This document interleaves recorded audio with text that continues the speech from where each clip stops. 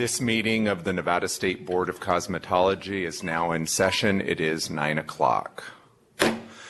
Our first agenda item is our roll call.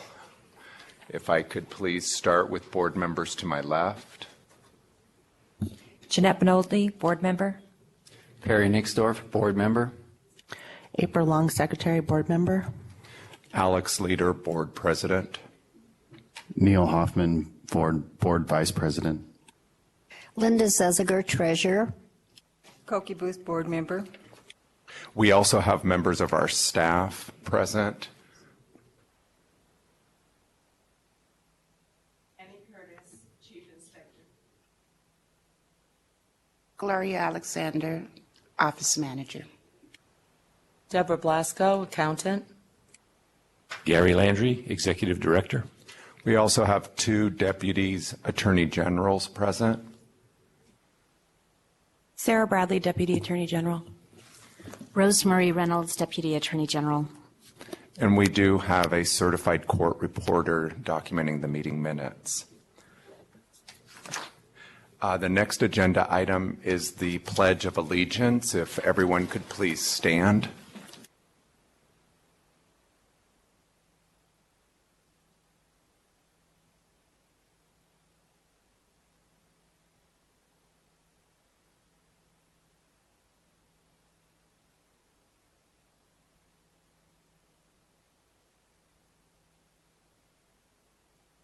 Thank you. There is a reading of the Board of Cosmetology mission statement. The mission of the Nevada State Board of Cosmetology is to protect public health, safety, and welfare through education and ensuring only qualified persons are granted licenses to perform cosmetology in the state of Nevada, and that all areas where cosmetology services are provided are kept clean, sanitary, and safe. Those are governed under Nevada Revised Statutes, Chapter 644, and NAC, Chapter 644. At this time, prior to the start of our meeting, there is an opportunity for anyone who is present in the northern office or here to make a general public comment. Would anyone like to make a comment at this time?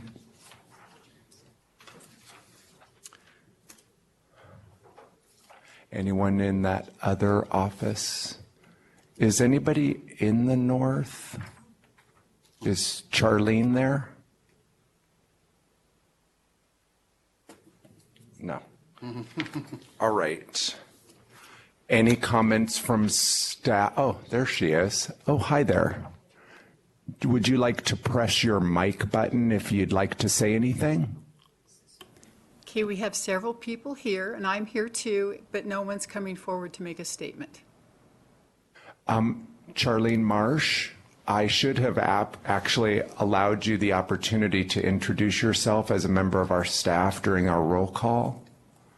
So would you state your name and advise us that you're present? Sure. Charlene Marsh, Field and Office Assistant 1 in the Northern Nevada Reno office.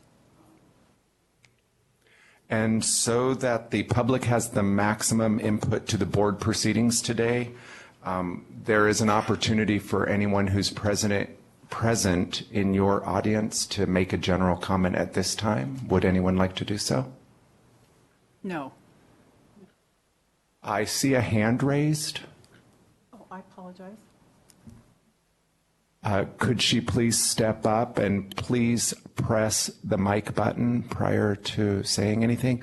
If it's relating to an agenda item, now would be an inappropriate time. These are general comments. No.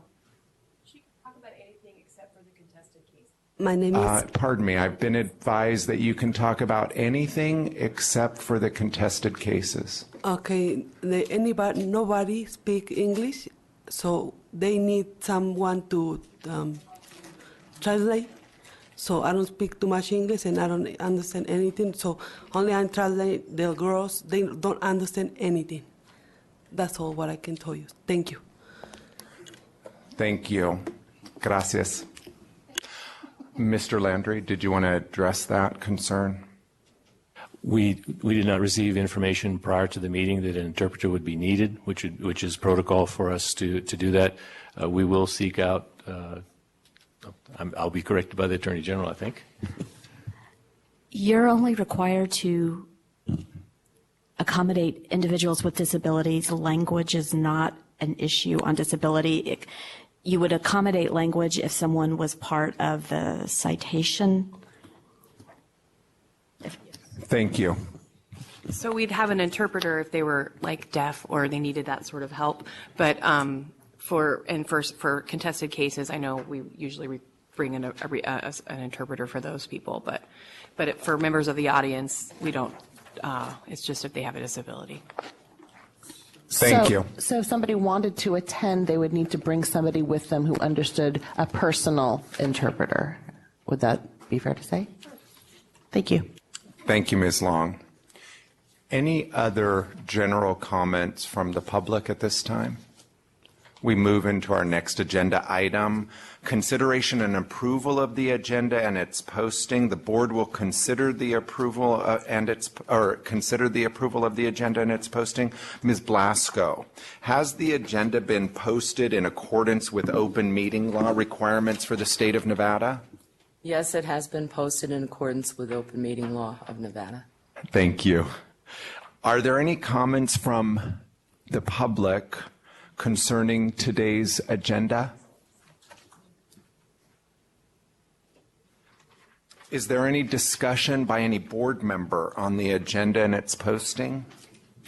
I'd like to move to approve. I'll second. I'm sorry, who seconded that? Ms. Linda Zeziger? A motion to approve the agenda and its posting has been made by Ms. Booth. And it has been seconded by Ms. Zeziger.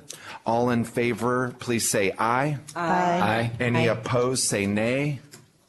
This motion carries by unanimous approval. Let the official record show that the motion to accept the agenda and its posting was made, seconded, and approved by the board. Item number 6 is the consideration and approval of the consent agenda.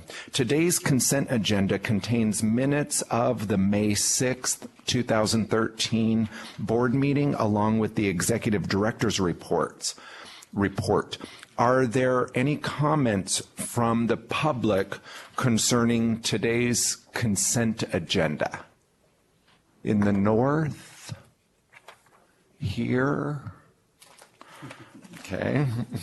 Does any board member wish to remove an item from the consent agenda for discussion? I would like to remove the strategic plan framework. Thank you, Mr. Nixdorf. So if everyone could please review your consent agenda, and if you could pull out the strategic plan. It would be okay with me if we move this later on the agenda, but we don't have to discuss it at this exact moment. And that looks like this document, if everybody... Correct. It says strategic plan framework. It's kind of right up at right after the... it's just right after the compiled financial statement, so you'll have 3 months there. Any other board member wish to remove an item from the consent agenda for discussion? Does any board member wish to propose a motion to accept? Why are we removing this? Just to be put on later? That can be discussed separately, so the consent agenda could be either approved or rejected without this particular document. Why don't we just, didn't he just say he wants to move it to another position? And it will be, yes. You're saying remove it, we're saying, well, it's just and he said move it, so it's confusing what you're doing here. We can either discuss it now as far as I can. I'm not sure how this works. We could discuss it shortly now, or we could move it to another later in the agenda, maybe down by in between 16 and 17 or something like that. And so at this time, the strategic plan framework would be moved to item 16.5 on the agenda? No. No, any member can request that something be removed from the consent agenda to be discussed either at that time or later in the meeting. So then you would be accepting the consent agenda without that. And basically what accepting it means is just that you've read it and nobody has any questions or concerns. Removing it means that you want to talk about something further, or maybe you have questions about it or something like that. So that's all it means. Sometimes people remove things just because they want to, they have one question maybe sometimes about it. Does any board member wish to propose a motion to accept the consent agenda without the strategic plan framework? I'll make that motion. Thank you, Mr. Nixdorf. Is there a second? I'll second. The motion to approve the consent agenda was made by Mr. Nixdorf, and it was seconded by Ms. Long. Are there any questions or comments or concerns regarding the consent agenda without the strategic plan framework? Okay, I'm just a little confused. So we're not going to talk about it later at 16.5, or? We will. The framework would be talked about at item 16.5, yes. Okay, so we're just removing it to that point. That's okay, correct. Thank you for the clarification. No problem, Ms. Booth. And so the other parts of the consent agenda are what is made in the motion. Any other questions, comments, or concerns? All those in favor of approving that consent agenda, please say aye. Aye. Aye. All those opposed, say nay. And that motion carries unanimously. Let the official record show that the motion to accept the consent agenda without the strategic plan framework and its posting was made, seconded, and approved by the board. Just as a friendly reminder, that strategic plan framework will be discussed later in today's meeting. The executive director's report was made part of that. The operations and licensing, the practical tests, those are all part of that consent agenda. Did anyone have any questions of Ms. Blasco regarding those compiled financial statements? Those were part of that consent agenda. The fact that you've already approved it means that they shouldn't have questions. If they did, they should have asked that it be removed. Thank you, Ms. Bradley. And this brings us to our first appeal of citations. The board will consider the appeal of citation CCJ G36. It's case number C13599 with an alleged violation of NRS 644.190.2, unlawful practices without a license. Is the petitioner present today? The petitioner is Calandra Miller. Ms. Miller? Ms. Miller, please come to the front and state and spell your name for the court transcriptionist, the certified court reporter. And if you could be sworn in by raising your right hand and spelling and saying your name.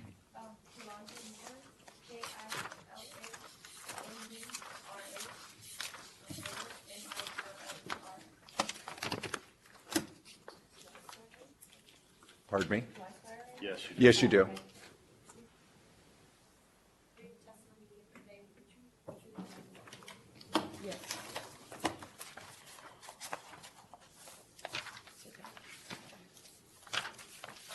Ms. Bradley, if you'd like to begin. Oh, I guess, yes, Mr. Green. Mr. Green, you should have been introduced as part of our staff that was present as well. Jeffrey Green, Inspector.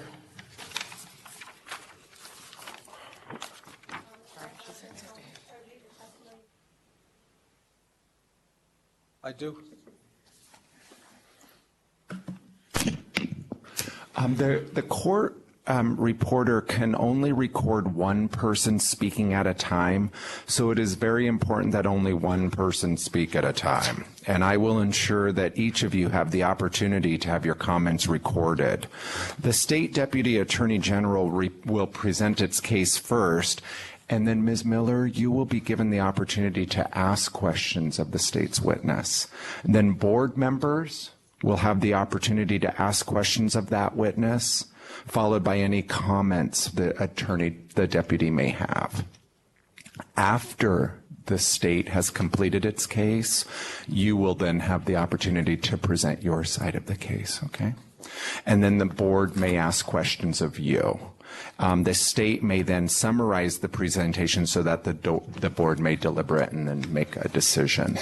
And so we will begin with your case by starting with Ms. Bradley.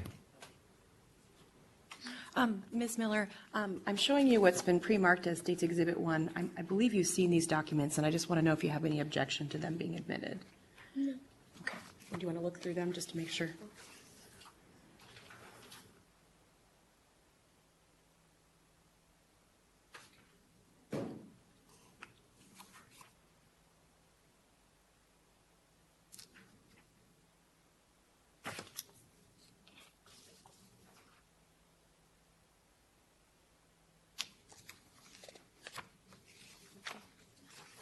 Okay.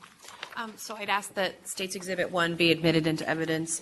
It consists of the answer and consent decree, as well as the civil citation CCGJG-36, and the report of salon establishment. So admitted.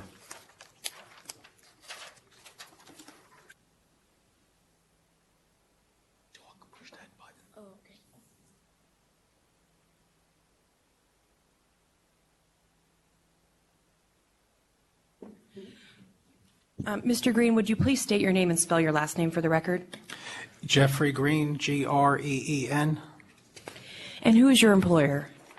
Nevada State Board of Cosmetology, And what is your job title? Field Inspector 2. And as part of your duties as Field Inspector 2, did you do an inspection of the establishment, in this case, Nail Spa Excel? I did. And can you tell us about that inspection? On March 15th, I went to the salon because we had received a complaint of unlicensed activity. As I walked into the salon, I stopped for a second, observed the activity in the salon. I saw Ms. Miller sitting at the fourth nail station on the left side of the salon upon entry. And I walked in, and the owner's husband at that point got up. He was at the first station on the left side, and I observed him get up, go to the fourth station where Miss Miller was sitting behind the desk, behind the nail station. There was a client in front of the station. She was performing a nail service, and the owner's husband took the nail tool from her hand, said a few words, and then went to the back right-hand corner of the salon with the tool that he had taken from Miss Miller. And so then what happened? I asked Miss Miller if she was licensed in the state of Nevada for nail services. She told me she was not. She indicated to me that she was just the receptionist in the salon and doing nails of a friend. I advised her that that was a violation of Nevada laws, and I wrote a citation to her and one to the salon owner. And did anything else happen that day? No. And is there anything else you'd like to tell the board about this citation? I think that covers it. I have no further questions for Mr. Green at this time. Thank you. Ms. Miller, would you like to speak to Mr. Green's comments or ask any questions that you might have of him? No. Would any of the board members wish to question Mr. Green? Thank you, Mr. Nixdorf. Mr. Green, how did you know it was the owner's husband? The salon had just opened a month or two prior, and I was the person that conducted the first inspection of the salon, so I met the owner and her husband at that time. Thank you. You're welcome. Are there any other questions of board members for Mr. Green? Ms. Bradley, do you wish to continue? I have no further questions, and I would rest at this time. Thank you. Ms. Miller, would you like to present your side of this situation or case, or would you like to call any witnesses or enter any exhibits into the record? Yes, I would like to tell my side of this? Please. The story. Well, I've been going to that they had another nail salon and I had been going to those people for like 4 years. And when they opened their new salon, it was bigger and they asked me to be the receptionist. And it started getting busier and they told me, well, you can paint nails or whatever, but you can't do anything else. And I don't know anything about cosmetology like that. I don't go to school for that. So I thought it was like, okay. And when he did walk in, I did not have any tools in my hand. All I was doing was sitting there with the person in front of me. And when the owner came up to me, he just said, get up. He didn't take anything from me. I didn't have anything in my hand. And he came up to me and he just said, hey, do you have your license? I said, no. And he's like, give me your license, give me your license. I'm like, I don't have one. So, I mean, like, I'm not saying I wasn't doing anything wrong. Yes, now I understand I was doing something wrong, but I didn't have any tools in my hand. I was not known of any knowledge that I was not allowed to paint nails or anything like that. So that's just all I have to say. Okay. Ms. Bradley, would you like to cross-examine Ms. Miller? I have no questions for her. Thank you. Thank you. Would any of the board members wish to place any questions towards Ms. Miller? I would. So were you told that what was your actual job was being a receptionist? Yes. So why were you sitting at a station? Because about 2 weeks after they opened, they didn't realize it was going to get as busy as it was, and it was just the owner and her husband. And they had asked me, hey, can you just help us out by finishing by painting the nails? And I just said, okay. I thought it was something easy. So I just said, okay. I didn't know that it was going to get me in trouble. Like, I don't go to school for cosmetology. I go to school for criminal justice. So I don't know anything about that. It was just a job. You were asked to do that by the owners? Yes. Are the owners here today, or were they asked to be present? No, they're not here. Do you still have a job? No, I don't work there. I work inside the Paris Casino now. Thank you. Was there another question? Have you done nails there before? I mean, have they asked you to do this prior to that day? No, I just went to them to get my nails done and stuff like that, but I never got asked to do anything like that until they moved to their new salon. I mean, during the time of the new salon when you were acting as receptionist, No. Did you paint nails before? No, I had, when I first started going there, they just said, hey, we just need help setting appointments because they were trying to start something new like a spa. So they said, can you help us set appointments and stuff like that? And I said, okay. And But when they got busier, did you end up performing any services? all I did was paint nails. Okay. I don't even think I did it that many times. It was just like a few times. Okay. But they did ask me if I would just paint the nails. I never painted like acrylic nails or anything like that, but just like regular nails like this. Do you know the difference between acrylic and regular nails if you saw them? Yeah, I get acrylic nails. That's why I know. But no, that's the only reason. Okay, no more questions from me. Are there any other questions? Well, I just I have have a couple. a question. Oh, go ahead. Go ahead. How long were you employed by them? Maybe like 2 weeks. Like 2 weeks after they opened, that's when they asked me to be the receptionist. And about 2 weeks before he had came in. So it was about a total of 2 weeks. I had been going there to get my nails done, but it wasn't until about 2 weeks after they opened, they asked me to be the receptionist. And do you usually have friends do your nails or usually go to a licensed? I usually go to the owner of that shop. Who's licensed? Yes. Okay, thank you. Ms. Booth? My question is this, Mr. Green, did the salon get cited? Yes, it did. And am I allowed to ask the question of Mr. Green? No, right now the witness is the petitioner. Okay. Do you know if the salon got cited? Did they get a citation at the same time you got one?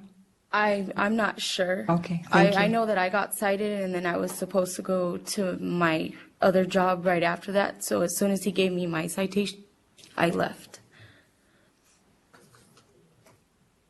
Thank you. You're welcome. Did you terminate your employment, or were you asked to leave? The circumstances of what happened with your employment, did that happen after you got the citation? Did they fire you because of that, or? I just took it upon myself not to go back. Thank They you. didn't even, call to say, I'm sorry, or, this is what's going on, or anything like that. They didn't tell me anything. The person that actually called to make the complaint, she called me and told me she was sorry or whatever, because me and her had actually been friends. And she's like, I'm sorry I didn't tell you that you weren't supposed to be doing that while I was working there. Because the person that made the complaint, she was working for the salon. Any other questions for Ms. Miller? Ms. Please, Ms. Bradley, would you like to make any closing statements? I just would like to recall Mr. Green, if I could briefly, regarding the salon. Thank you. Mr. Green, can you tell the board if there was a citation issued to the salon? Yes, the salon received a citation for allowing the unlicensed activity in violation of NRS 644-360, I believe. Yeah, 360 sub 2. And they paid that citation, correct? I couldn't say for sure. They came in, met with Ms. Curtis. They accepted the citation. They didn't contest it. I'm not sure if it's been paid in full Okay. yet. So that's, at least is regarding their citation, they didn't appeal it. That's why, at least from our perspective, they're not here At a today. conference with Ms. Curtis regarding the unlicensed activity. Were there any additional questions of Mr. Green, Ms. Booth? Did you have? No, he answered my question. They're paying. Okay. Any other? Yeah. Have they had unlicensed activity before? Do we know? This is a pretty new salon. I think, like I said, it had opened a month or two prior to that. Like Ms. Miller said, the allegation was on another unlicensed issue. But from the time they've opened, this has been the only incident where we've documented unlicensed activity. And when did they open? I don't have the date in front of me, but I was there on March 15th, and it was probably between 1 and 2 months prior to that. Wow, what a way to open. Okay, thank you, Mr. Green. Ms. Benaldi? Your microphone? I just have another question for Ms. Miller. Is that okay? Please. So you were saying the gal that called you after she turned you in, you worked with her before? When I started as the receptionist there, she had started there also, like maybe a week before. She was, I don't even know what she was. She just did like pedicures and manicures. And they had problems with her like as soon as she started. Like I didn't personally had no problem with her, but they had a problem with her. And after the whole incident happened, she called me and she just apologized because she said that she was sorry for not letting me know that I was not supposed to be doing that in the salon. And that was it. Did they have other receptionists working for them? No. So just you and this one other gal? She had her own desk. It was her and the two owners, and then they had a lady that did eyebrows in the back, and that was it. And she was an esthetician? Yeah, that's what she was. Did you not see these people's licenses or? Nobody had their license hanging before he was there. Like, I think I went there maybe a month ago, and now they all have their licenses there. Before, there was nothing. Well, when they would have been opened, they would have had to have their licenses posted, I would imagine. While I was there, they had nothing posted. Would you like to ask that of Mr. Green? Mr. Green, could you answer that for me? I know the establishment license was posted, and the two nail technicians were licensees. I saw their licenses. I can't say 100% if they were posted at the time of the visit or if they had them in the drawer and they pulled them out to show it to me, but they were both licensed individuals. Okay, thank you.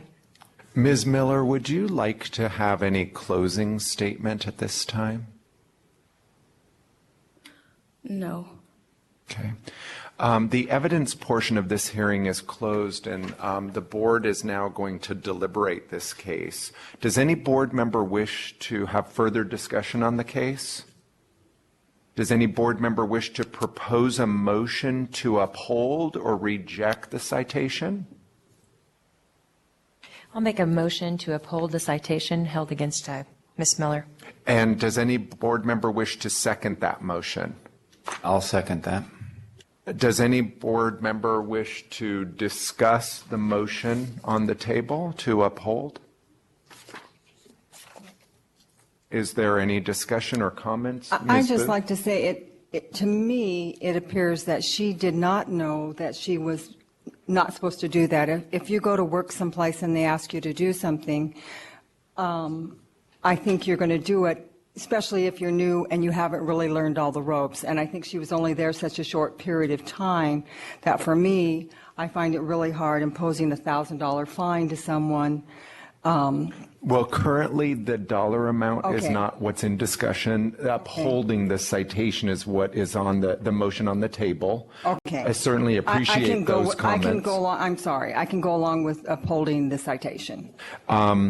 And you can manifest that with your vote. Yes. Is there any other discussion? I think that she's had her acrylic nails done before. She knows that a licensed professional needs to be administering those, and it should also be upheld. Thank you. Any other discussion, questions, or comments? With there being no further discussion, I will call for a vote. The motion has been made to uphold the citation by Ms. Benaldi. It was seconded by Mr. Nixdorf. All those in favor, please say aye. Aye. Aye. All those opposed, please say nay. Nay. One nay, Mr. Hoffman. That motion carries. Let's see. Does any board member wish to make a motion to keep the penalty the same or reduce the amount or remove the penalty? I'd like to make a motion to reduce the amount from $1,000 to $100. And is there any second to that motion? I'll second that.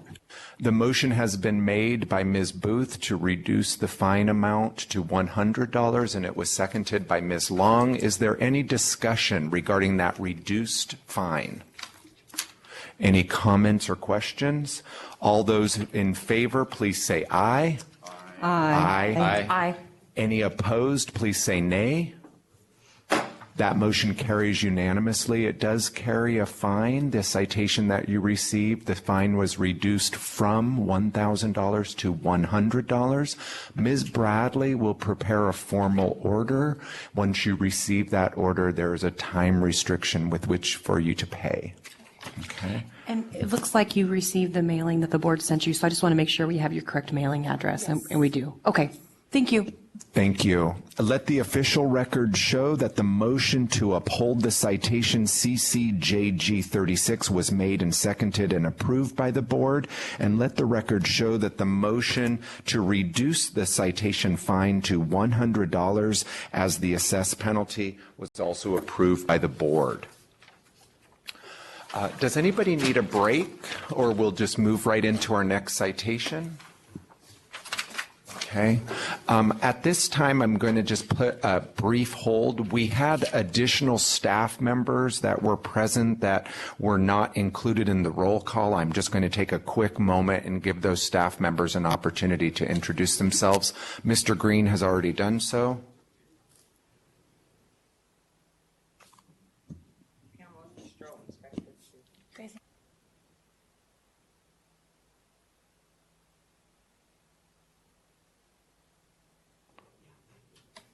Pamela Fitzgerald, Inspector 2. Diana Ball, Inspector 1. And thank you. And I hope if I've not overlooked anybody else, and I'm sorry for doing so. The next agenda item is the appeal of citation, DB68, case number C13605. This is New Horizon Nails and Spa, Mei Hongdao. Did I pronounce that correctly? Is Miss Dow in? And she's just walking through the door. You're up. If you'd like to approach, please. Did I pronounce your name correctly? Is it Dow? D-A-O? Okay, Dow, you're the petitioner today. Ms. Dow, if you could please raise your right hand and allow our certified court reporter to swear you in. And if you could please spell your name.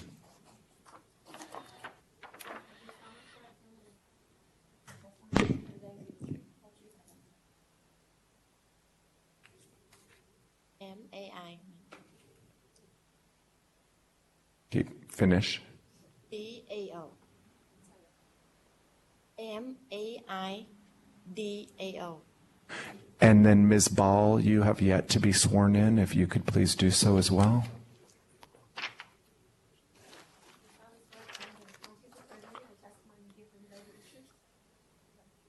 I do. All right. The Deputy Attorney General, Sarah Bradley, will now present the information as prosecutor on this agenda item. I'm turning the floor over to you, Ms. Bradley. Thank you. Ms. Dow, I would ask if you have any objection to this being admitted to the board. It's pre-marked as State's Exhibit 1, and I believe these are documents you've seen before. Yes. So do you have any objection if the board looks at those? Okay. So is that so admitted? Please. And if you could speak into the microphone a little more when you speak, because I think they're having a hard time hearing you, just so you know. And for the record, the exhibit is the answer and consent decree, the citation DB-68, and the report of establishment, New Horizon Nails and Spa. Again, so admitted.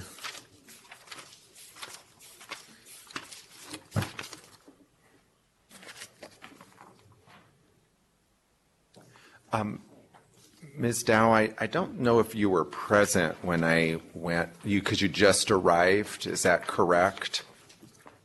Yeah. So there are some procedural guidelines that I'm going to instruct you on because you did not hear them when you arrived later. Can I, just 1 second, I'm sorry. Please. Did you have someone come with you that can help you? I don't know if you understand English very well or not, or if you brought someone with you. Oh, yes, please. Yeah, my nephew here, so I can understand English very well, and I can he help me.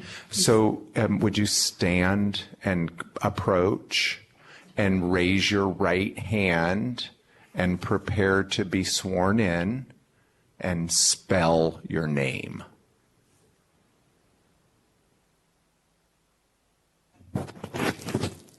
Is it...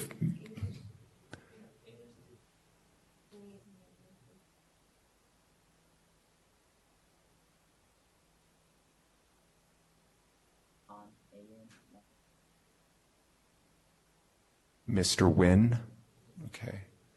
Thank you. We can only record one person speaking at a time, so it's just very important that you translate for her, and then don't wait. So as she's speaking to you, please translate what she's saying, please, okay, and vice versa. Okay. At any time, if we're speaking too rapidly or we're not making any sense, please stop us, okay, because we do want to make sure that these hearings are clear for you, okay? And then I'll let Ms. Bradley begin. I would call Ms. Ball. Will you please state your name and spell your last name for the record? Diana Ball, B-A-A-L. And who is your employer? Nevada State Board of Cosmetology. And what is your job title? Inspector 1. And as a part of your duties as Inspector 1 for the Nevada State Board of Cosmetology, did you inspect New Horizons Nails and Spa on March 20th, 2013? I did. And can you tell us about that inspection? It was a first inspection. The salon had just opened, and upon entering, first station on the left was Mr. Wynn performing manicure services. When I introduced myself, he got up and walked to the back of the salon. When I finally got him to come or I followed him back and asked him for his license. He said he was not licensed at the time and was in the process of moving here from Florida transferring his license, and he was helping out his aunt as the salon was busy. And so then did you issue a citation? Yes, I issued a citation, DB 68, to Mr. Nguyen for unlicensed activity and to the salon owner for allowing unlicensed activity. Okay, so you issued 2 citations then. Correct. And when you say he was doing nail services, do you recall what he was doing or what it appeared? He was doing a manicure service on a female, blonde female, who, when he got up and rapidly went to the end of the salon, she says, "What's going on?" I said, "I'm not sure." Okay. Is there anything else you'd like to tell the board about this citation? No. I have no further questions for Ms. Ball at this time. Mr. Nguyen, at this time, Ms. Dow can ask questions of Ms. Ball. Does she have any questions?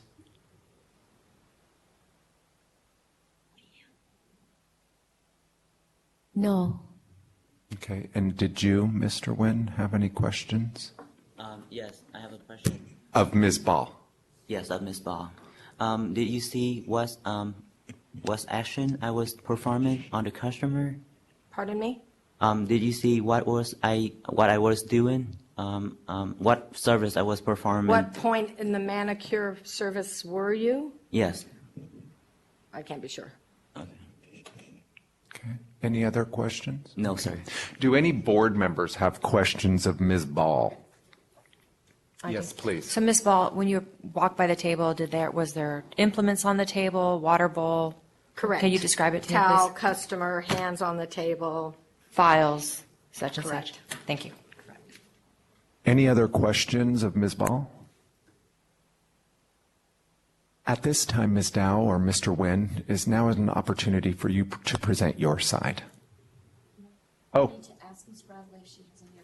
Well, Ms. Bradley, pardon me for overlooking you. For additional witnesses, did you have them at this time? I don't. I would rest at this time. Thank you. Oh, thank you.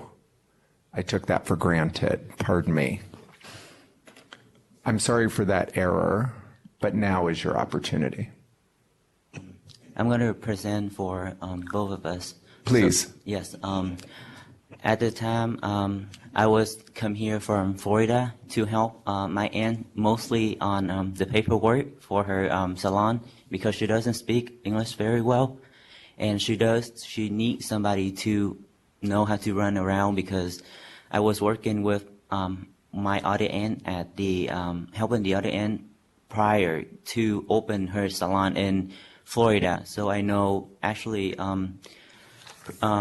little bit of getting other establishment and other licensing, and I was scheduled to go back a couple of days before the incidents happened, but my aunt has not finished with her paperwork, so she asked me to, so we scheduled another flight that couple of days later after the incidents for me to go back, and all the schedules were before the incidents happened, and my aunt was about to finish with one of her clients, and she asked me just to put the base coat on the fingers for the customer, which has no water bowls or any implements, sharp implements on the table other than just the light bulbs and the base coat. So she was about to finish, so she asked me to keep the customer there. So by up the base coat, and after she would think after I finished the that she would be able to come up and continue the services. So that is the very first one that I ever help her. Mostly I run receptionist because we don't think that the customer, after it's brand open, the customer it will be so busy at the times. And that's when I sat down and started under third fingers of the customer. Miss Diane's boss came in for the inspection, and that's it. Ms. Dow, is that your testimony as well? Yes. And so procedurally, that is called translation? as a witness as opposed to. Yeah, he's the next. And so that's procedurally, that's acceptable, that we just, Well, I mean, he said he was going to present on behalf of her. and so acknowledging that that's her testimony, in addition, is that sufficient for procedure? Yeah, I mean, she's able to present the case. This is how she's. Did you have, thank you. Did you have any additional comments that perhaps Mr. Nguyen did not mention?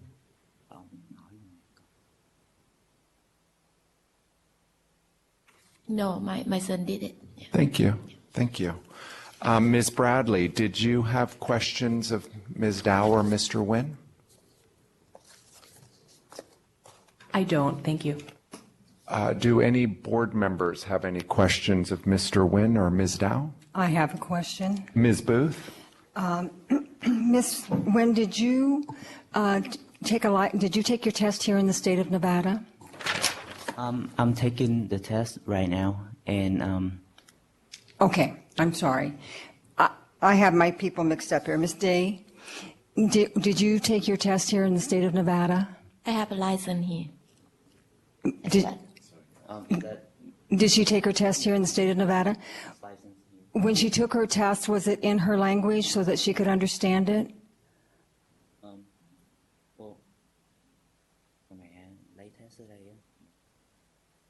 Yeah, Vietnamese. Oh, it was in Vietnamese? Okay. And did you, when you took that test, did you understand that you couldn't hire unlicensed people?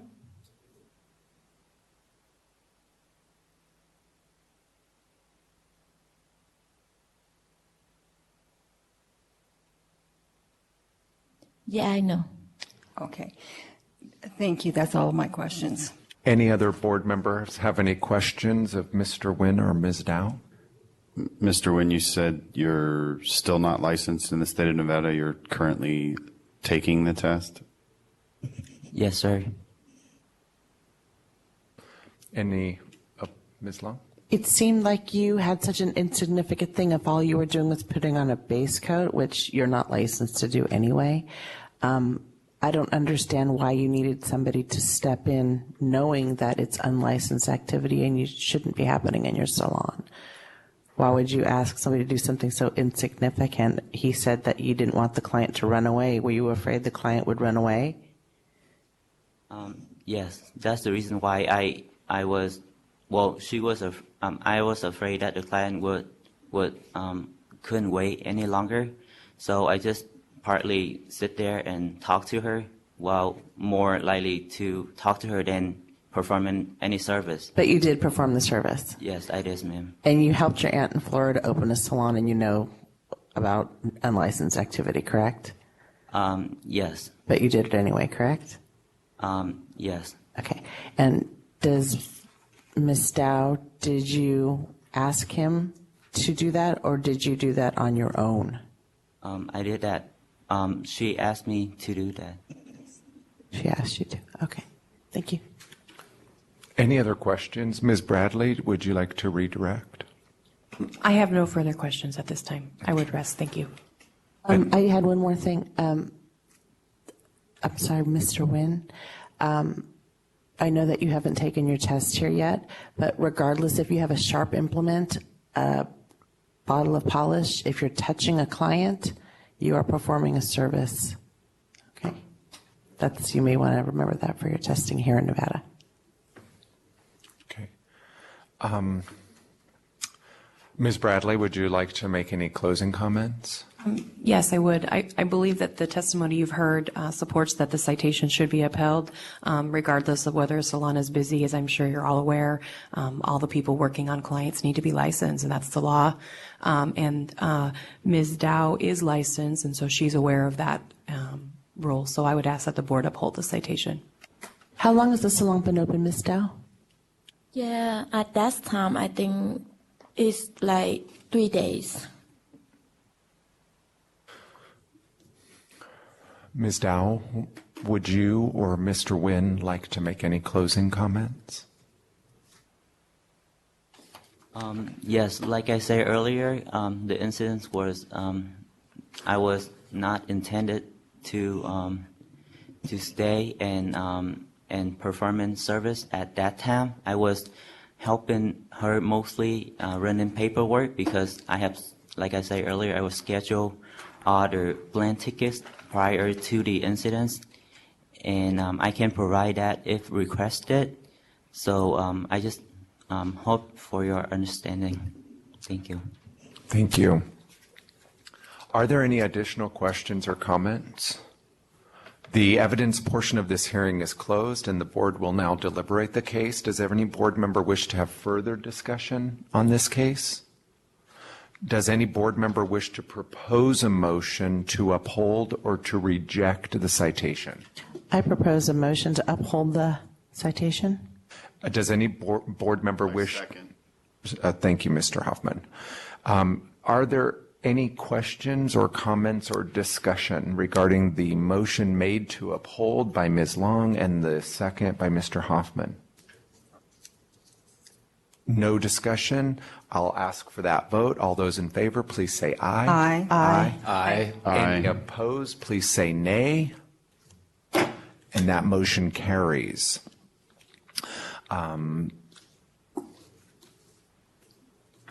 The motion to uphold the citation has been approved by the board. And does any board member wish to make a motion to keep the penalty or the fine amount the same, or reduce the amount, or remove the penalty? I make a motion to keep the fine the same. I'll second. Okay, that motion was made to uphold the fine amount of $1,000 by Ms. Long, and it was seconded by both Ms. Benaldi and Ms. Booth. Does any board member wish to have discussion on the fine amount? The reason I've asked for this motion is because your salon was 3 days old, with well knowledge of how salon protocols should be. And I would really revisit your law books, and if you need help, I'm sure anybody in the board offices can help you. And if you're taking that test here, I also highly suggest you grab a law book. Are there any other discussions or comments? Yes, Annie, Curtis, how would this affect the gentleman's ability to get a license? Does this affect him in any way with the fine? Right now, you're here on the salon establishment. It's on the salon. Oh. You're not making a decision about him yet. I'm sorry. Thank you. Okay. Any other discussion regarding the motion that's on the table? Okay. All those in favor of upholding the fine amount, please say aye. Aye. Aye. Opposed signify by saying no, nay. That motion to keep the amount has been approved, and it will be remaining the same of $1,000 as an assessed penalty. Ms. Dow, you will receive an official order in the mail regarding this case, and then that will give you a time frame with which to pay that fine. Let the official record show that the motion to uphold citation DB 68 was made, seconded, and approved by the board, and let the record show that the motion to maintain the fine amount of $1,000 as the assessed penalty was also approved by the board. Thank you.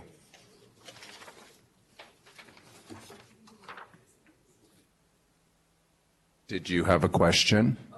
I just thought that he also appealed his citation, so I thought you might call his case. I didn't know. Yeah, it's the next case. The next one, I thought. Mr. Nguyen, if you'd like to remain seated, you're welcome to. And we can proceed right into agenda number 9, where the board will consider the appeal of citation CCDB 16 case C13607, which is an alleged violation of NRS 644192, unlawful practice without a license. Please. Yes, so please, if you'll please swear him in again. And Mr. Nguyen, if you'll stand and raise your right hand.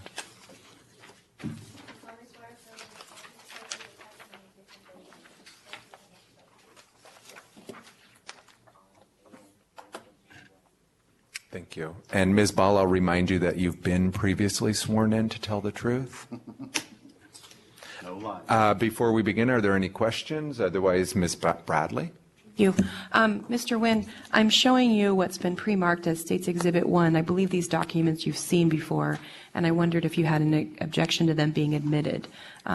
It's the answer and consent decree, the citation that was given to you, and also a copy of the report of the establishment.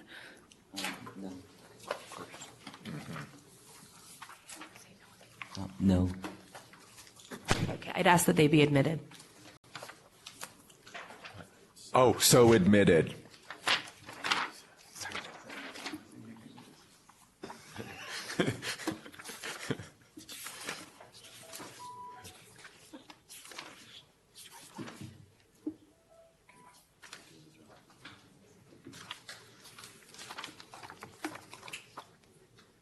Ms. Ball, I know we've talked about that inspection that you did, but for the record in this case, could you please again tell us about the inspection you did at New Horizon Nails and Spa on March 20th, 2013?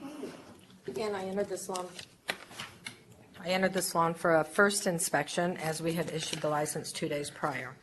At that time, I saw Mr. Nguyen performing nail services at the first station on the left to a blonde female customer. When I introduced myself, he got up abruptly and went to the rear of the salon.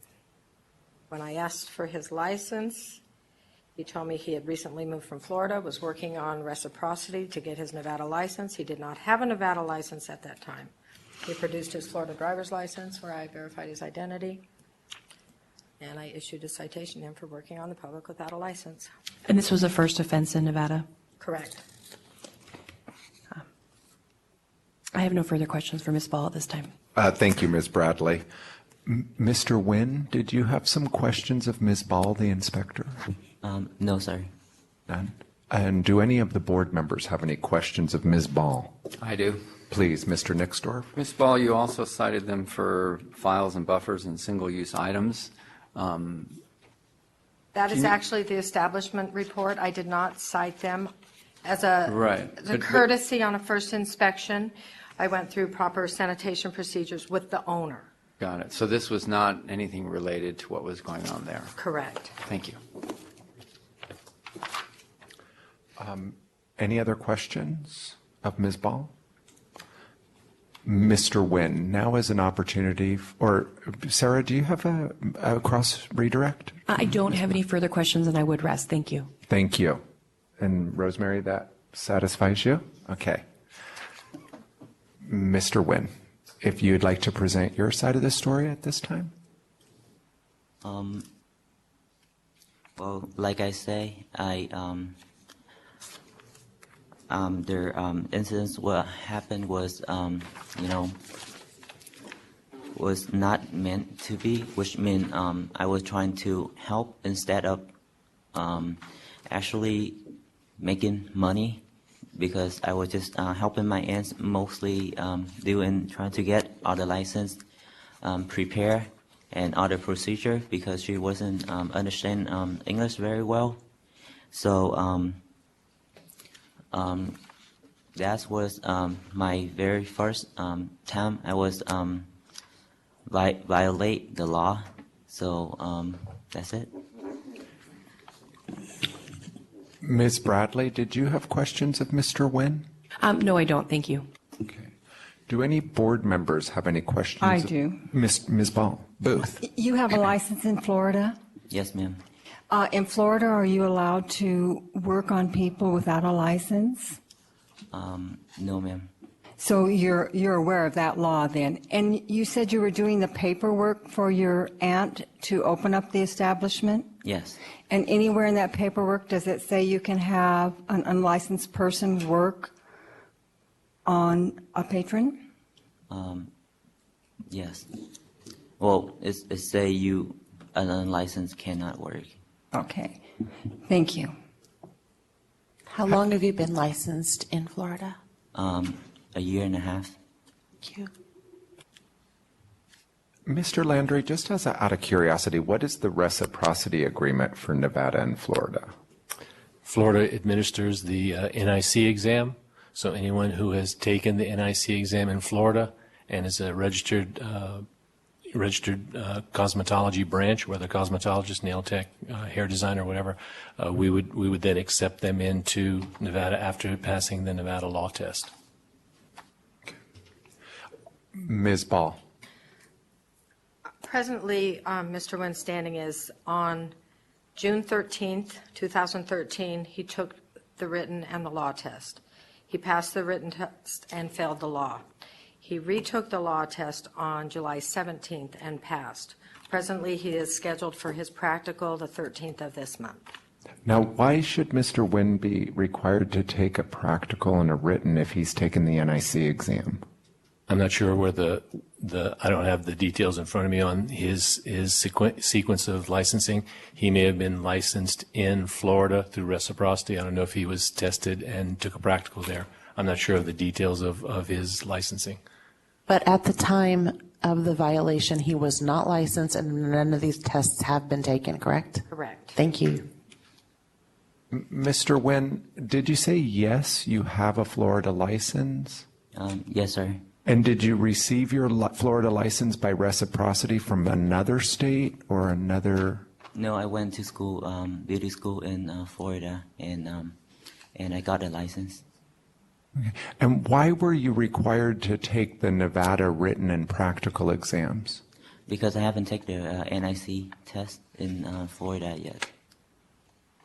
But you were licensed in Florida? Yes.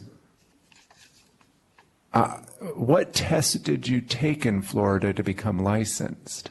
The test that I took, I went to school and then I passed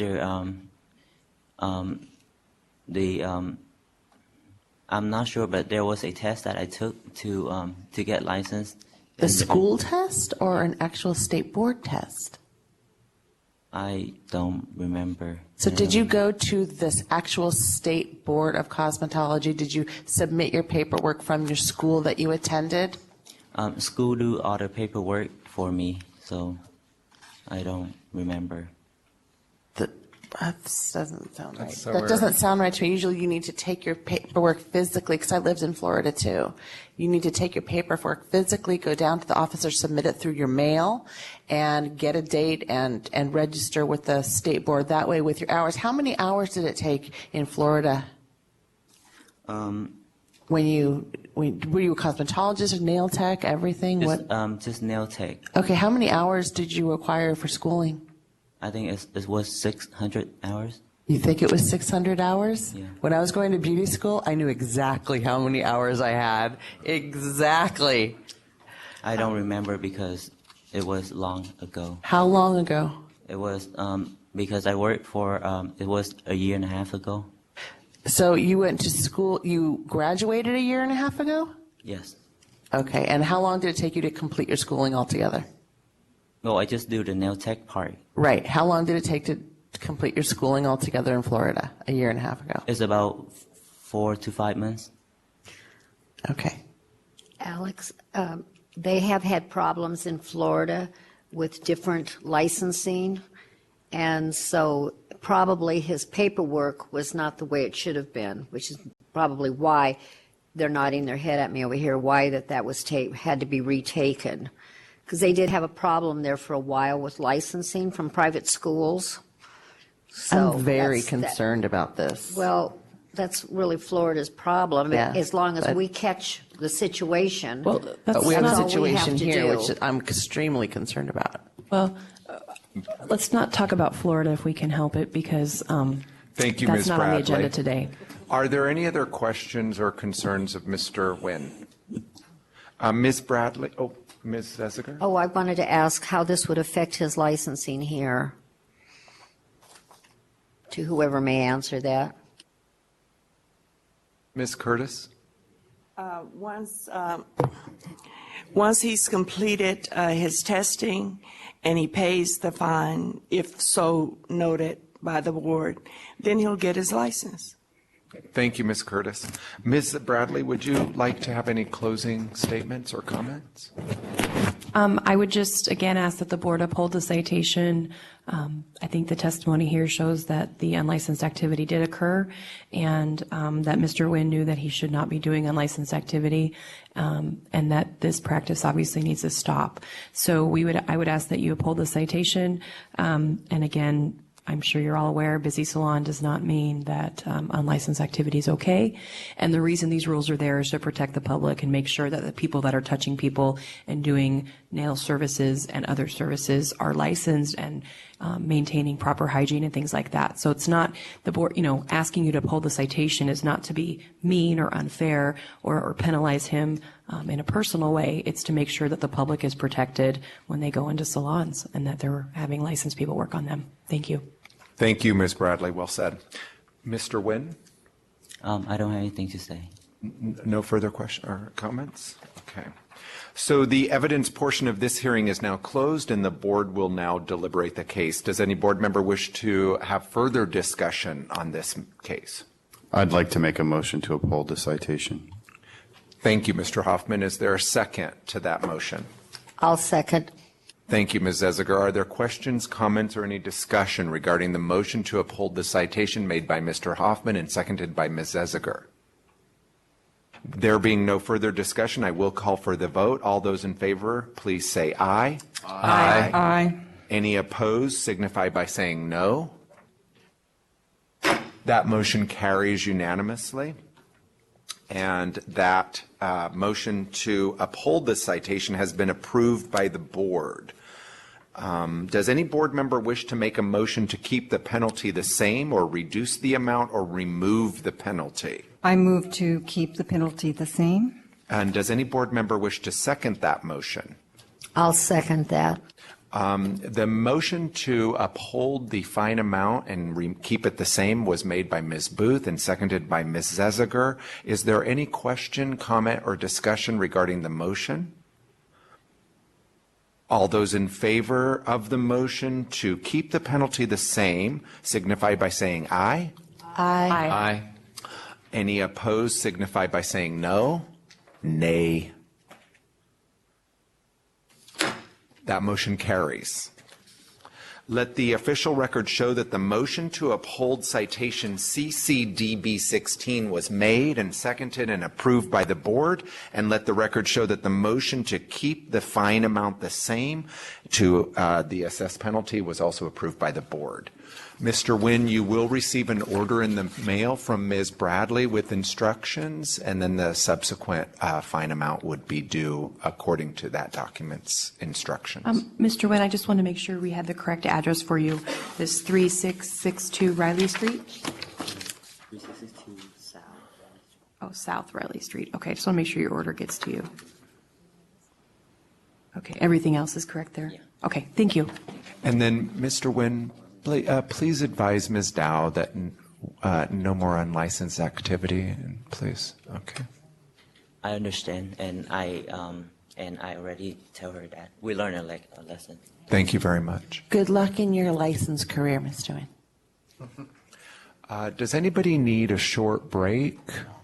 So this meeting will resume at 10:20. There will be a 10-minute recess. It is now 10:10.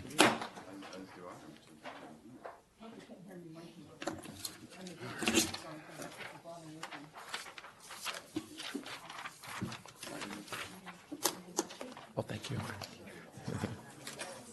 Doing great, Alex. That's going okay for you? Okay. Not too fast.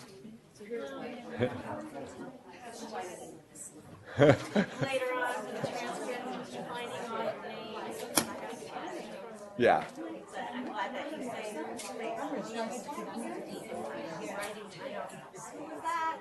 Right. So that's helping. Do you need any more help? I mean, do you need me to do something first? Feels okay?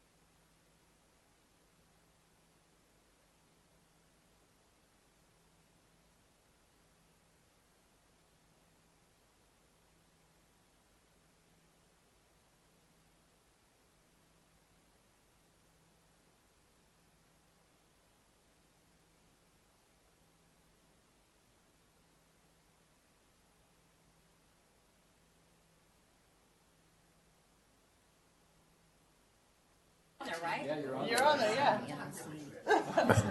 We're going to begin in just a few minutes. Ms. Marsh, Charlene, this next agenda item, number 10, is, I think, from the north. Yes, the next No, I'm three just are. prepping her. I think we're on 10.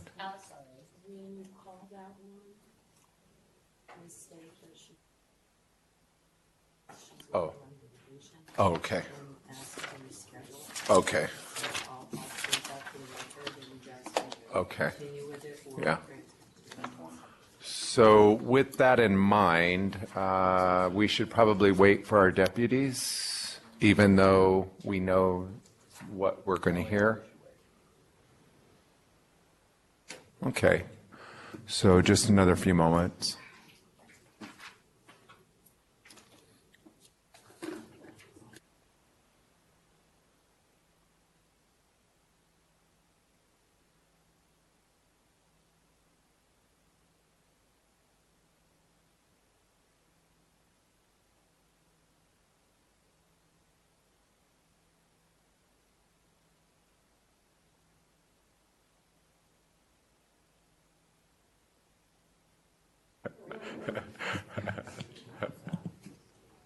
No, it's all good. So the time is 10:20, and this meeting of the Nevada State Board of Cosmetology is back in session. We are picking up with appeal of citation number 10, and I'm going to just ask Ms. Blasco to please make her comments. Ms. McKee contacted our office to say that she would be away on vacation with her family at this time and would like to reschedule. We tried to contact her to fax or send us a note regarding that, but we were unable to reach her. So it's up to the board to continue or grant a continuance. I'd like to make a motion to postpone that to a further board meeting. Just for the record, I don't have any objection to continuing it. Thank you, Ms. Bradley, and thank you, Mr. Hoffman. Is there a second to the motion for continuance? I'll second. The motion has been made by Mr. Hoffman to continue citation CM 187, case number C13628, and I would guess to the next scheduled board meeting, which would be in the north. February? November. She's also, it looks like, from the north, so maybe it'd be nice to do it then anyway. Thank you for that observation. Any other questions, comments, or discussion regarding the motion on the table to postpone this citation? Excuse me? All those in favor? Excuse me? Please. I apologize. Alex, I apologize. Where is that? Charlene Marsh. Thank you. Yes, Ms. McKee is here, so we were trying to let you know that, but she is here. If we can do the citation for her, it's good. Is she present? Yes. We do have a motion on the table with a second, so I am going to have to ask for the withdrawal of that motion. I withdraw my motion. And is that second also withdrawn? It's withdrawn. So thank you, Ms. Marsh. If Ms. McKee is present, would she please step forward? Maybe we could broaden the screen a bit so we could see her. She can raise her right hand, and our certified court reporter who is here will swear her in. Ms. McKee, will you please state and spell your name? Shira McKee, McKie. Do you solemnly swear affirm under the penalties of perjury the testimony you give her today will be the truth, the whole truth, and nothing but the truth? I do. Did you hear that, Ms. McKee? Barely. Okay, she's asking if you are prepared to tell the truth and nothing but the truth today. Yes. I could ask her. I didn't know I could speak in. Oh. Do you solemnly swear affirm under the penalties of perjury the testimony you give her today will be the truth, the whole truth, and nothing but the truth? Yes. Thank you. And Ms. Marsh, would you also please stand and be prepared to be sworn in to tell the truth? you solemnly swear or affirm under the penalties of perjury the testimony you give here today will be the truth, the whole truth, and nothing but the truth? I do. Thank you. The board is considering the appeal of citation CM 187, case number C13628, the alleged violation of NRS 644.290, the display of a license. The board would like to introduce Ms. Bradley. Hi. Ms. McKee, have you had a chance to look at the documents in this case, the answer and consent decree?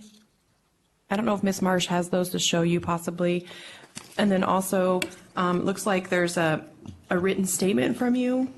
Yes. And the citation and then the report of establishment. Because what I'd like to do, if you have no objection, is admit those into evidence as State's Exhibit 1. Yes, that's fine. Okay, And thank you. so admitted.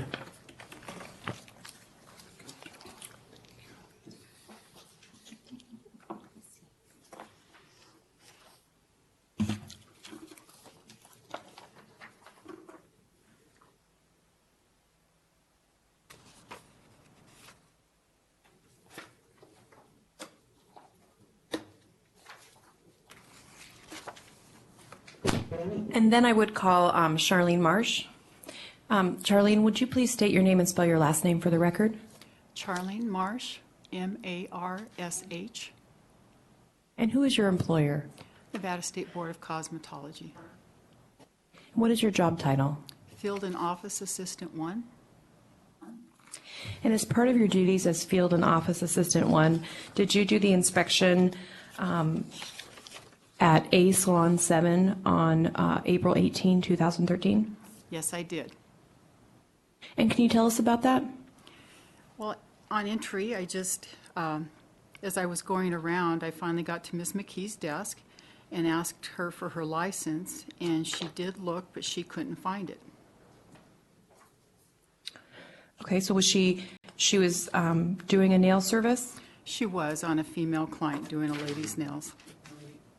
It was my chair. Okay, and she couldn't find her license when you talked to her. And did you issue a citation? I did. It's the first citation for her for 200 for not posting her license. And can you tell us anything else about this citation? I did continue on the inspection and came back to her in hopes that she had found the license, and she did actually have additional people looking, and they couldn't find it either. Okay. I have no further questions for Ms. Marsh. Thank you. Ms. McKee, did you have some questions of Ms. Marsh? No. All right.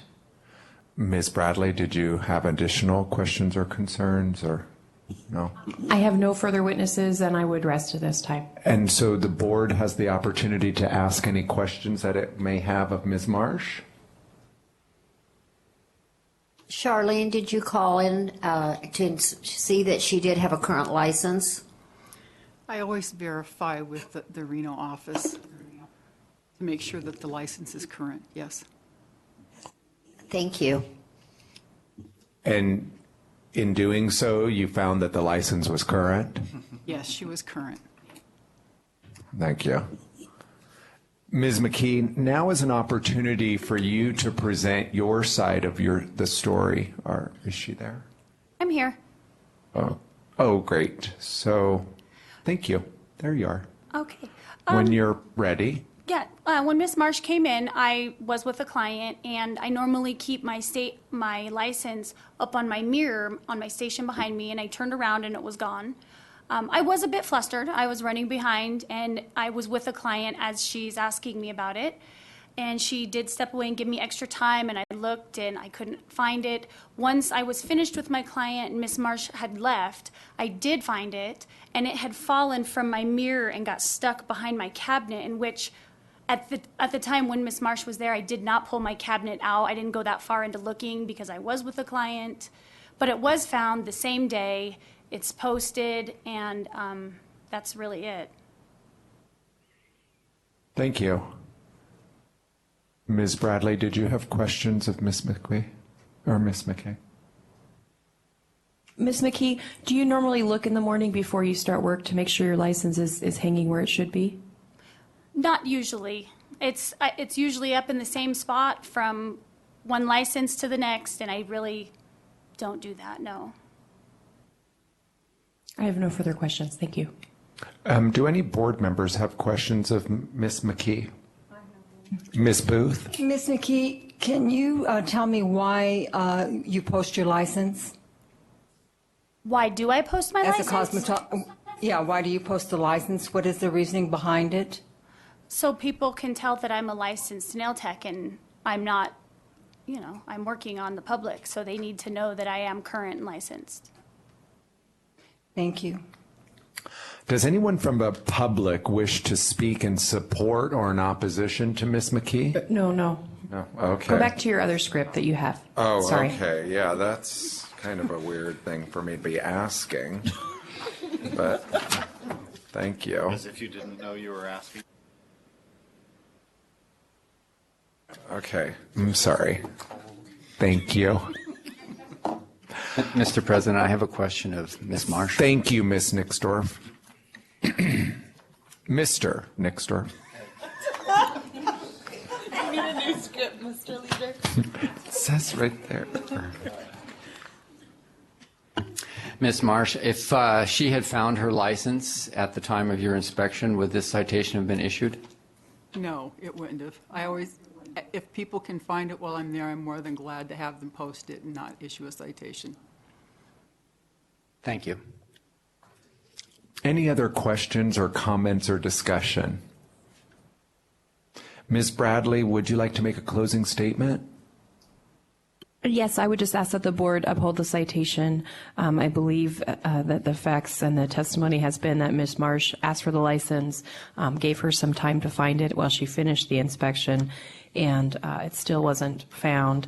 And then Ms. McKee also admitted that she doesn't check in the morning before she starts working on clients to make sure that her license is posted. And so I would ask that the board uphold the citation. Thank you. Ms. McKee, is she there? Yes. Oh, would you like to make any closing statement or comments? Yes, I would just ask that you would be a little understanding to my first fine. I work clean on my clients. I've never had a problem, and to think about possibly removing or reducing the fine, please. Thank you. The evidence portion of this hearing is now closed, and the board will now deliberate the case. Does any board member wish to have further discussion? Does any board member wish to propose a motion to uphold or reject the citation? I'd like to make a motion to reject the citation. I second. That motion has been made to reject the citation. It was made by Mr. Hoffman. It was seconded by Ms. Long. Does any board member wish to discuss the motion? This sounds like a Scotch tape error, not a technical error by a technologist. Any other discussion? Yes, I disagree. I think that she should have known that her license should have been posted. The law states it should be posted. It's not a matter of whether she was licensed or not. She was licensed, but it needs to be posted. If she would have been able to find it, I think that would be, sufficient when Ms. Marsh was there. But just the fact that she had to really hunt it down is hearsay, in my opinion. I mean, she could have found it then or as stated or not, and we just really don't know about all that. But I just would suggest that when a license is supposed to be posted, it's supposed to be clear. And the law states it clearly, and I think that we should uphold it personally. So. Thank you, Ms. Benaldi. Does the motion need to be restated prior to asking for the vote? All those in favor, please say aye. Aye. All opposed signify by saying nay. Nay. And nay. So a show of hands for rejecting the citation. Please say aye by showing your hands. Oh. No, you're stating it backwards. You want the nays to say... The motion on the table was to reject the citation. Correct. All those in favor by saying aye, raise your hand. Aye. 1, 2, and 3. And those opposed, raise your hand. 1, 2, 3, 4. That motion does not carry. Would anyone like to offer a second motion, whether to uphold or reject the citation? I make a motion to uphold the citation. I'll second. That motion was made by Ms. Booth to uphold the citation. It was seconded by Ms. Benaldi. Is there any discussion? Any questions or comments? All those in favor to uphold the citation, please say aye. Aye. Aye. All those opposed, say nay. Nay. A show of hands for the ayes. 1, 2, 3, 4, and the nays. 1, 2, 3. The same voting. That motion does not carry. So is there discussion? That carried. It carries, Oh, yeah. There was 4 to 3 to 4 0. 3. Thank you for that clarification. The motion to uphold the citation did, in fact, happen. Thank you. And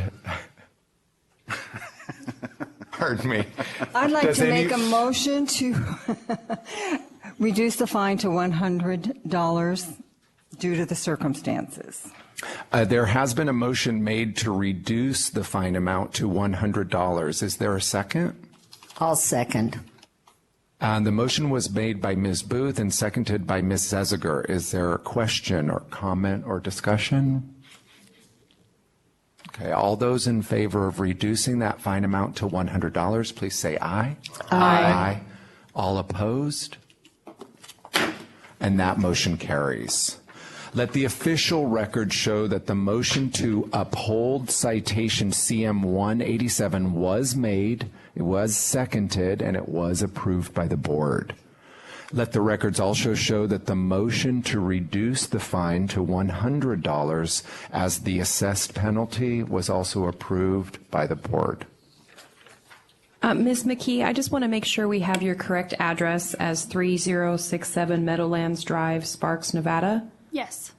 Is that correct? Yes, it Okay, is. because you'll be getting an order in the mail, and I just want to make sure we send it to the right place. Okay. Thank you. Thank you, Ms. McKay. You will receive that order in the mail, and that will provide you instructions on how to pay your fine timely. Sorry that was confusing for me. The next agenda item is number 11, and the board will consider the appeal of citation CM 201, case number C13678. It's an alleged violation of NRS 644-360.2, the display of a cosmetological establishment license. Is that petitioner present? Salon de Belizia Lala Maria Beltran? Did I pronounce that correctly? Yes. Is there information on Ms. Beltran, whether or not she intended to? She's there. She is here. I'm here. Oh, okay, this is another north one. Okay, so I have to pay a little closer attention. Ms. Beltran, would you kindly stand and raise your right hand and be prepared to be sworn in by our certified court reporter? Do you solemnly swear or affirm under the penalties of perjury the testimony you give here today will be the truth, the whole truth, and nothing but the truth? Yes. And Ms. Marsh, I want to remind you that you've already been sworn in. Yes. And is this the case that may require translation from English to Spanish and Spanish to English?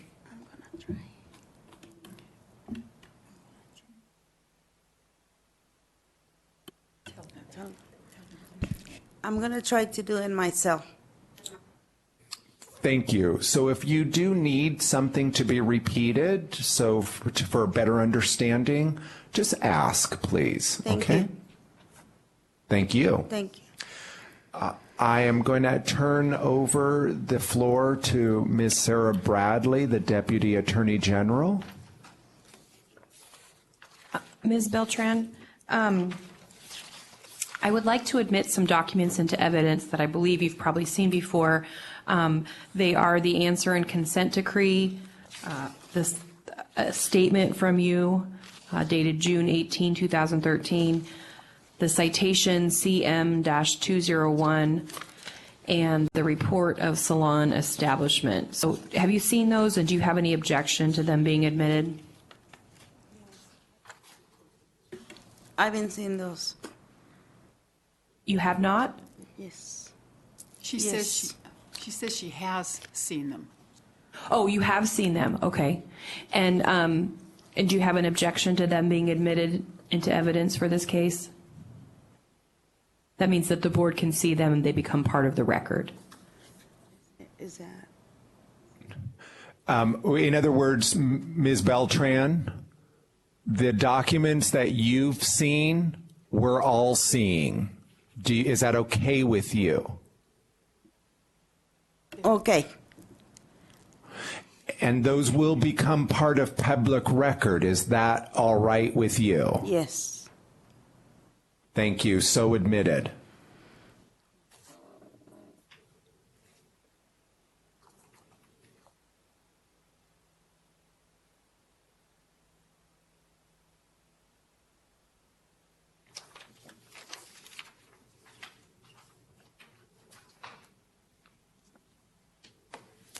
I would call Ms. Charlie Marsh, and I would like the record to reflect that she has been previously sworn. Ms. Marsh, would you please tell us about the inspection you did at Salon de Belleza Lala on June 4th, 2013? Yes. I walked into the salon, and Maria was at one side, but off to the right-hand side is a nail station, and Miss Lorena Borges was doing nails on a lady when I walked in. Miss Borges said she is going to beauty school in Mexico and was practicing, and Miss Borges did not have identification with her, and she spelled her name for me. Okay. And so then what happened? Miss Lorena Borges did leave the salon, and I gave the 2 citations to Maria Beltran for the unlicensed activity. CM-201 to Miss Maria Beltran for having someone working in her salon without a Nevada license. Okay. And I'm looking at the citation and report of establishment, and I just want to make sure we're clear. There's a name as cosmetologist in charge on both of those, and it says Maria Borges. Should that say Maria Beltran? Yes, it should. Okay, let's make that change then. Does everyone see where Ms. Bradley is referring to on the report of establishment? Yes. Right here. And it's also on the citation CM-201. It has the same name. I'm betting it just carried through on the report. So you saw Ms. Borges doing nails, and she wasn't licensed, and you gave the citations to Ms. Beltran. So Ms. Beltran was there? Yes, she was. Okay. And then there's another woman referenced in a statement, I think, that Ms. Beltran gave. I guess so you saw her ID, because I think what she's saying in her statement is that Lorena's name is not Borges, but Well, you saw her ID and that's what it said? No, I did not see any ID for Lorena Borges. She spelled her name for me. Okay, so she told you that was her name. Yes, she did. Okay. I just was trying to figure out the confusion that Ms. Beltran was mentioning in her statement.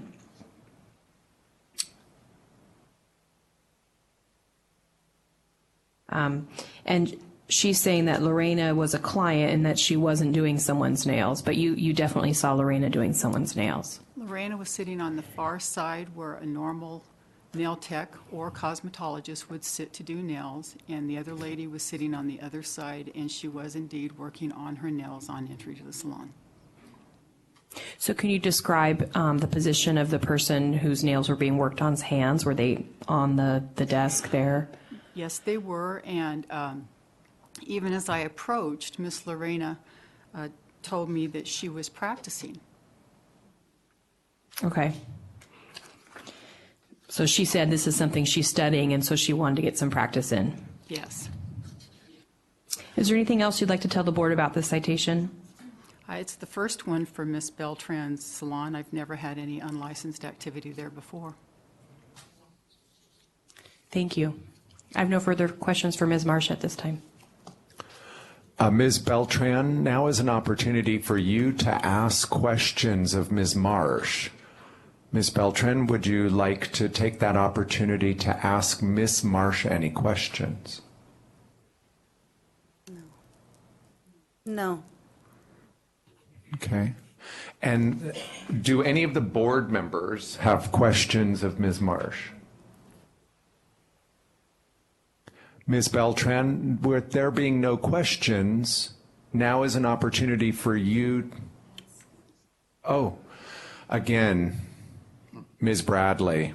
I would rest, and I have no further witnesses. Thank you. Thank you. So could that... We're working on Ms. that. I apologize. Beltran, now is an opportunity for you to present your side of the case. Feel free to take as much time as you'd like.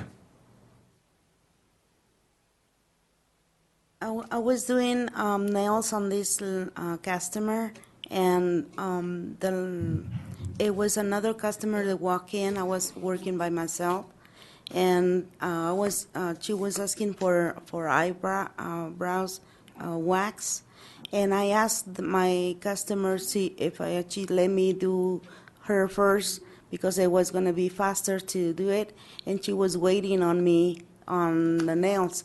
But Lorena walked in, and she, I thought probably she was thinking it was okay she's sitting on my chair and grabbing her nails to see what I was doing on the nails. But we didn't thought, we're going to get in trouble for that. All right. Did you have any witnesses here today? The only witness is the lady that I have for the eyebrows. And is she going to step up and say anything She in doesn't- support or in opposition to what you're saying today? She doesn't speak very much English, and we don't have anybody to translate. Would you like to translate on your witness's behalf? Sure. Would you like her to step up at this time to make any comments? Okay. Where is she?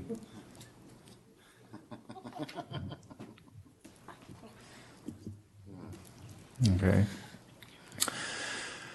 Would she kindly raise her hand, her right hand, and prepare to be sworn in by the certified court reporter? Yes. Microphone. Yes.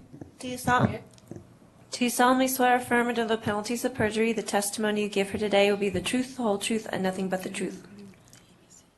Yes. And will you please spell your first and last name?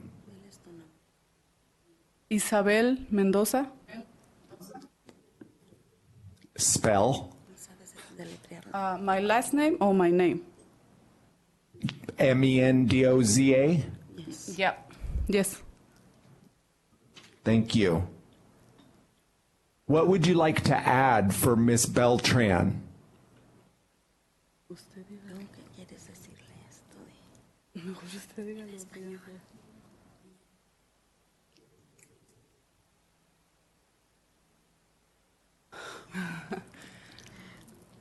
I say in Spanish and she translate. Yes. She translate. Okay. Yes. Okay. Yo fui a que me sacara la ceja y estaba un poco ocupada. Tenía prisa y Okay. la muchacha. Okay, so let's Let's get that translated. Oh, she's saying that she was in a hurry, and she asked me if I can do the eyebrow, and the same as I was explaining to you before. That I asked my other customer to wait for me. The eyebrows is more faster than the nails. Okay. Y la otra persona que estaba ahí me dio permiso para que me hicieran mi trabajo porque el de ella es un poco más largo. Ms. Beltran? And she was telling the other girl that she asked to if they let her do the eyebrows.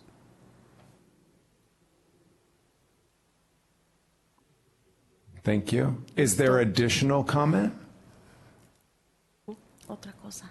No, No. Gracias. de nada. Ms. Bradley, did you have some questions of Ms. Beltran or her witness, Ms. Mendoza? Maybe she could stay if there's a question, or maybe not. Oh, yeah, good. Ms. Bradley? Ms. Beltran, so your testimony is that Lorena sat in your chair on the side that you normally sit in, but she wasn't doing anything. Is that true? No, she was sitting in there, and she was. I didn't put any attention on that until I turned, and she put the thing, and she says, "Let me just see if she. What are you gonna do on your nails?" And my customer let her, grab her hand and see if she has any idea what design to put on the nails. That's all. So your testimony is then that they were both sitting at the table, and Lorena was sitting in the side that normally a licensee would sit in, and then the customer was sitting on the other side, and Lorena just was grabbing her hands. Well, she was talking to her. Okay. And did Lorena know this customer, or had they met before? No, just there. Okay. So your testimony is she was just touching her hands. She wasn't doing a service. No, not a service. Okay. I have no further questions for Ms. Beltran. I would like to recall Ms. Marsh when it's appropriate. Thank you. Thank you.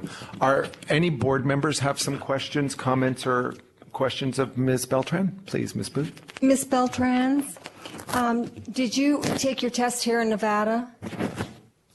Yes. Were you able to take it in your language? No, in English. Okay, and you understood the English well enough to take it and pass it? Yes. It took me a while, but I passed. Good. Good. My other question would be, is it okay when taking the test and understanding the law, can someone that's unlicensed work on someone in the salon? I'm sorry? Can anyone work on anybody in the salon, or must you have a license per Nevada state law? You must have a license. Okay, and what does that mean? You must have a license. What kind of work could you do without a license? What kind of work that I do without license? Yes, what can you do to one of the clients that walks in without a license?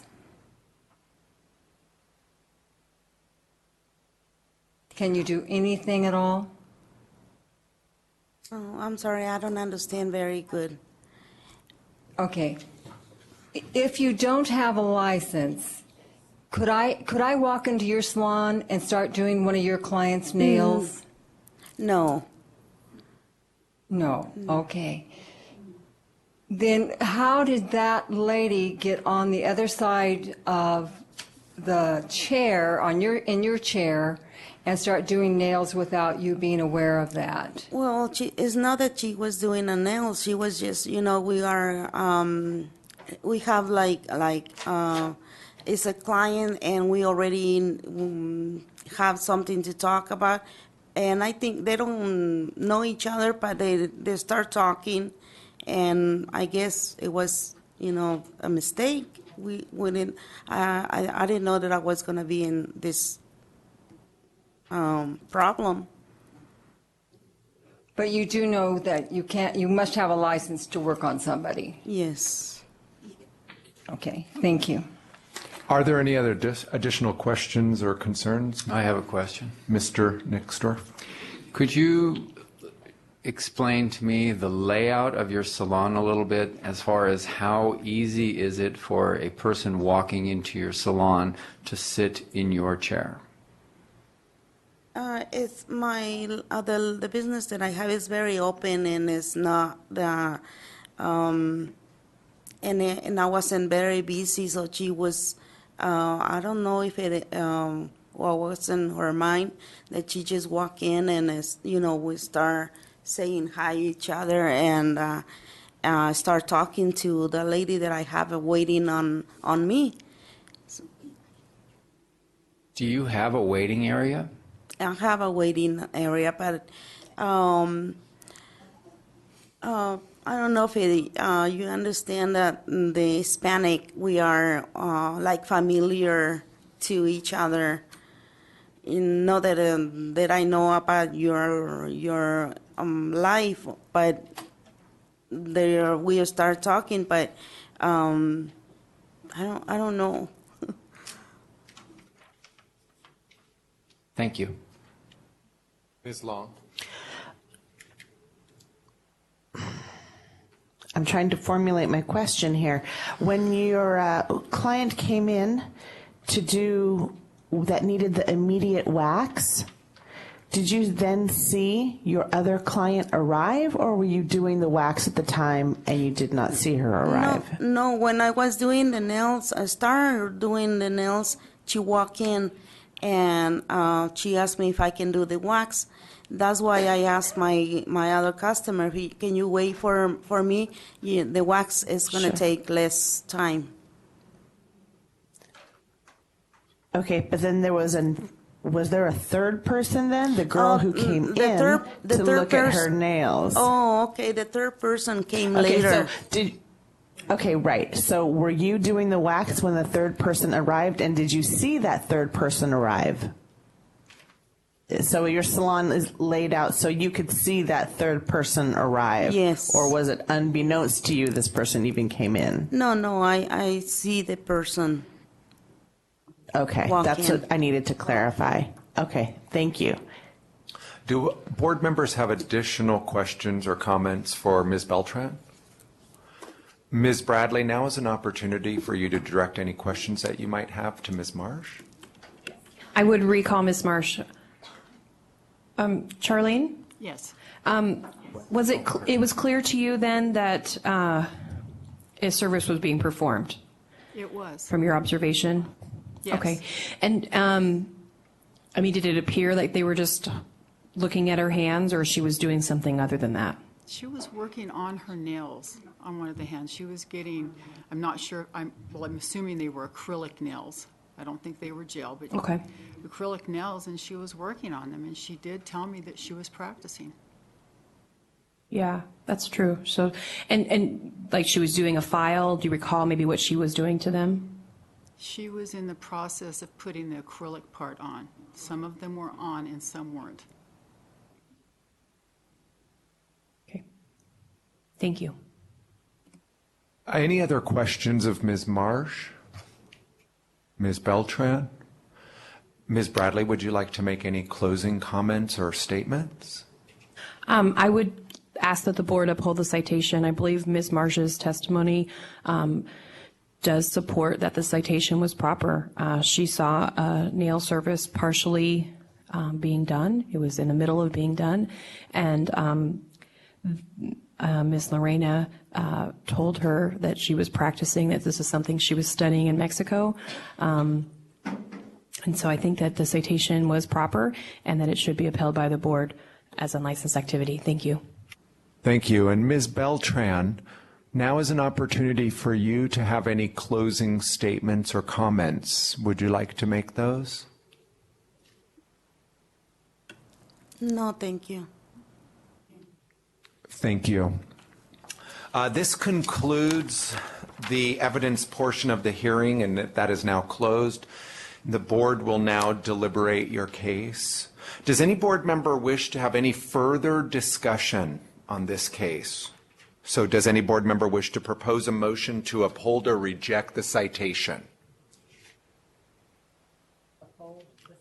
Maybe I make a motion to uphold the citation. Any second? I second.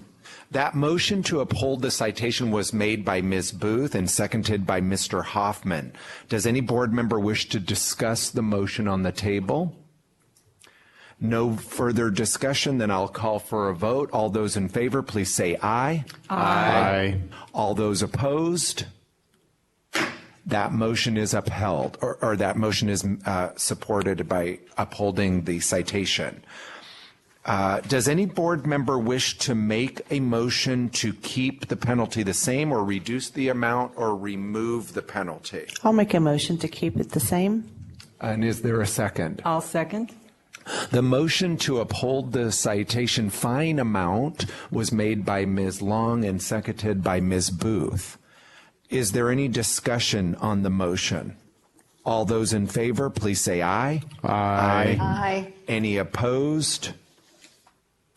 And that fine amount is upheld. Ms. Beltran, you will receive an official order in the mail regarding this case from Ms. Bradley, and she will direct you on making how to make that fine payment. So let the official record show that the motion to uphold citation CM 201 was made, seconded, and approved by the board, and let the records also show that the motion to uphold the citation fee amount was also the assessed penalty approved by the board. Thank you, Ms. Beltran and Ms. Mendoza. The board now moves into agenda item 12. This is considering the appeal of citation CC-CM 30, case number C-13-679, alleged violation of NRS 644-190.2, the proper display of license. Is the petitioner Lorena Borges present?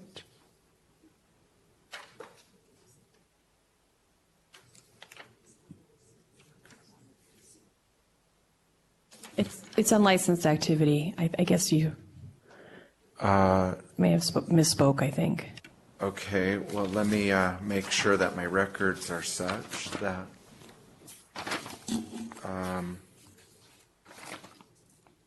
so this is civil citation CC-CM 30.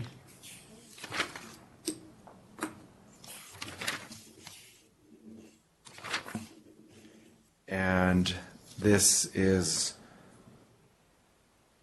regarding NRS 644.190.2, as on the report of the salon establishment. Okay, so everything looks in order. Ms. Borges, will you please raise your right hand and prepare to be sworn in? Do you solemnly swear or affirm under the penalties of perjury the testimony you give here today will be the truth, the whole truth, and nothing but the truth? I'm not speaking English. I understand. And will you please spell your last name? I apologize. They're bringing someone up to translate for her. She doesn't speak English. Okay. Ms. Beltran, will you be serving as a English-speaking translator for Spanish-speaking Ms. Borges? Yes. And will you kindly spell her name? Lorena Armenta.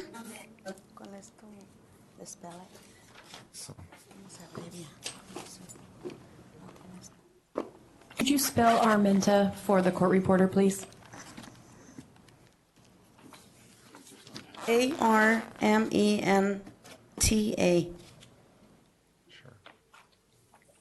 And so Who is Ms. Borges? Is that a middle name? What? No. My name is Lorena Armenta. Ms. Marsh, is this the woman that identified herself to you as Ms. Borges?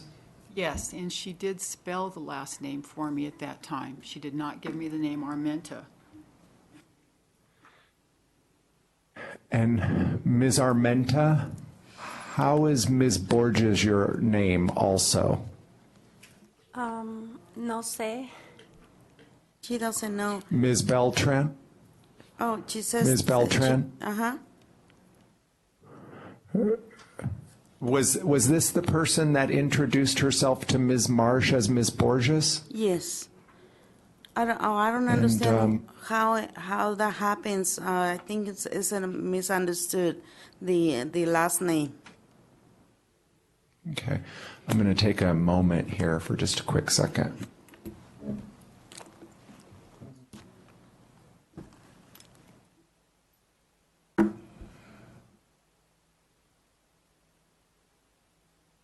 I haven't admitted it yet. The citation is issued to Lorena Borges, but the bottom of the citation, or the answer and consent decree, is signed by Lorena Armenta, C. But did she speak well enough English, Ms. Marsh, enough for you to understand that it was Borges, and yet she signed Armenta? She spelled Borges for me. I wouldn't know how to spell that, to tell the truth. That's the name. But she gave did me. give that name. Yes, she did. And understood what you were asking her, correct? Yes. Well, she So, said her first name again, was I'm Lorena. just. Thank you. I'm going to just refer to Deputy Attorney General for commentary. She's signed it, Ms. Armenta. Are you going to amend your citation to reflect that name? We could. I mean, I think Ms. Marsh's testimony is going to be that's the name that she gave her, and she didn't show her ID, and so she believed that was her name. I mean, we could say Lorena Borges, also known as Lorena Armenta, but if we could, I'd like to proceed with Ms. Marsh's testimony because maybe that will clear it up. I haven't had this situation before, but. Okay. Does Ms. Armenta need to be advised that the letters that she's been receiving and acknowledging are under a different name? It appears that the letter that the board sent was actually sent to the salon. It was sent to her care of the salon, because I'm guessing there was no address for her because she didn't provide identification. Let's proceed and call Ms. Marsh. Maybe she can clear up some of these things for us, and if we need to make some changes, we can do that as well. Sounds good. So I'm going to turn the floor over to Ms. Bradley. Before you do that, if we're going to have a translator, we should have her sworn in as a translator. Okay. Ms. Beltran, previously you were sworn in when you gave testimony on your behalf, but in this situation you're providing testimony on someone else's behalf, and we'd like to just swear you in that the testimony that you're going to give at this time will be the truth. So if you'll stand and raise your right hand. Let me just correct you. She's not actually testifying. She is supposed to be giving a translation. So when you're instructing her that she is testifying, she's not. She's acting as a translator. And so, Ms. Beltran, did you hear that comment? Yes. So you're not here to testify at all on your behalf, but you're here to translate for Ms. Armenta. Yes. Would you kindly? Borgia. Okay. Do you need to go through your statement? Do you solemnly swear or affirm to translate from English to Spanish to English the proceedings here today to the best of your ability? Yes. Thank you. And now Ms. Bradley will ask Ms. Armenta some questions. Actually, Ms. Marsh. Ms. Marsh, you were previously sworn, so I want the record to reflect that. Could you tell us again about the citation that you issued in this case When I walked into and that Sal- inspection? Sure. When I walked into Salamba, Belize de la Miss Lorena Borges was doing nails on a client. She was sitting on the side that a nail tech or cosmetologist would sit to work on a client. And she was doing her nails. And Miss Borges said she was practicing, said she was currently going to beauty school in Mexico. And she did spell her name for me, but would not provide any identification. And so she was able to understand what you said well enough. Did she spell it like Borgas? And that's what she said? Yes. And she told you she was going to school in Mexico? Yes. And I believe you testified in the previous case, but I just want to make sure the record's clear in this case. When you say she was doing a service, can you tell us what you observed? She was doing nails on a lady. It was an acrylic nail. I don't think it was gel. I didn't see any UV light there. It was acrylic nails, and she was doing the service on the lady when I walked in. And were part of the nails had acrylic on them and part of the nails on the hand did not? Yes. Part of them were completed and part were not. She was still working on some of them.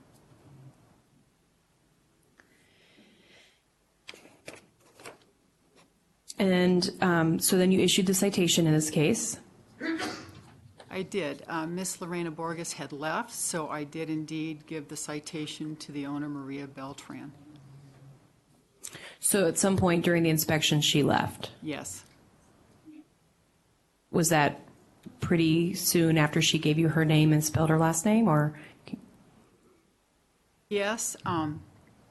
She stood up shortly after I asked her that information, and then there was some Spanish being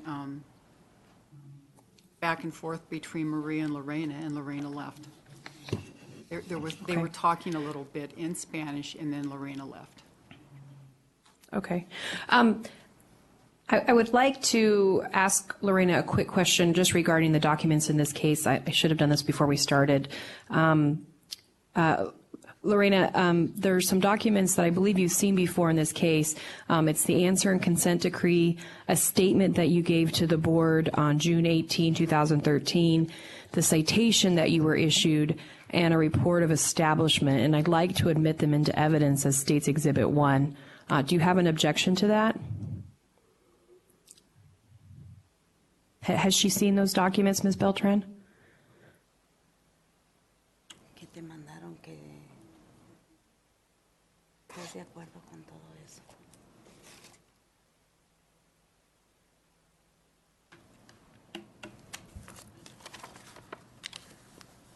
¿Cuál es? Lo que te han mandado, que si estás de acuerdo con todo eso. No. You haven't seen them, or you have? Que si ya los viste. Sí. Yes. Do you have any objection to them becoming part of the record for this case? Que si tienes una objeción de que ellos lo vean o lo tengan. No. Okay, thank you. So admitted.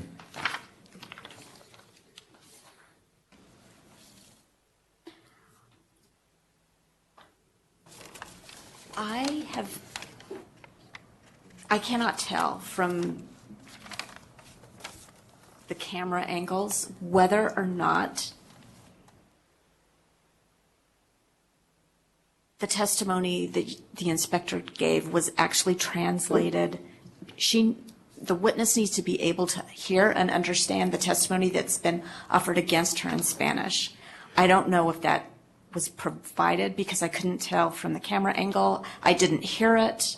Okay, I was always under the impression that when a translator was required, a translator would be present, and that we are only authorized to have court reporter, or like court approved or provided translators. That's only if we're aware that there's a translation being needed. If we're not made aware, we don't have standby translators is the problem. If our Deputy Attorney General is not able to accurately verify that testimony is being translated properly, isn't it in the best interest of these individuals to postpone this hearing, this appeal?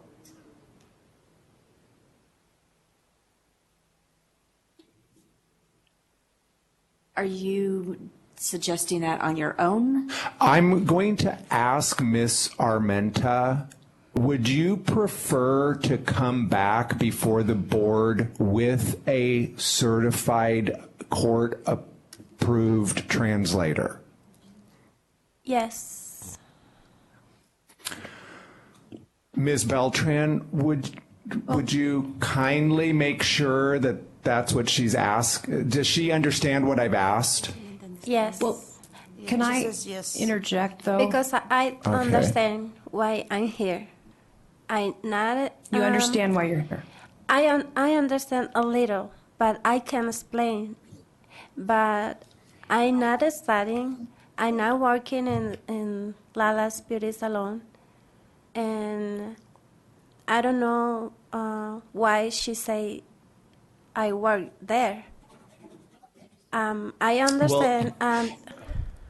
Before you get into your testimony, there's confusion whether or not there's adequate translation.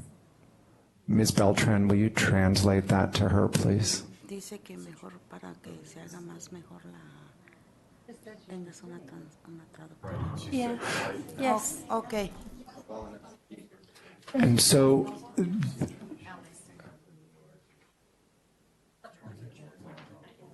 one moment.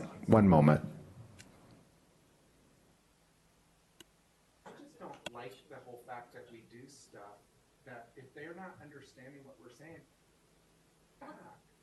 let's just have them come back. I know, but it's super awkward to talk to folks who are having a challenge. Well, when they have a huge fine. In a criminal matter, you would have the person has a right to an interpreter, but in this case, the person is not even licensed. I mean, I guess my thought is does the board? I don't know that the board has a legal obligation to pay for interpreters for unlicensed people that are doing unlicensed work in salons. It feels awkward. I understand that it's frustrating. Judgment on somebody who is.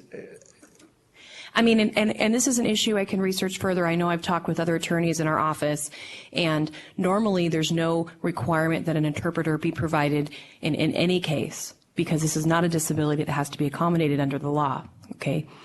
In the past, interpreters were provided for licensees if the board was made aware that one would be needed. And part of the reason for that is, while it's not normally something that's required, you do administer licensing exams and testing to people in their own language.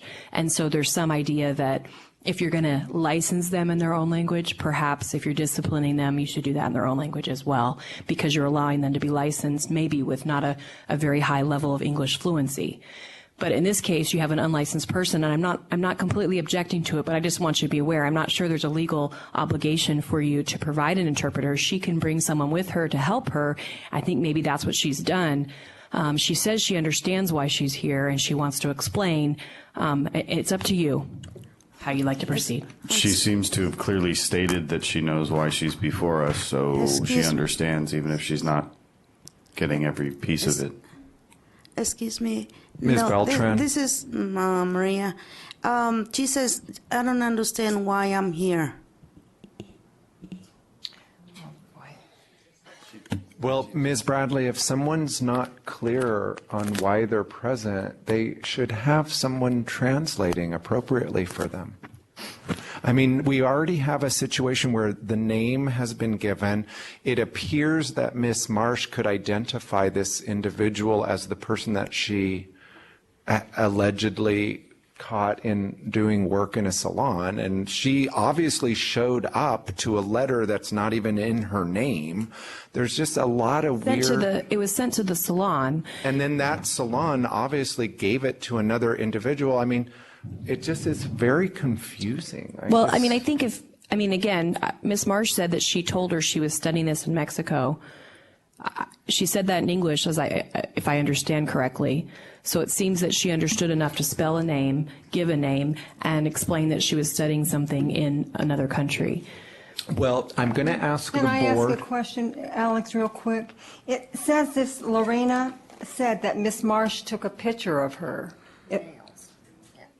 Took the picture. Did Miss Marsh take a picture of this person? I could ask her that. I mean, I don't know where we're at in the proceeding. Normally, I'd be asking questions of Ms. Marsh. I'm going to just stop for a quick moment, and I'll just take a straw poll. Are the board members comfortable that this individual is receiving a fair hearing? No. Yes. Yes. Okay, so I could have a show of hands that this individual is having a fair hearing? Raise your hand. Yes. 1, 2, 3, 4, 5. And is this individual not having a fair hearing without this translation? So 2. So I guess we feel comfortable in proceeding. So. Is she aware that we are not paying for her translator, that that's something that she has to bring to the next meeting if it's put off? Yeah, you. Okay. Because we're not required. Because there was no motion or second, Right. so that wasn't a true vote. And so, Rosemary, when 2 people on a panel of 7 say that someone's not having a fair hearing, they're still having a fair hearing? It would be up to a court to decide whether or not this is a fair hearing. But you have 2 people that seem to be inclined that without proper translation, that it wouldn't be fair. It's not a matter of whether or not the hearing is fair, it's whether or not you're going to proceed.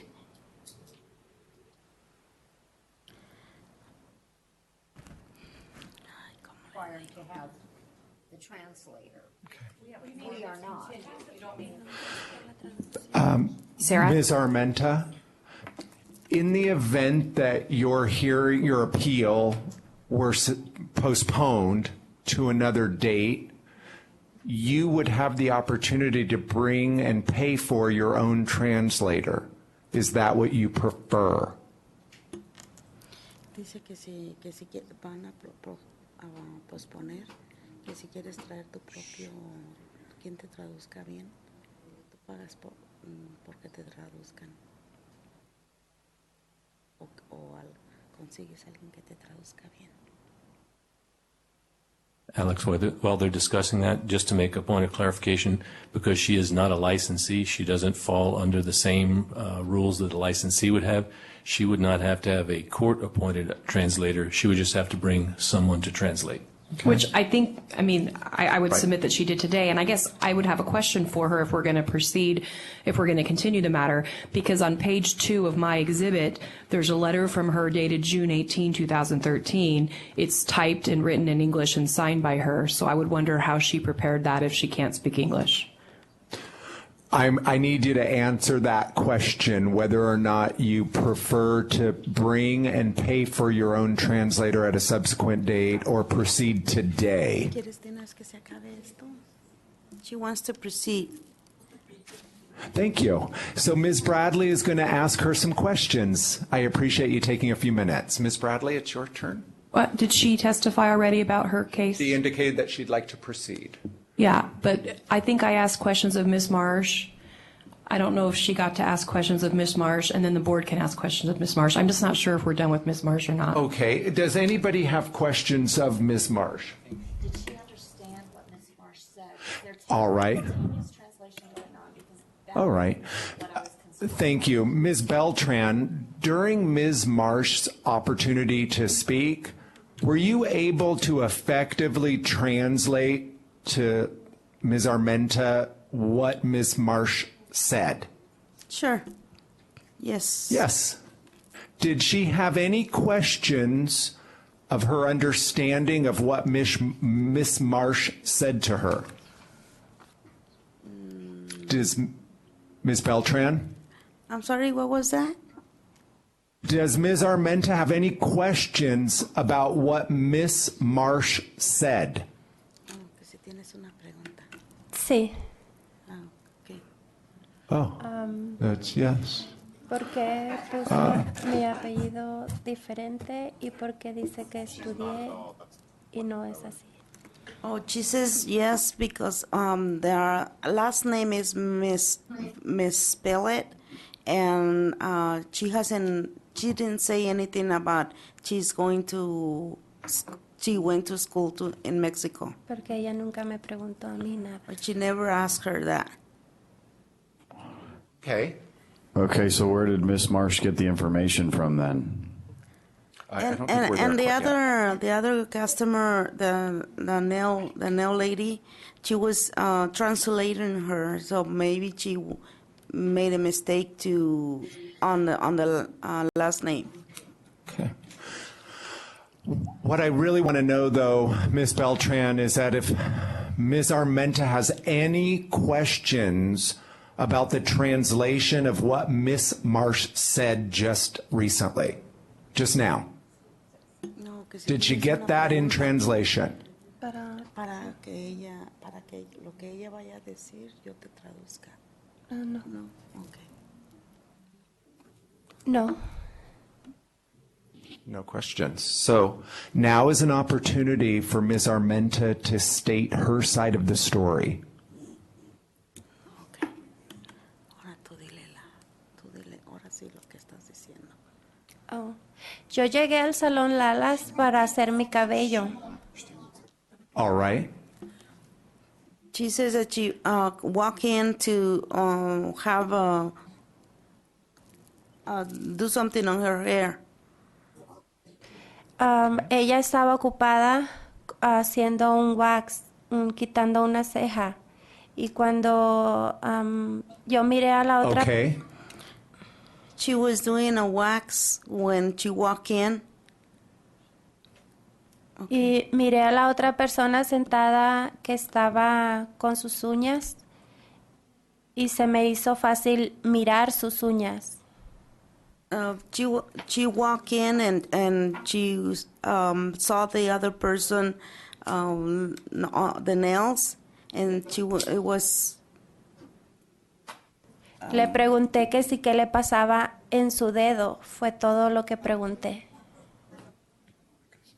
She was asking her on the lady, the customer, on the nails, that she has something on her finger, and she was looking at. Después la señora se acercó a mí y me preguntó por mi licencia. And then the inspector came and she asked her for the license. Y yo le dije que no entendía y le pedí a la otra persona que tenía las uñas que le dijera que yo no estaba trabajando, que yo no trabajo ahí. And she asked the other client to see if she can help her translate, and so she helped her translate. Ella dijo que sí, que diera mi nombre y que le dijera mi apellido. Yo le dije a la otra persona y ella me tradujo. So she asked for the name and the last name, and she told the other lady, told her, and that's all. Thank you. Ms. Bradley, did you have some questions of the petitioner? I do. Ms. Armenta, is it your testimony that you did not give Ms. Marsh your name as Lorena Borges?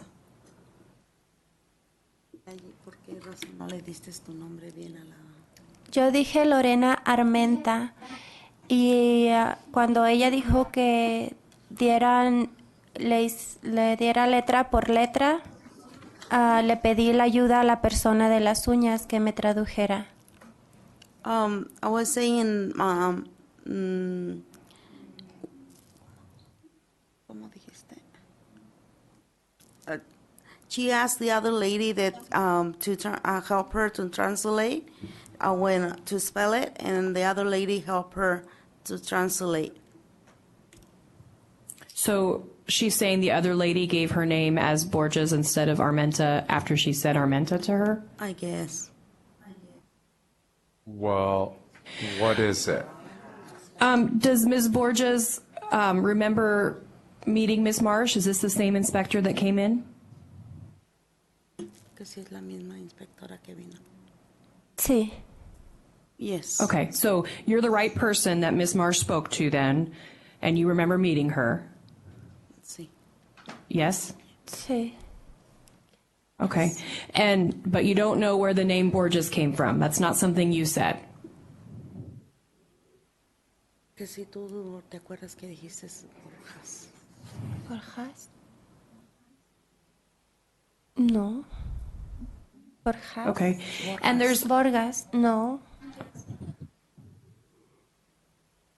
Okay, there's a letter that's typewritten that it looks like it's signed by you, Ms. Armenta, and it's dated June 18, 2013. Ms. Marsh, do you have a copy of that you could give her? Yes.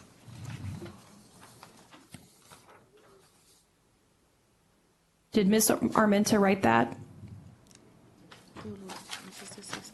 Sí, es mi firma. Yes, it's my Yeah, signature. it's your signature. Who wrote it? ¿Quién escribió esto? Yo. Me. Herself. She wrote it in English? Oh. ¿Cuál? Oh, you mean the letter? The Uh-huh. letter? Oh, no, somebody, she's- somebody helped her to do it. Okay, because I see on the left side, on the bottom, it says LA/LG. What does that mean? Sí, no sé.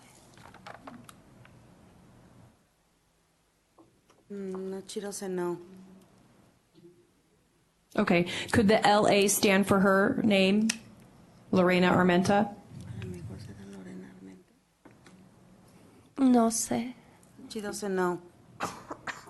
And did the person that helped her write it possibly have initials of LG? Yo no, ¿cómo se llama?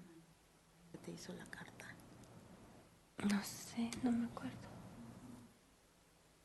She said that she doesn't remember. She doesn't remember who wrote it for her? No.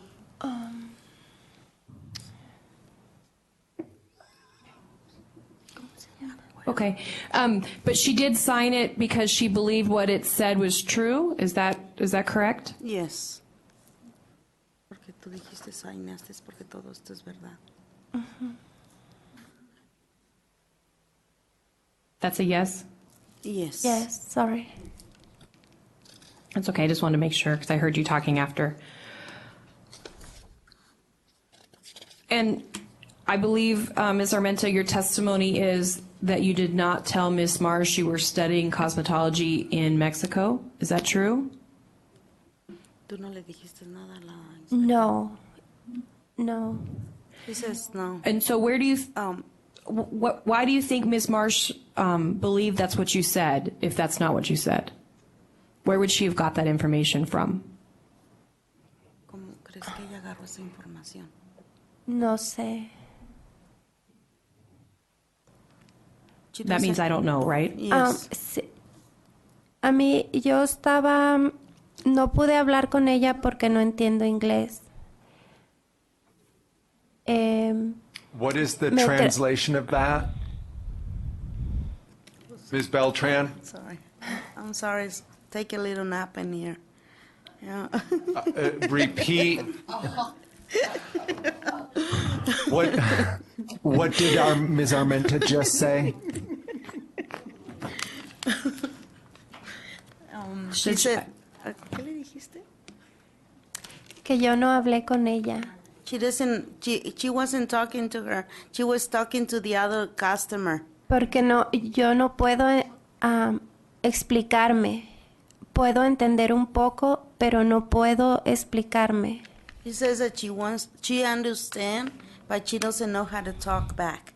Así que a mí me tradujo la muchacha de las uñas. So the other customer, she translate her. So she's saying the other customer is the one that said she was studying cosmetology in Mexico? Yes. Is that what she's saying? Mm-hmm. Sí o no? Yes. Okay, I have no further questions for Ms. Armenta. I would like to recall Ms. Marsh when it's appropriate. Thank you, Ms. Bradley. Any board members have any questions of the appellant, the petitioner? Ms. Booth? I have one. Ms. Marsh, could you show? Of Ms. Marsh. I wanted the person to look at the citation and to see if that's her signature at the bottom of the citation. She said yes, her signature was on the letter, but I'd also like her to confirm that's her signature on the bottom of the citation dated June 24th. So if Ms. Marsh could just hand it to her so she could look at it and let me know if that's her signature on the bottom of that citation. No, it's not going to be. It's going to be the cosmetologist in charge or the owner of the salon. It's not going to be her. The civil citation, Ms. Civil Marsh. citation. Yes. That, is that her signature, Ms. Marsh? If you could hand her that piece of paper and let her confirm to me that's her signature.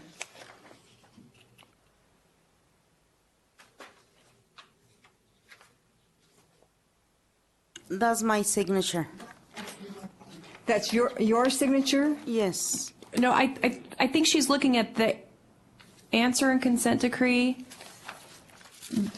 And it was June 24th, and it has in the matter of Lorena Borges, the respondent, and at the bottom was the signature of the respondent. Yeah, I think what you're looking at is actually dated June 18th, no? Mine says June 24th. Are you talking about the civil citation? This paper right here. Okay. It's dated June 18th. It's date stamped in by the board on June 24th as far as when Okay, we I'm received sorry. it back. So that, just to clarify that, the two Yeah, dates. because there is a signature on the bottom of the one document that says Lorena Armenta, and then on the civil citation, that signature looks quite different. So I'm just unclear which one we're trying to verify. I'm trying to verify, I'm sorry, I think the date is 6/4/13, and it was stamped into the Cosmetology Board on the 24th. Whose signature is at the bottom of this? It says in the matter of Lorena Borges. It's the answer and consent decree, Charlene. Yes. And then the civil citation has a different signature. The civil citation. I'm The civil citation is signed by Maria Beltran, not by the recipient. She left. So both citations were Okay, given. I'm talking about the answer and consent decree dated 6/4/13. Who signed that? At the bottom of the form, it says signature of respondent. And beside that date, it says 6/18/13. Oh, esa sí es tuya. Pero la firmé después, cuando yo mandé los papeles. Oh, okay. Is That's that her signature? That's her signature. Okay. And did we get that translated to Ms. Armenta? Ms. Beltran, will you translate that to Ms. Armenta Okay. right now? I already asked her and she said yes. And we heard that? I have one more question. You also stated in your letter they took a picture of you. Is that correct? Could you please translate that and ask her? La foto que te tomó. Sí, ella tomó fotos, pero yo estaba parada. Oh, sí, ella tomó fotos. Yo no entiendo por qué. In English? Yes, she was taking a picture of me and I don't know why. Thank you. Are there any other questions of Ms. Armenta? Ms. Bradley, now is an opportunity for you to redirect questions to Ms. Marsh. I would recall Ms. Marsh. When she told you she was studying in Mexico, did she say that in English or is that said in Spanish and translated to you? She said it in English, and she said it to me. Her customer was on the other side. Her customer was trying to help clarify her name, but she spoke to me in English that she was practicing and going to beauty college in Mexico. So that's something that Ms. Armenta said to you, the lady that's sitting at the table right there. Yes. And when she said her name to you, I understand sometimes it's hard to understand Spanish words, but normally names do sound similar. So when she said her name, she said Lorena Borges? She did say Borges. Okay, and then she spelled it? Yes. No.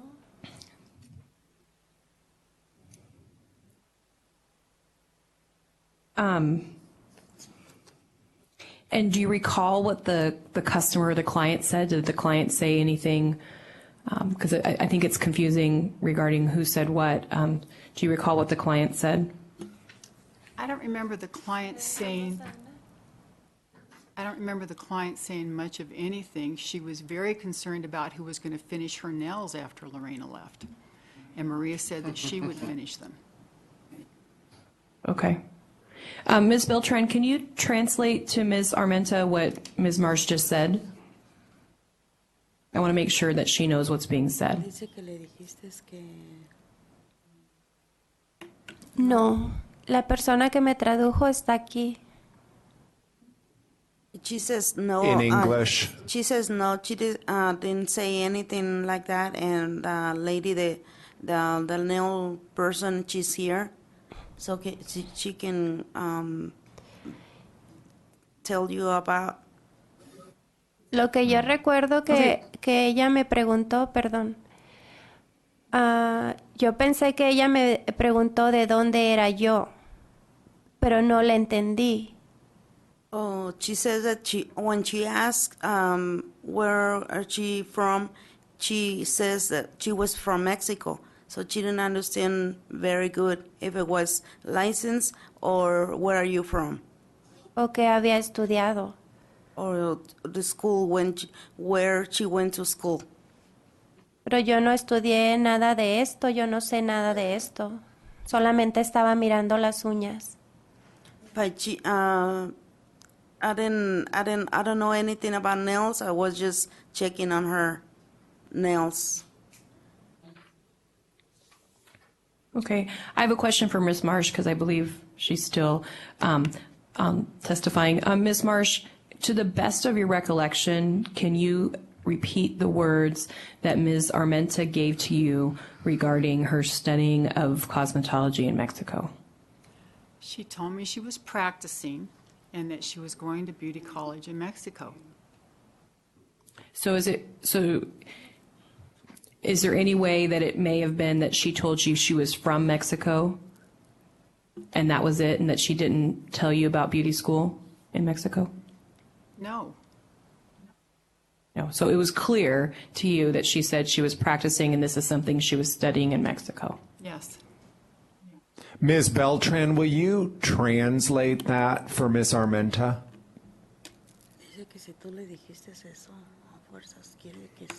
No, no. Nunca dije eso. Nunca le dije yo a ella eso. She says that she never told her that. Okay. I have no further questions for Ms. Marsh. Thank you, Ms. Bradley. Are there any board members with questions or comments or concerns for Ms. Marsh? I have one. Did Miss Marsh, did you take a picture of the Lorena? Yes, So you actually have a photograph of her? I do have it. We don't have that. Rosemary, do you have a comment to that effect? No. She's already, I believe both Ms. Marsh has testified that this is the woman she spoke to, and Ms. Armenta admitted that this is also the woman she spoke to. So I don't know that there's a question regarding who was there that day. I think they're both agreeing that they saw each other on that day. Thank you, Ms. Bradley. Any other questions, Ms. Booth? Follow up? Ms. Bradley, now is your opportunity for a closing statement. Wait, before you move into closing statements, I just want to be sure that Ms. Armenta does not want to offer further witness testimony because I thought I heard her reference there was somebody else in the audience up there, and if she wants that person to testify, they need to be called. Thank you. Ms. Armenta, you indicated that someone might be here as a witness for you. Yes. Yes. Would you like them to come up now and speak on your behalf? Sí, yes. Please bring them up. Is it just one person, Ms. Armenta? Yes, Do you have more than one? just one person. Just one. Will you raise your right hand and be prepared to be sworn in? Microphone. Do you solemnly swear or affirm under the penalties of perjury the testimony you give here today will be the truth, the whole truth, and nothing but the truth? Yes. And will you please spell your first and last name? Ana, R-A-N-G-E-L. Rangel. Thank you. Why don't you please offer your testimony? Sit. Okay. The hard thing, I told you the first, the lady don't understand anything. So she put everything in different ways. So the thing is, I get in the salon and she start to make me my nails. And then the other girl comes to do the eyebrows. And she asked me if I can wait for do the 5 minutes to do the eyebrows. And I said, that's no big deal. Okay. And then the other girl get in by the door, and I say, I saw you in some dancing place. And say, I think so. She come in and sit down in this chair and say, oh, can you let me see your nails? And she told me about my finger, and I got accident, and I say, oh, I have accident in my finger when I have 2 years and a half. And she started talking about where you're from and Mexicans like that, okay? And then the girl get in by the door, the girl get in by the door, and then she started taking pictures. And she asked her about her name, and she say, what she say? But the first thing, take a picture, and then she say, then where is from, and the name, and I don't understand clearly because I don't know her exactly the name or anything. Just start talking, and then I told the lady her last name wrong because she told me where it's from and her name and everything. And I tried to explain the lady, she don't understand anything. And then she getting nervous, and I said, don't get nervous, let me talk. But the lady don't let me talk to. She said, you don't get in and that. And she told me, put your hands in the table, and I put my hands in the table, and she take me a picture without my permission, okay? Permission. And that's what happened, and I don't got any option and anything, so I told you the truth, and that's it, what I can tell you. Thank you. Thank you very much. Ms. Bradley, did you have some questions of this additional witness? I just want to clarify your statement, because earlier you said she started doing my nails, and I just wanted to clarify who you meant, because there's two. Maria started doing my nails, and then the lady come in by the door, and she say hi and blah, blah, blah. And then she say, oh, you going to take a long time to do the nails? And she say, can you let me do the brand airbrush? And I say, okay, that's okay. Only 5 minutes. I say, that's no big deal. I got time. That's it. Okay. Thank you. I have no further questions. Any other board members have any questions of Ms. Armenta's additional witness? Thank you very much. Thank you. Thank you. Ms. Bradley, this is an opportunity for your closing statement. Verify that there is no one else. Okay. I think I've asked before, but you indicated that there was just the one witness, Ms. Armenta? Just the one? Uno más? No.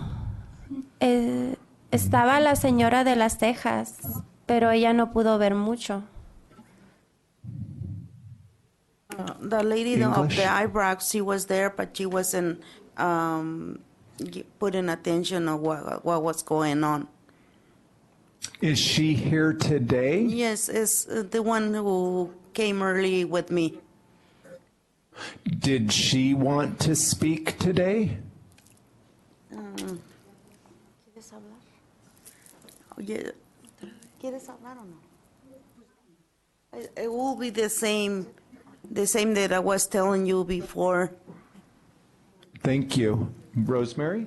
If she wants to bring her, she still gets to bring her as a witness because this case is separate. So it's up It's to her. okay. It's okay if she wants to say the same thing, or she doesn't have to.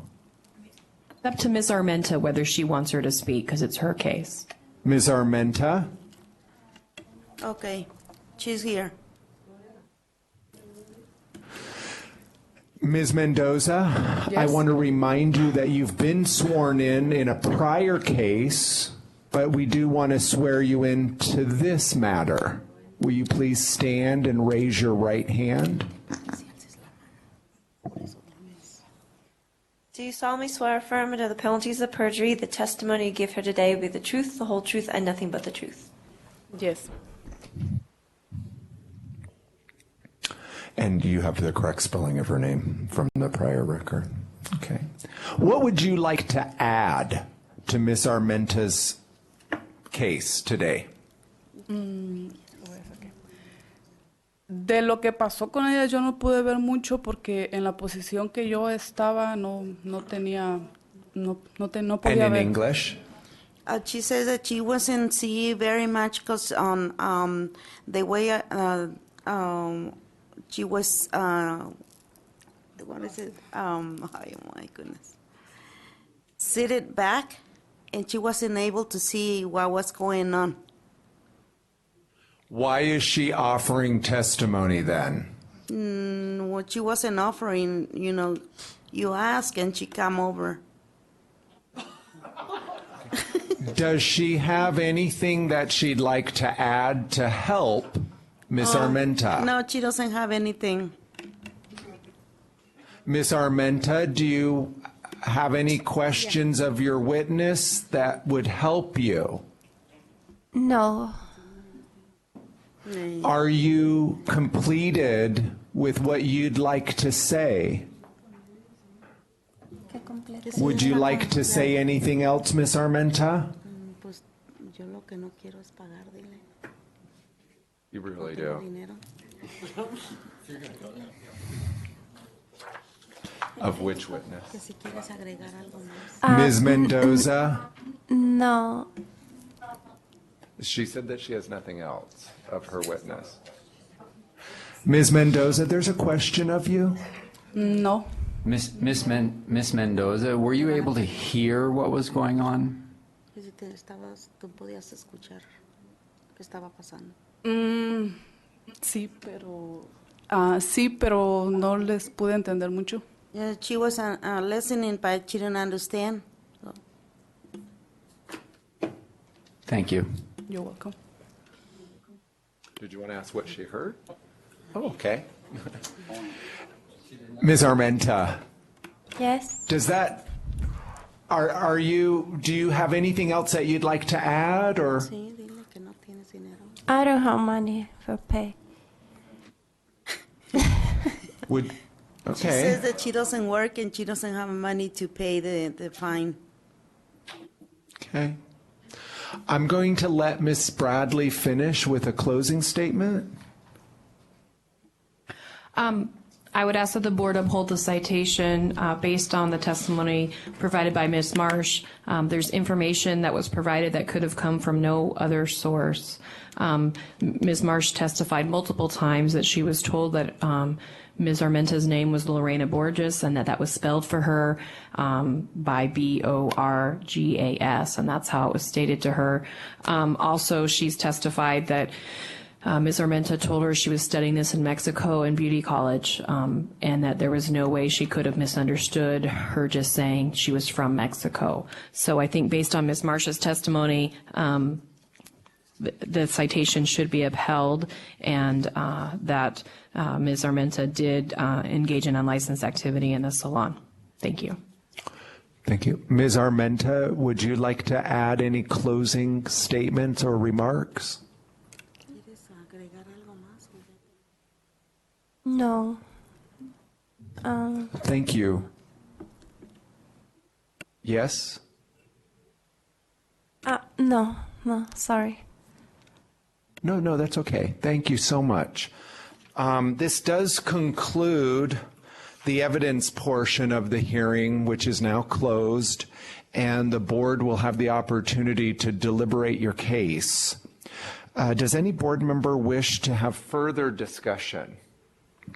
Any questions or comments of any board members? Would a board member wish to propose a motion to uphold or reject the citation? I move to uphold the citation. And that motion has been made. Is there a second? I second. The motion has been made by Ms. Long to uphold the citation, and it was seconded by Mr. Hoffman. Is there any discussion or questions or comments regarding the motion on the table? I think that there's enough confusion on this matter, that just on this testimony that we're dealing with, that I think that at that moment in time there's high likelihood that there was a lot of confusion going on at the moment as well. And I would err on the side of the public member in my particular case, because there's just a lot of confusion. I don't think we really have any way of accurately determining the facts. I think the accurate determination lies on Ms. Marsh and her knowledgeability and what she heard and what was told to her at the time. And though it's not been established that there was clear communication, it was established that she signed pieces of paper acknowledging why she was here, why she's present, and what we're discussing today. So, thank you. There being no further discussion, then I will call for the vote. All those in favor to uphold the citation signify by saying aye. Aye. Aye. All those opposed signify by saying nay. Nay. And that nay was Mr. Nixdorf, and that motion carries. Does any board member wish to make a motion to keep the penalty the same or reduce the amount or remove the penalty? I make a motion to keep it the same. And does any board member wish I second. And that motion to maintain the fee structure for the penalty was made by Ms. Long and seconded by Mr. Hoffman. Any questions, discussion, or comments regarding the motion on the table? All those in favor, please say aye. Aye. Aye. And those opposed? Nay. So we need a raising of hands. All those in favor, please say aye. Aye. 1, 2, 3, 4. And those opposed? Nay. 1, 2, 3.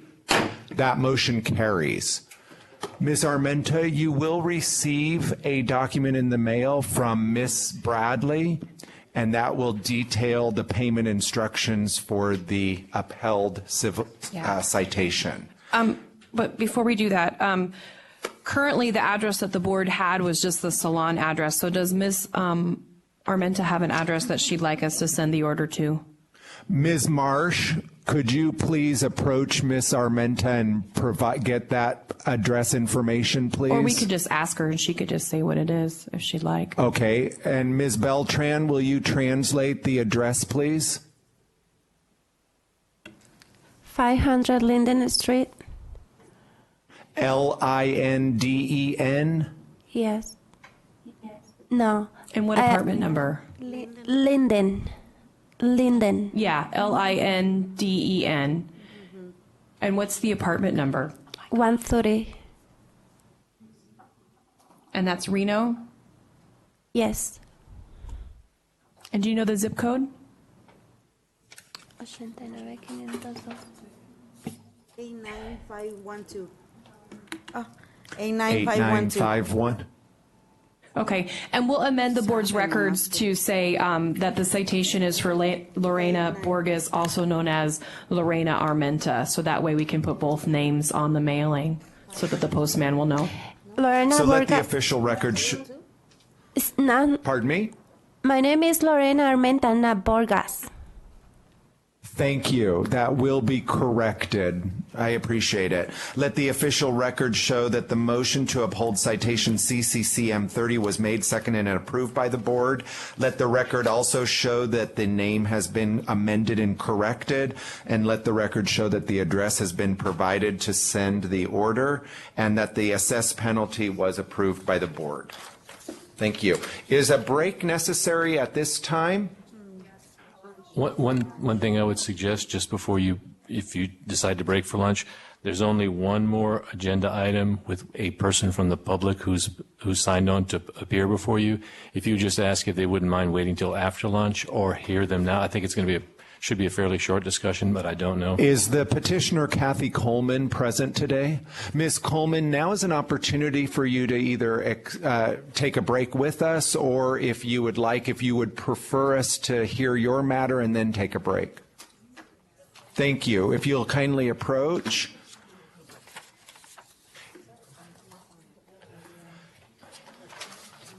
This is agenda item number 13. The board will consider the petition of Kathy Coleman, the supervisor at Expertise Cosmetology School, requesting the board to consider charging a reduced fee for students who have to retake only one of the written tests, the theory or the law.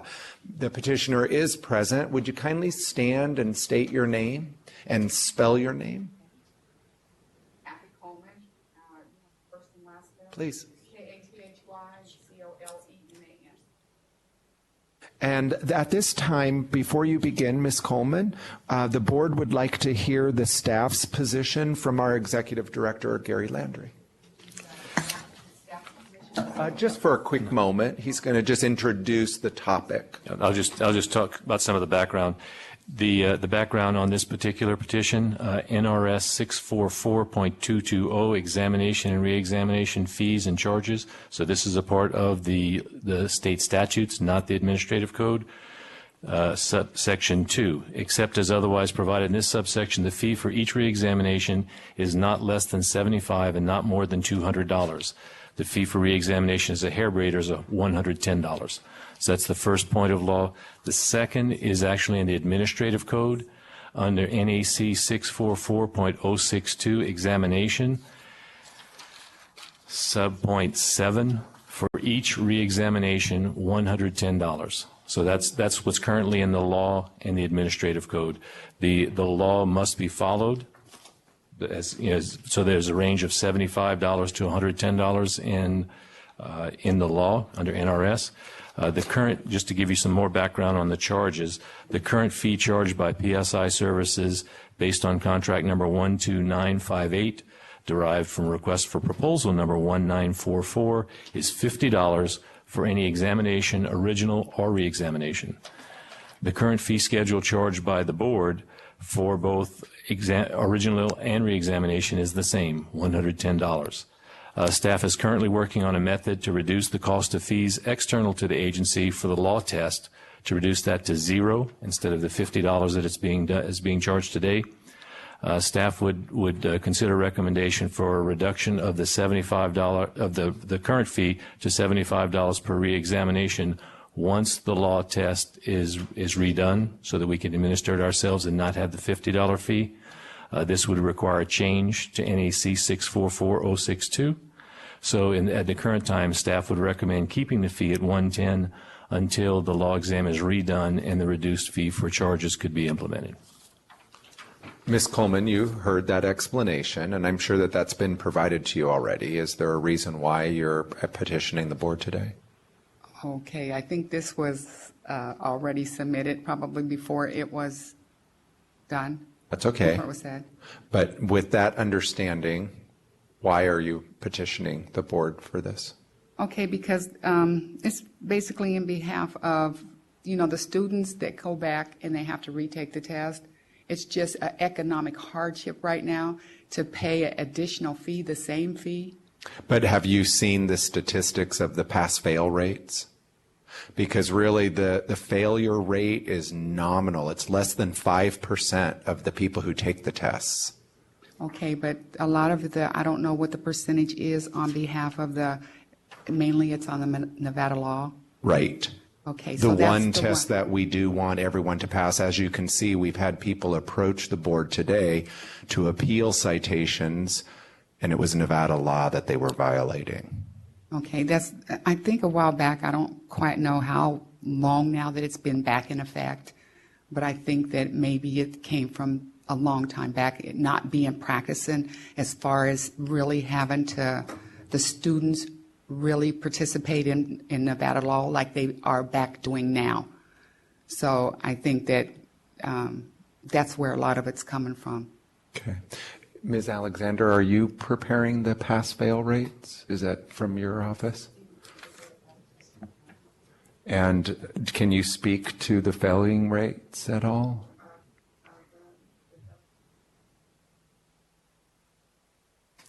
I mean, it seems to me like the failure rates are isolated situations. Well, prior to us giving a study guide, we had more of a failing rate than what we have now. But since the study guide has been given, we do have more people passing the exam now. Before we had people failing 3 or 4 times. Usually the second time around there, everyone is passing their exams. And did you advise Ms. Coleman of the online, the study summary? No, I haven't spoken to Ms. Coleman. Had you approached Ms. Alexander about your concerns regarding the retaking? No, I have not. I just submitted and said that, for the people to have to pay the same fee to retake a portion of the test, it seemed like if I could just get the board to at least consider cutting that fee down. Have you discussed to the people who are retaking to pass it the first time? Yes, we go through all type of measures. We even have something in place as far as people that have graduated where they're having a hardship paying for the second time around, where they can come back, and we do give them another Nevada law class. Great, that's awesome. Any questions? Yes, Mr. Nixdorf? I noticed that we are, Mr. Landry stated that we are looking at reducing that. We're not looking at reducing it. Just to restate, the law says that the current NRS says that if someone is going to take an exam or retake an exam, we must charge between $75 and $200. That part is set in law. There's no changing without going through the changes in the 2015 legislative session. What is at the board's discretion is that range of 75 to 200. So currently the board for taking the exam originally and retaking it is the same at 110. The only discretion the board would have legally would be to reduce, if the board so deemed, to reduce it down to 75 for the retake, if they deemed, and in conjunction with changing the Nevada Administrative Code to reflect that. So it's not a decision that can be implemented today, but if the board so chooses to move in that direction, we would put that as a part of the Nevada Administrative Code rulemaking changes. Thank you. Mr. Nixdorf? Ms. Coleman, in your experience, have you ever witnessed a person not retaking it and not entering the field because of that fee? Yes. Really?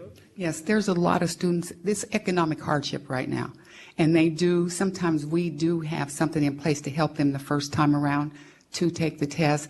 But then if they fail it, it's like we don't have nothing that we can do the second time around. They have to pay that fee on their own, and it's hard for them to pay the same fee when they only have to go back sometimes just for the Nevada law. And you also heard Mr. Landry say that the board pays that fee as well. You heard Mr. Landry explain that the part of that fee structure is based on the board has to pay the company the fee also. Can I say something too? I also heard him say that there's a consideration. We're not asking for it to be taken away. We're just asking that it be reduced. That's all. Right. It's not that we expect for them to go back for free, Right. but we just want it to be reduced. And so you heard him explain that the staff is attempting to have the board's responsibility reduced, and subsequently, if that were to happen, he was inclined to offer the reduction to the board for consideration. You also were. Okay. What is the cost to the board for he the said 50. test? Is it 50? $50, yes. Okay. For whether it's an original or re-exam, PSI loads the method that occurs. PSI loads the test electronically to the testing computers in our center. The students take the test, and then those tests are evaluated by PSI, where they tally the results and also do statistical analysis on that. Ms. Coleman, do you have an idea of where they're failing the Nevada law test? Like if there's an area? It's like it might be a word or two that there might not be understanding. And so what we're trying to do the last time I did the class with them is slow down, read it real careful, because it could be just a matter of one thing that they're speed reading. Are there additional questions of Mr. Landry? Not a question, but just a comment to the board. The board staff is currently under evaluation of the Nevada law test in particular, to make sure that if you are taking the test as a nail tech, as a hair designer, as an esthetician or a cosmetologist, that the test is designed for you, that there would not be questions that a nail tech would not have to know that a cosmetologist would. So that's currently under evaluation. I expect that will be, when we get later on in the agenda, when we ask for agenda items, that's something I would bring up at the November meeting to give you the results of what we've done and how we've modified it and hopefully improved it. Realistically, Mr. Landry, if any of those licensees were to be performing cosmetologist in charge duties, they would have to have a comprehensive understanding of the law. That's correct. That's correct. If they're in charge of a service that's beyond their salon. For instance, a nail tech salon that's only performing nail tech services, and they are a nail tech, they could then become the nail tech in charge, of the person in charge. So while the testing might be accommodating to them, they may find themselves in a situation where they wouldn't have a comprehensive understanding of the law. The law, when we talk about comprehensive understanding of the law will always focus on sanitation, infection control practices, posting your license, those things that are general to every licensee, but to those licensees that are practicing a specific branch of the service, branch of cosmetology, those would be focused on their particular branch. That's some of the complaints that we've heard from test takers before, where it was missed by one question. That some of the questions may not pertain to their branch of cosmetology. And yet it is the law. That's correct. And that's the test, is Correct. the law test. Right. I just want to clarify, just for the petitioner and for the board. So currently in the NAC, as Mr. Landry said, NAC 644.062 gives the fee that's required for the reexamination. And that is something the board can change, the regulations, and there's a process the board will go through. So I just want you to know that if the board does make the change, you'll hear more about it, because the way the regulation process works, the board would have to have a workshop and a public hearing on those changes, and then the board would vote to adopt those changes at a meeting. And so I just want you to know that to change regulations, there's several steps, and everybody will hopefully be aware. That's something the board does. They send out notices to multiple places when that happens. So just so you know, and the board, of course, would welcome and encourage you to come and participate at those events to make sure that the changes are what you're hoping to see. Will. Yeah, and also just so you know, until the change is made, the fee is what the fee is. That's the other thing. Okay, as long as I just wanted to, that's why I'm here, just to present it so it can be looked at, and there will be hopefully possibly a change. So. Was there any member of the public that wishes to speak in support or in opposition with Ms. Coleman? Please. And if you could just please state and spell your first and last name.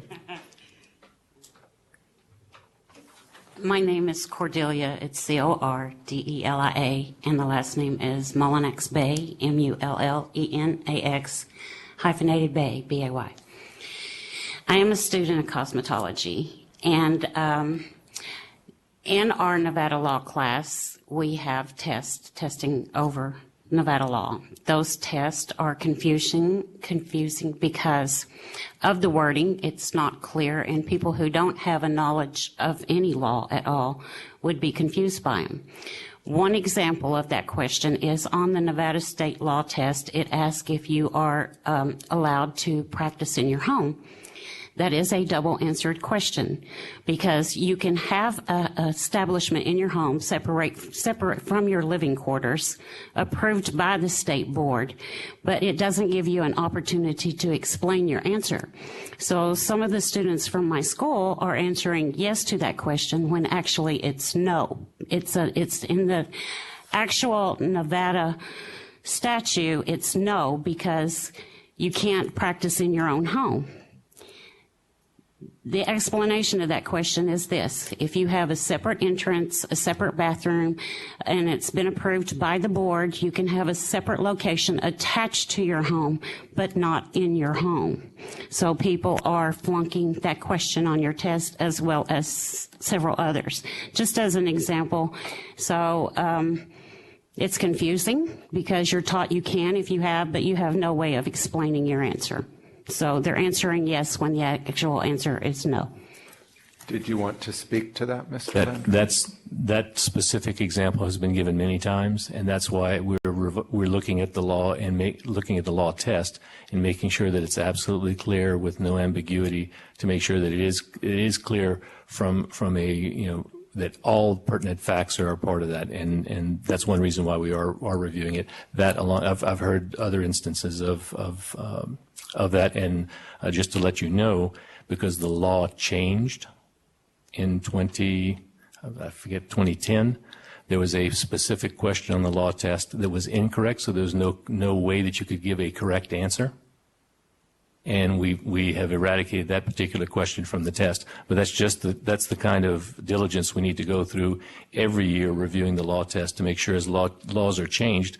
Duplicate license would be a prime example. As that gets put into the law book, now if we had a question on duplicate license about what was required to get a duplicate license, it can be for any and all reasons. Whereas in the past, it had to be lost, stolen, or mutilated, and you had to sign an affidavit. So those are just specific examples of, if it's in the law test, we have to make sure that it's in the current law, that it is factual, and that the questions are not ambiguous. And we're going to take a very tough look at the questions and making sure that there's no ambiguity for those questions. Mr. Landry, are you looking at it as a case-by-case basis? Because if I heard Ms. Coleman, she indicated that some folks are not passing that law test and then not going into the profession, and if it's based on an error of the exam. The only error of the exam, we've only found one so far, and that, like I said, that occurred about 2 weeks ago, and we eradicated that from the test. We don't have, because it's administered third party, so that it would be impartial to us. The PSI, the testing, we're not sure of exactly how many tests may have been missed by one question on that specific question being on the test. There's a group of questions that are asked at random from a list. So not everyone gets every question. That way the tests remain different for each one. There's not a transfer of knowledge from student to student. But those are the we're definitely looking at. It's a very serious issue. We take it very seriously at board staff, and we are investigating and looking at it as we speak. We did receive we have the list of the questions that are on there now. We're analyzing each one of them. Thank you. Mr. Hoffman. I'd like to propose a motion that in this particular situation with a second test exam, that we charge the $75 so that we can help alleviate some of the problems of the economic hardships that exist for licensees. And you realize that that's a regulation, so that will right. go Well, through. it says 75 to 200, so within the letter of the law, if we can help the best that we can, I don't see a problem with that, especially in a second test situation. These people are trying to get licensed, which is the whole reason why we're here. We just had a bunch of unlicensed activity. I'd like to encourage that. I think a license is way better than not, especially if it's the difference between somebody getting into our profession or not. Mr. Landry? And just to reiterate what Ms. Bradley had indicated, you can move today to move in that direction. That would then become a part of the Nevada Administrative Code review and revision, so that we could propose that and go through the workshops and do all that. The problem in today's world is it couldn't take effect immediately. But if board gives us that direction, we can certainly move in that direction. Well, I would like to see the board go in that direction. So, do we vote on that? I'd second. No, it's For a for voting. possible action item, and so certainly if the board believes changes are needed to the law in this regard, the board can direct staff to do that. I know there's some other regulation changes that we'll need to be looking at as well, and so maybe Mr. Landry, I'm sure he does have a list of those changes already, and so he can add this to his list. And also, there are still some regulations outstanding from last summer that we need to go through the next steps so that you can adopt them. They were the cleanup language that there's some redundancy things in your chapter. And anyway, so we have those still pending, and we need to get moving on those too. So there is a motion on the table. And I second He has to change the motion to. I think if you could change the motion to direct staff to proceed. Well, my understanding based on what the law is we can charge a maximum and a minimum. And my proposal for my motion is that on a second test situation, why can't we charge $75 for the test in a way that we can follow the letter of the law, but then also alleviate some of the financial burden on the people that are trying to be licensed in the state of Nevada? I think we have to have a hearing, don't we, to change that? Just to clarify, the NRS gives the range of 75 to 200. Unfortunately, for the board's action today, in NAC 644.062, subsection 7, it specifically states that you will charge $110 for reexamination. That's what Ms. Bradley is alluding to, that there needs to be a process of going through the revision of NAC. So we're putting it into action. Okay, so We're putting then it into I will action. withdraw my motion since Or the law amend it. states. Amend Okay, it to put it into action. There's no point in doing it. The 110 is what they pay now. This is amend the motion to have staff, direct staff to put this in motion. to rephrase this language to the 75 to 200. Okay, I'd like to propose a motion to direct staff to amend the language so that we can NAC 644.062. Is there a second? I second. So the motion has been made to have staff analyze NAC 644.062 to reduce the fee for examination within the parameters offered in NRS 644.220. And that was made by Mr. Hoffman. It was seconded by Ms. Zeziger. Is there any question, comment, or discussion? I have some discussion. Please. To the best of my knowledge, there's already a proposal that the staff has to amend many of the fees in the NAC code. And I think that we should address all of the fee changes and not just this one particular fee change. Okay, so this motion is on the table. There has been discussion that all fees be examined, and is that in the Law Review Committee meeting? No, this has already been done. The staff already has this done, to the best of my knowledge, right? You have a review of the different fee structures and changes that you'd like to make. Am I not correct on that? We're under that process. We're looking at all of NAC to make, again, anytime a law changes, we have to make changes in NAC, so we're looking at that now, and we are looking at everything in NAC. So the fees are one of them, but what we'd like to get on this is direction from the board. What we're doing is we're reviewing for consistency. We're not reviewing for changes to say a fee structure, because that's at board discretion, not at staff discretion. So if the board would like to direct staff that's the direction you'd like to move in, we can take that direction and go forward with it. Are there additional questions? Yes, please. A friendly amendment that we're going to look at all fines?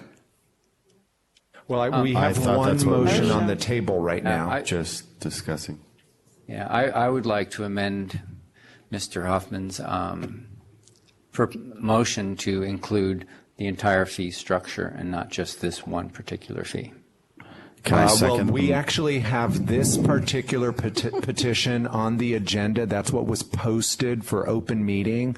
So I appreciate your interest in consolidation. That wasn't what was posted. This particular petition was posted. And this is the particular petition that you're going to vote on today, or not. Any other questions or concerns? Ms. Benaldi? Well, I know that there's a motion on the table. However, in NAC 644.040, a deviation from regulations in special cases upon application, the board will permit deviation from the provisions of this chapter if it finds there is good cause for deviation and to the ends of justice so require. So wouldn't this case fall under the 644.040? Ms. Bradley, would you like to speak to that?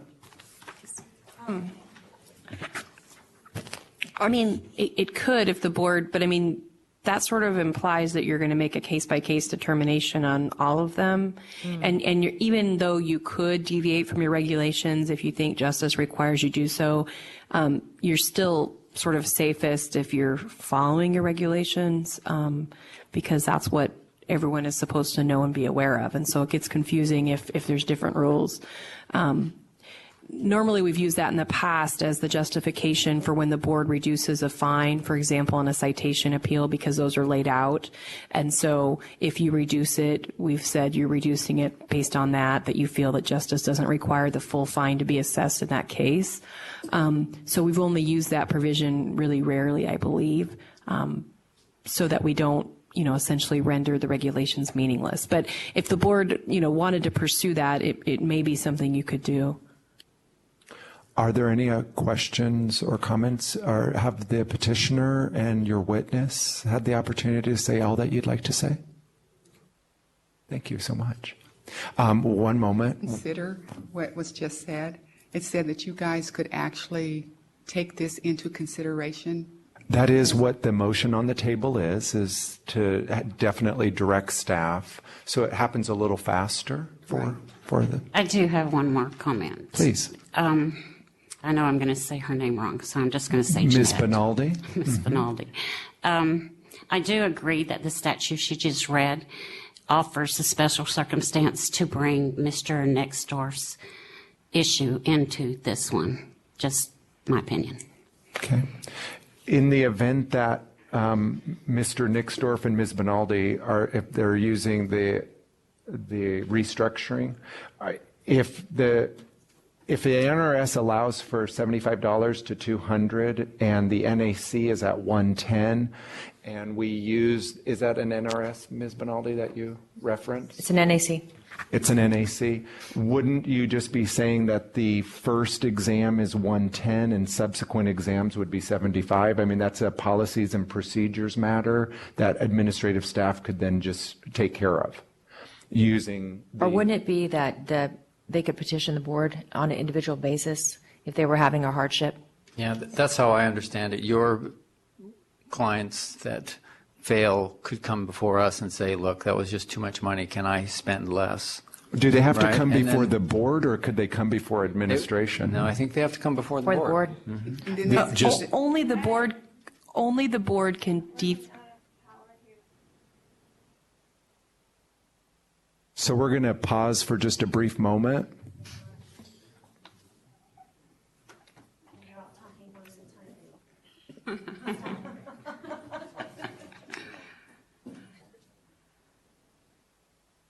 Could you restate that NAC, Jeanette?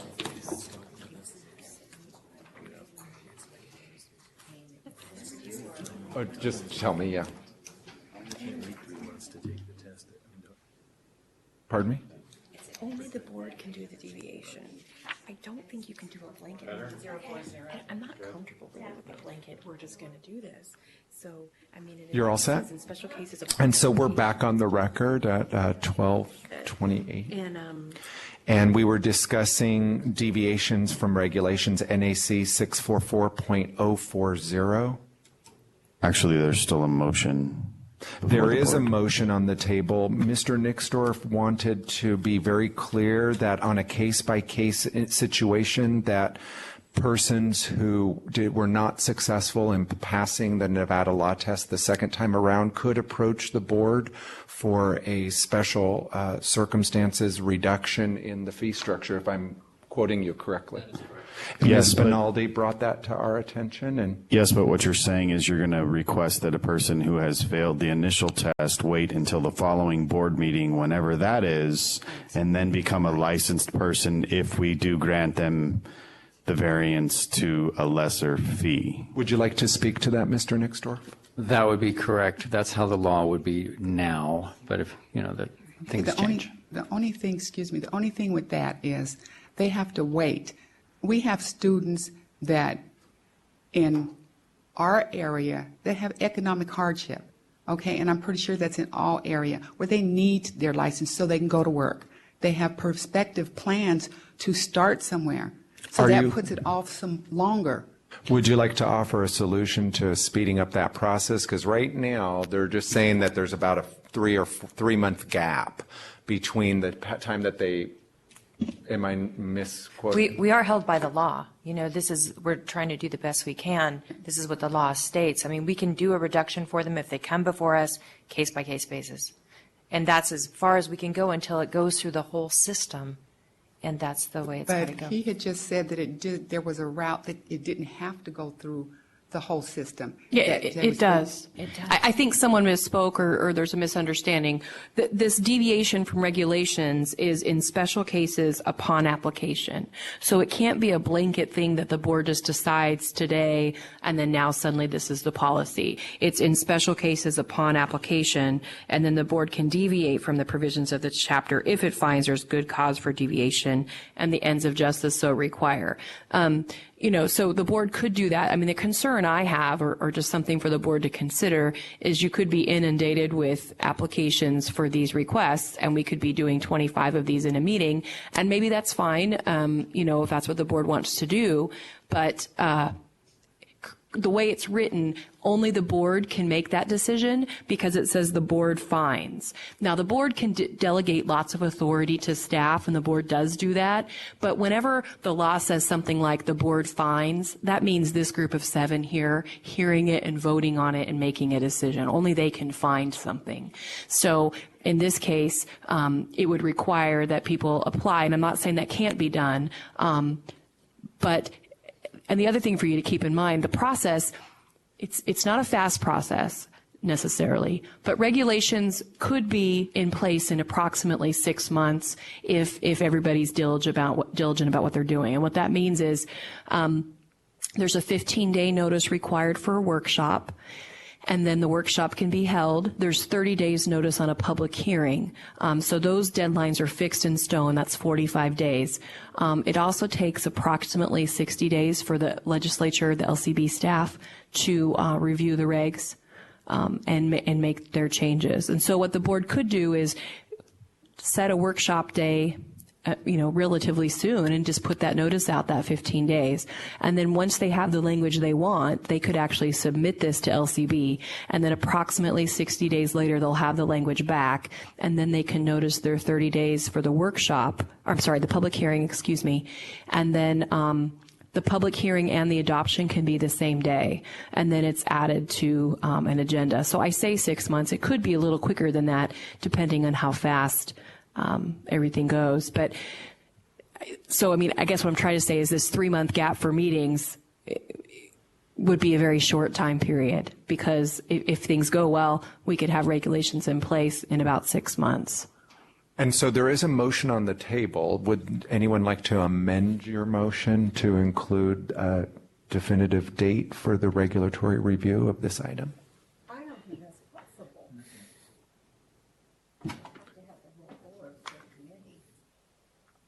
I thought regulatory. I think we should just approve. You need to. My opinion, we should approve what's on the board. Oh, I'm sorry. This is a little odd here. I think what we have already to vote for, and then let staff come up and everybody come up with dates and times that's convenient for everybody. I think to try to throw it out there just with the time, I think what's on the board to vote on, we should vote on it, and then set everything up. I think we all understand that. And we're only talking about $35 here. So in the meantime, if you've really got somebody that does, come see me. I'll be happy to give them $35. I'm serious about that. Well, and just something for you to be aware of, too. Workshops don't require the board to be there. Normally, workshops are done by staff. And normally, we'd set the public hearing at a board meeting, so it's a meeting you're already planning to be at, and we'd have the adoption usually that same day. So really, it would be up to Mr. Landry to determine when the workshop should be, and, and he and I can work on that process. So anyway, just so you're aware, but I just want to let you know, assuming we get started on it, 6 months is how long it takes to do a regulation change. It should be less than that even. And it makes it simpler if you just do one. So if the board decides we have some high priority items, this is one, this is something that could be submitted maybe within the next 30 days to LCB to start working on. You know what I'm saying? And that speeds it up as well. And so if I'm correct in understanding, if the board is inclined to reduce the fee for subsequent tests or retaking of an exam, that the motion could be amended to reflect that administration begin the workshop process. Is that correct? Yes, and the motion is so amended. And does the second reflect that amendment? Yes, I second. And so the motion has been made to direct administrative staff to initiate the workshop plan and focus on NAC 644.062 for a fee reduction for retaking of an exam. Is there any question or concern or comments or discussion regarding that motion? I think the motion's too narrow. I think it should be broader. I don't think we should be dealing with one single issue like this. Right, but per the agenda item, this is the only thing we're dealing with today, though. I understand, but I don't think you're really dealing with. I get that. I get that it feels short-sighted. I understand that, but since we have the one item on the agenda, that's really all we can talk about. And then the workshop could include those others. We're directing them to work on a workshop on this one item. I don't think this item is priority enough. I think the motion actually is the workshop process with paying particular attention to this one. We can work on multiple items on the workshop as they're needed. There are things that don't need board direction that are confusing on NAC that we can bring up. The board has final discretion on approving or not approving any of the work that's done at the workshop. We don't make the laws. We don't change the laws. The board does. Absolutely. Yeah, at the public hearing, you would hear comments again on the language, and then the board is supposed to discuss the comment it receives, and then you vote to adopt or not. So, definitely you would decide. And I do know of, I think, 2 regulation files that are sitting at LCB now, and I'm not sure if a workshop was done because it was last summer when I know Mr. Gimno had leave issues with medical things, and so I'm not sure a workshop was even done on the 2 that you have sitting there. And one of them is legal cleanup language that I did. So anyway, what I'm trying to say is I think you have at least 2 others that should be workshopped also, so these could be included with that. So it wouldn't just be one thing, most likely. I think that this is something that should be fast-tracked, or however you want to word that.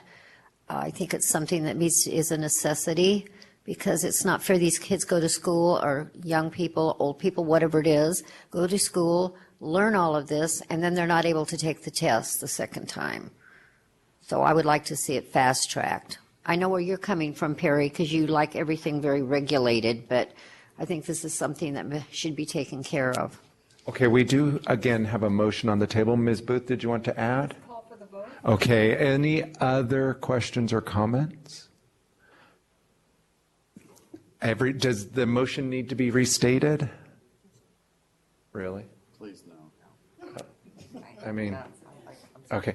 I think just for clarification, Ms. Long, the motion was to direct staff to review NAC 644.062 under the auspice of... For the review. Yeah, for the review, and then to direct the workshop process, or, to initiate the workshop process.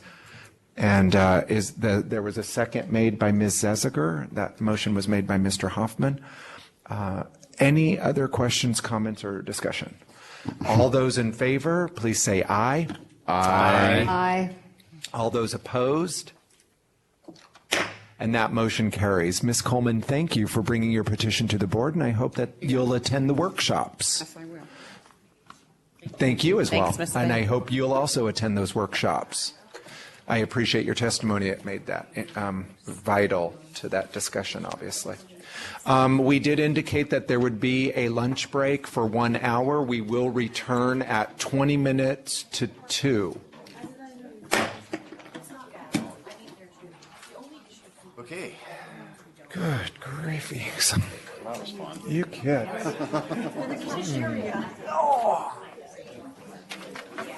Is this room secure? Is my luggage secure here? I think so. I'll leave my tablet here. I know I'm so bad. Huh? Oh, no, you're great.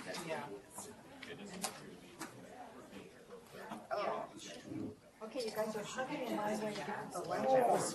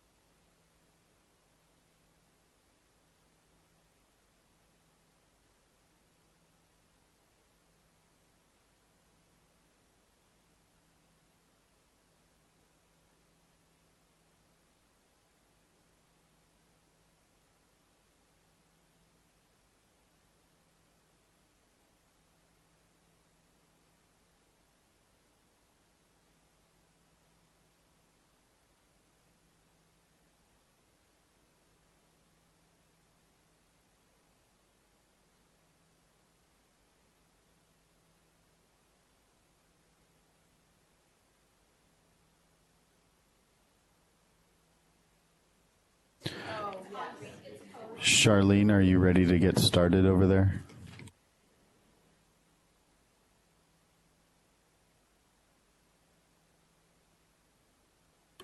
We're all ready. Thank you. Ms. Booth? We have one more member that we'll wait for another moment or two.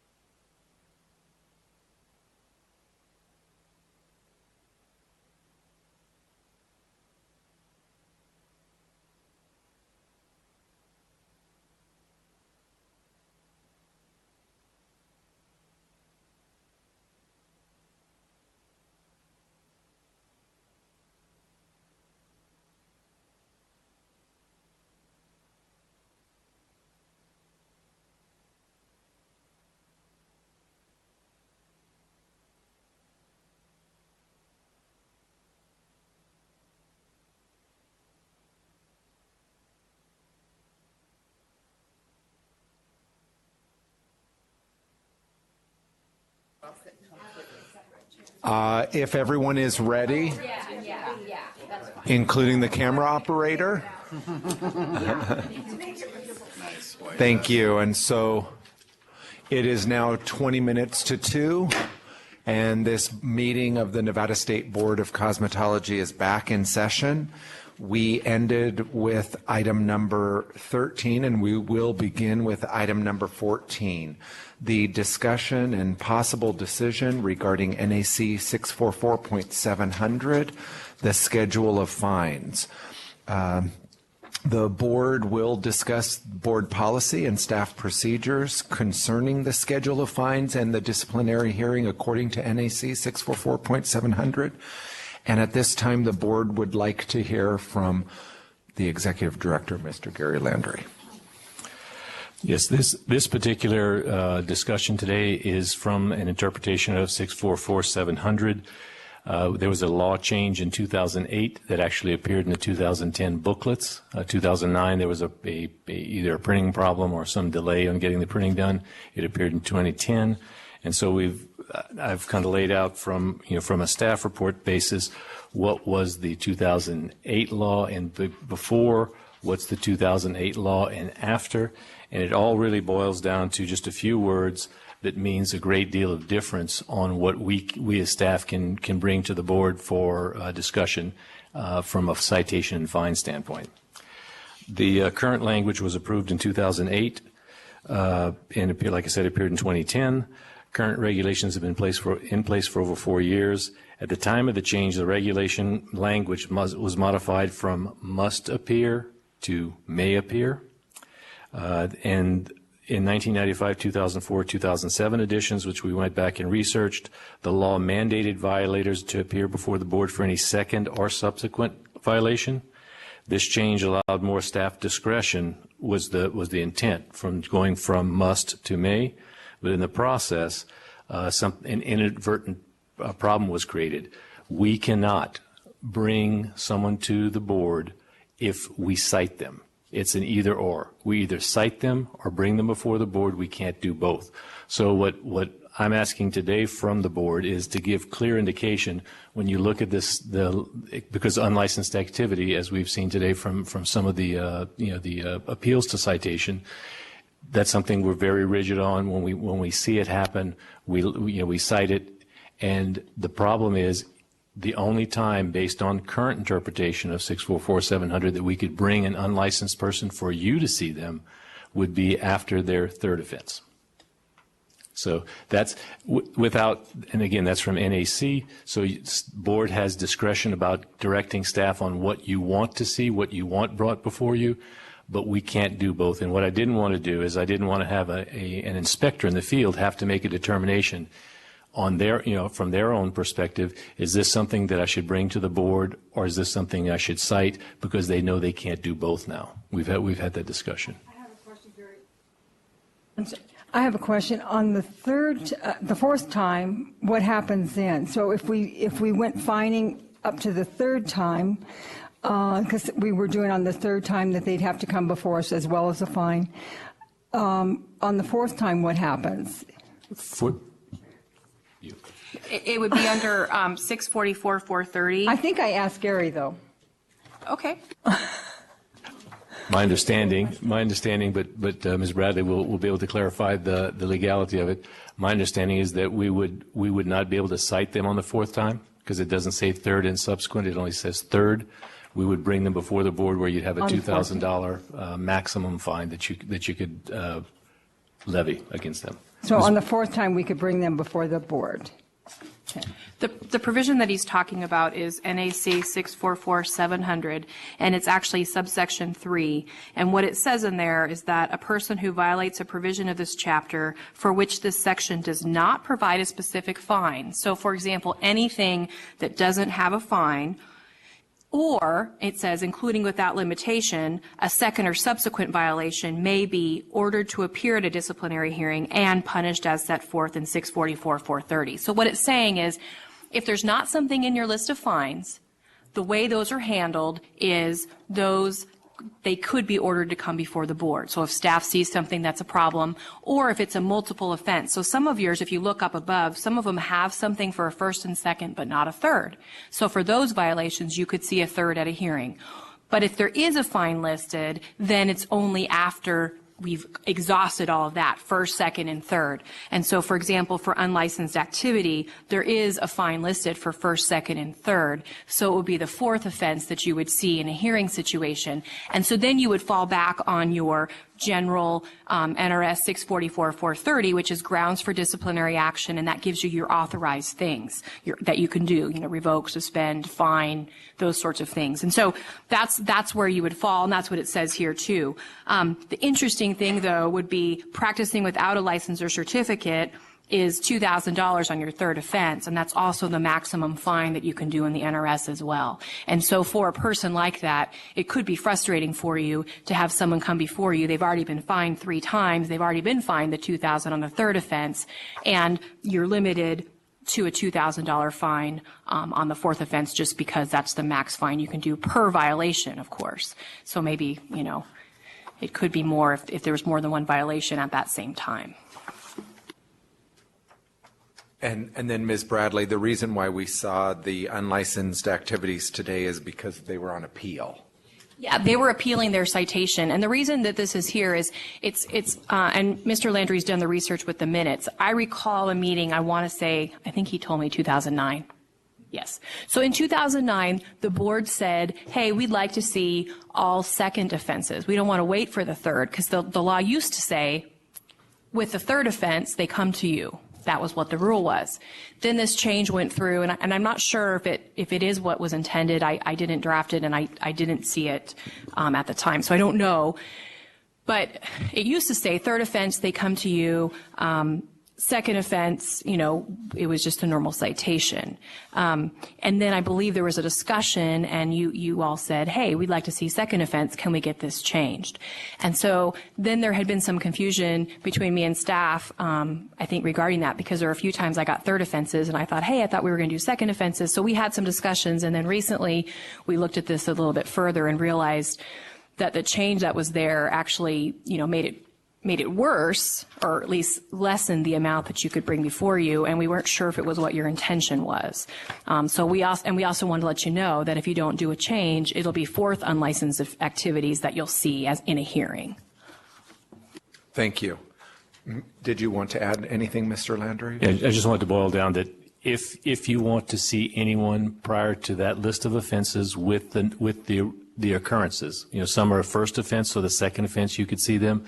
Some, like Ms. Bradley was talking about, unlicensed activity, we couldn't bring them till the fourth time unless the board directs us not to cite and to bring them before the board. We can do that, but we can't cite and bring them to the board. We can't do both of those in the same action or for the same offense. Thank you. Is there? Oh, please, Ms. Booth. If we bring them to the board, can we fine them, or we can't charge them a fine if we bring them to the board? The board can not only fine, but all the list of activities that are in our NRS, I forget what section that is, Sarah. It's NRS 644-430, subsection 2. So if you find a violation, that's where you can refuse to issue, revoke, suspend, fine, put on probation. Some of those things, though, kind of inherently assume the person's licensed, obviously revoking, suspending, but it's a $2,000 fine maximum. But you can do those things. And sometimes, too, there could be more than one violation at the time. So, for example, there's a case I know of where staff went to a salon. There was unlicensed activity happening, but there was also not a cosmetologist in charge. Normally, a cosmetologist in charge isn't something they cite for. It's not on your list. So it could be that if we bring it to a hearing, we would include more violations than just the unlicensed activity, if that makes sense. I just want to clear up. So we can, if somebody comes, like the unlicensed person came to us today, we made them come to us, then we still could charge them the $1,000. Well, if we were bringing them, not like today, because today was an appeal of citation. Yeah. If we had not cited, we put them on the agenda and say, we've not cited this person, but we're bringing them before the board for disciplinary action. Then it's at the complete discretion of the board whether they revoke, suspend, and or fine, or all three. I mean, if you could revoke the license and fine them, you can do some combination of activities from what I gather from the law, but you would then have full discretion. If we cite them, you will not see them unless they appeal the citation. That's the only way that you would see it. But then how do we, then, okay, if you don't cite them, then the person out there in the field says you have to come before the board for disciplinary action, and they have to come. So there's some kind of warning, some kind of ticketing process to tell them they need to come see us. I would draft a complaint and notice of hearing, and that would be sent to them. So staff would let me know that, hey, we have a case and we think it needs to come to hearing before the board. And so I would draft a complaint and notice of hearing. It would lay out all of the alleged facts, all of the alleged violations, and it would tell them you need to show up at this date and this time and this place.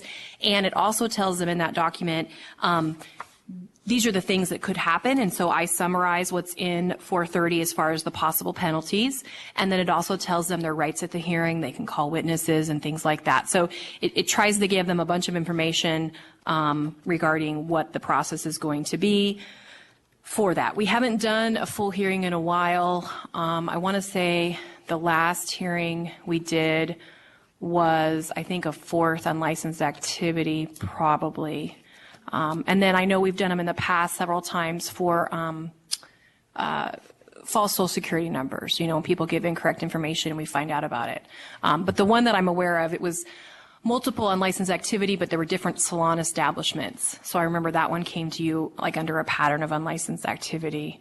But it's been a while. It's probably been since a year and a half or so since we've done a hearing. But yeah, I send out that complaint 30 days prior to the hearing, so that they're aware to come. And just clarification also, whether they show up or not, the board can take action. Their presence is not required for the board to hear the case and to take action on the case. Thank you. Is anyone in the public, would you like to make a comment regarding NAC 644.700? Either here or in the north? Charlene, does anyone in your area want to make a public comment? You could just shake your head or... Okay, thank you then. Any other board members, do you have any discussion or would you wish to propose a motion? I had a quick discussion on just some verbiage. I mean, are there certificates still issued by the board versus license? I think they're the registration. A registration I think it's for the certificate? braiders and it's also for the threaders. Those are considered certificates of Certificates, registration. not a licensure. Right, because they're just registering. We don't license the hair braiders. We only give certificates. I mean, excuse me, I'm sorry. We license the hair braiders. We don't license the threaders. The threaders are certificates. The hair braiders, we do license. Certificates. One last question, I'm sorry. This isn't my quite all right, Ms. Booth. field Go right here. ahead. So as I'm understanding it today, and I can maybe start it as a motion, how's that? Basically, that staff would write all the tickets, and on the fourth offense, they come to us. Is that what you're asking for, that kind of direction? No, that we actually don't need direction on. That's the way it stands now. We were asking for direction. If you wish to see anyone sooner than this schedule of events, like you did in the 2009 board meeting, you need to give staff direction that on the second offense, on the third offense, whatever you deem on unlicensed activities or any other activities, those are the ones the board wants to see. Otherwise, we will follow this as is written in the NAC. And NRS reference. And I think the inspectors are out there in the field, and they're the ones that really should be writing the tickets, and then on the fourth offense, they can come in and we can rake them over the coals. No. But I think that to comply with the law, so for myself, I'm fine with it being that way. Ms. Booth, were you going to frame that in a motion? Do we make a motion? I'll do that. I'll make Mr. Nixdorf? Okay, I don't see any reason to fix something that's not really broke, so I'll make a motion that staff continue to follow the rules that they've been following according to 644-700. And I'll second that. Is there any discussion or questions or comments regarding the motion on the table? The motion on the table is to instruct staff to follow NAC 644.700 as written and interpreted, made by Mr. Nixdorf. It was seconded by Ms. Booth. Any other questions, comments, or concerns? Discussion? Then I'll ask for a vote. All those in favor, please say aye. Aye. Any opposed? And that motion carries.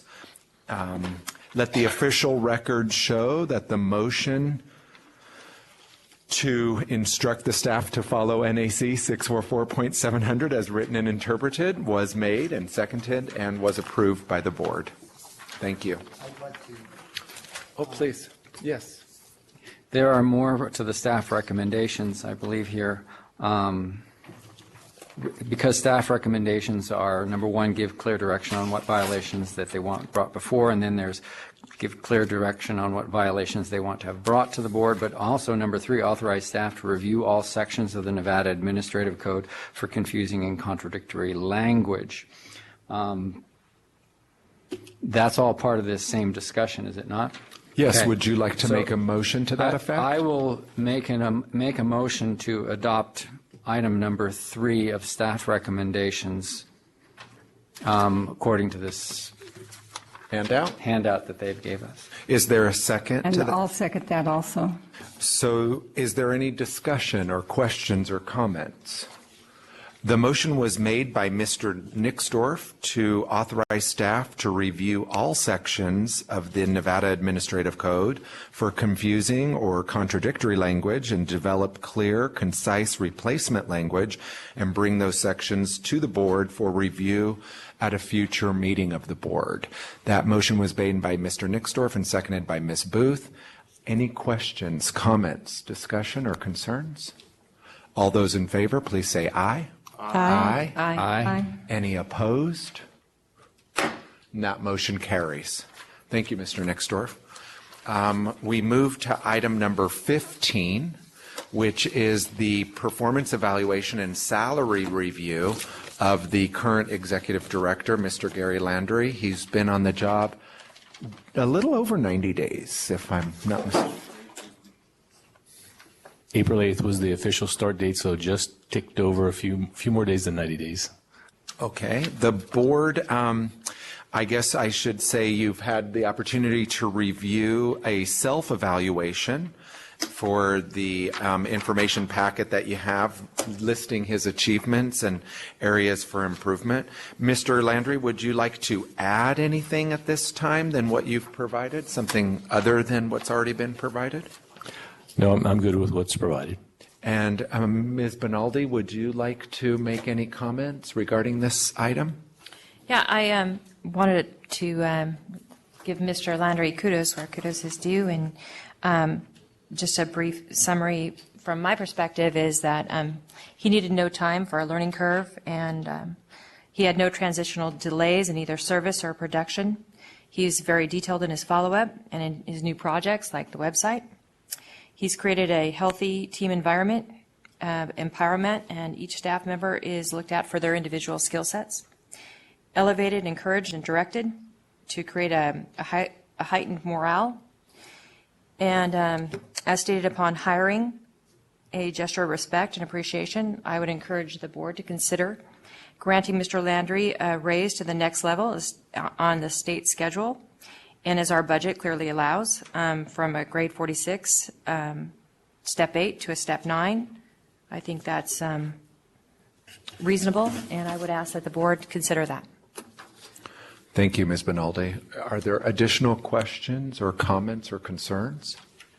Mr. Landry, has there been an opportunity to have any evaluation done by your staff of your performance, or is that something that you don't feel might not be necessary? Or Actually, I gave staff my Myers-Briggs personality analysis to all management staff, so they could see, which I thought was pretty spot on from my perspective and my wife's perspective, and so I let them have that. And one of the things that we're going to be doing is 360-degree reviews, which I did at Tech Data Corporation, and that's to allow the board to review me. There's no other executive directors in the board.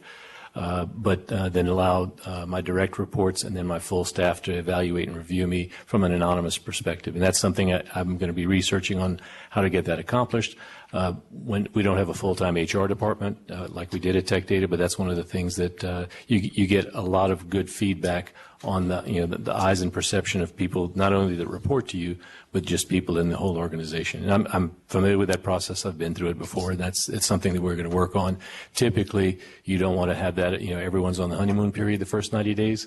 So what I'd like to do is have that done at my 1 year annual review, and have them have a better chance to know me when I may have implemented procedures that they may not agree with. Like I said, it's the honeymoon period. The first 90 days, everything looks pretty nice because it's not a whole lot of change, but there are changes that are needed and changes that we'll be making, and I'd like to have them have their input after those changes are done.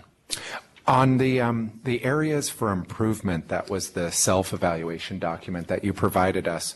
Were those based on comments that staff made to you, or were those just based on your own personal opinions of your performance? That was based on personal opinion of my performance, and also for things that I am not comfortable with, or don't feel like we have our hands around from an agency perspective. Things that I need to work on. Has staff given you any verbal strengths or weaknesses to your performance? Other than at management meetings where we talk and share ideas and information, and my management style is not to demand consensus, but to work to consensus. So we're pretty open about when we don't agree with something or do agree with something, and like I said, we don't always agree on everything, but we work to consensus, and we execute on that once we reach that. Thank you. Does any other board member have any questions, comments, or discussions regarding this item? Ms. Booth? I'd just like to say I think you've done a great job and appreciate your effort and your time. I have to say I absolutely love the weekly updates. I think it keeps me involved. I think it makes me a better board member.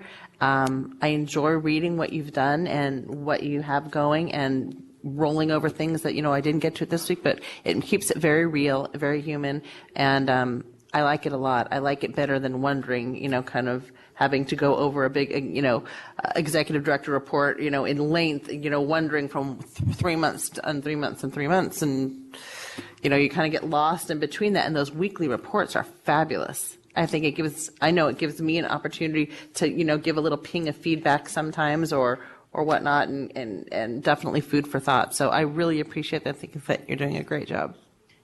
I also want to make a comment to Mr. Landry that when you were hired, one of my biggest concerns was follow-up, and I just think that you've been exemplary in that. I think you've gone back through and you've researched minutes for information. You've also been very instrumental in making sure that you're communicating well with Ms. Bradley to do the appropriate follow-up that I felt was slightly overlooked in the past. So thank you for that. I'd like to comment, the one thing we kept bugging you about was budget, and you've made a great improvement in that. And by our treasury reports, and from the things that I see, all the credit, the credit cards, the checking accounts, everything, it's amazing. And I appreciate that very much. It makes my job easier, and I'm sure it makes Deborah's job easier also. You do a fabulous job, Debbie. Thank you, Ms. Essiger. Does any board member wish to propose a motion concerning Mr. Landry's performance and salary? Well, I had one more comment. Oh, before. please. I, too, believe you've done a great job, and my vote is not a reflection of poor performance or anything like that. Thank you, Mr. Nixdorf. Anyone would like to offer a motion at this time or propose a motion? I'd like to make a motion that we increase Mr. Landry's salary to the next step, still maintaining, of course, the highest grade at 46, but step it up to level 9, which is a monetary increase of $4,463, totaling $107,114. And I'll second that. Is there discussion or questions or comments regarding that motion? The motion was made by Ms. Benaldi to increase the Executive Director, Mr. Landry's salary and step grade from 46, step 8 to grade 46, step 9, and that was seconded by Ms. Booth. Any other questions, comments, concerns, or discussion? All those in favor, please say aye. Aye. And those opposed? Nay. That motion passes. Let the official record show that the motion to increase your salary to grade 46, step 9, was made and seconded and approved by the board. That will bring us to item number 16 regarding the memorandum of understanding, which has expired with the Attorney General's office. In your packet, you have a letter dated May 22nd, 2012. And in that, it has the memorandum of understanding, which was dated the 7th day of December, 2010.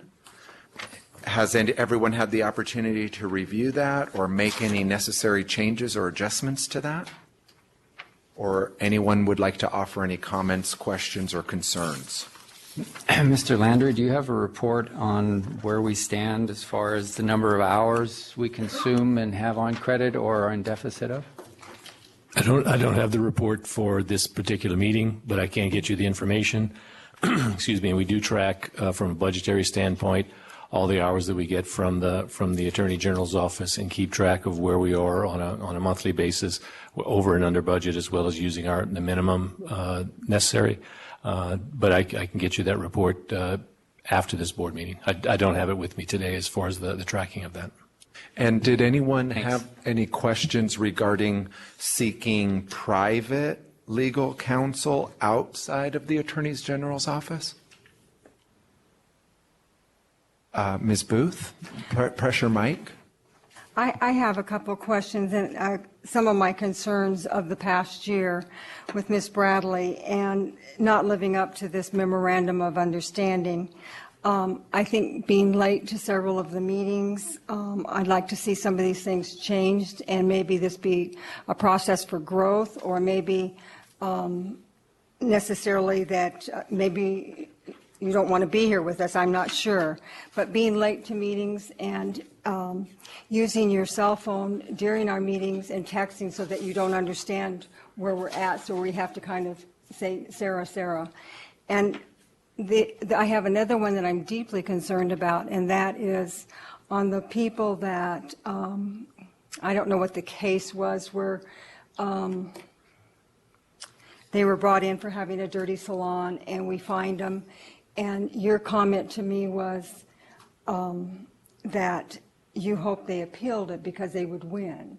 And my concern is, how are you going to be able to take care of that case if that's what your true feelings are? And that's kind of concerned me there, because come to find out, I did ask if they had been paid, and I was told they paid. Well,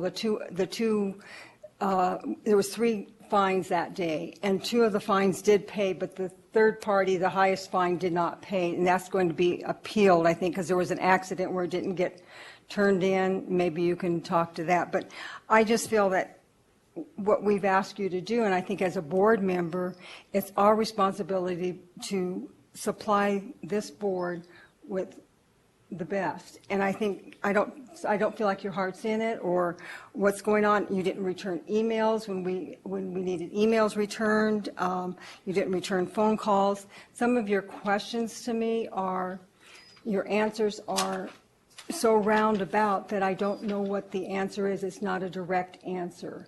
And I think that was one of the things when we went to Mesquite, that we asked that you give us direct answers, and we kind of talked about that with you.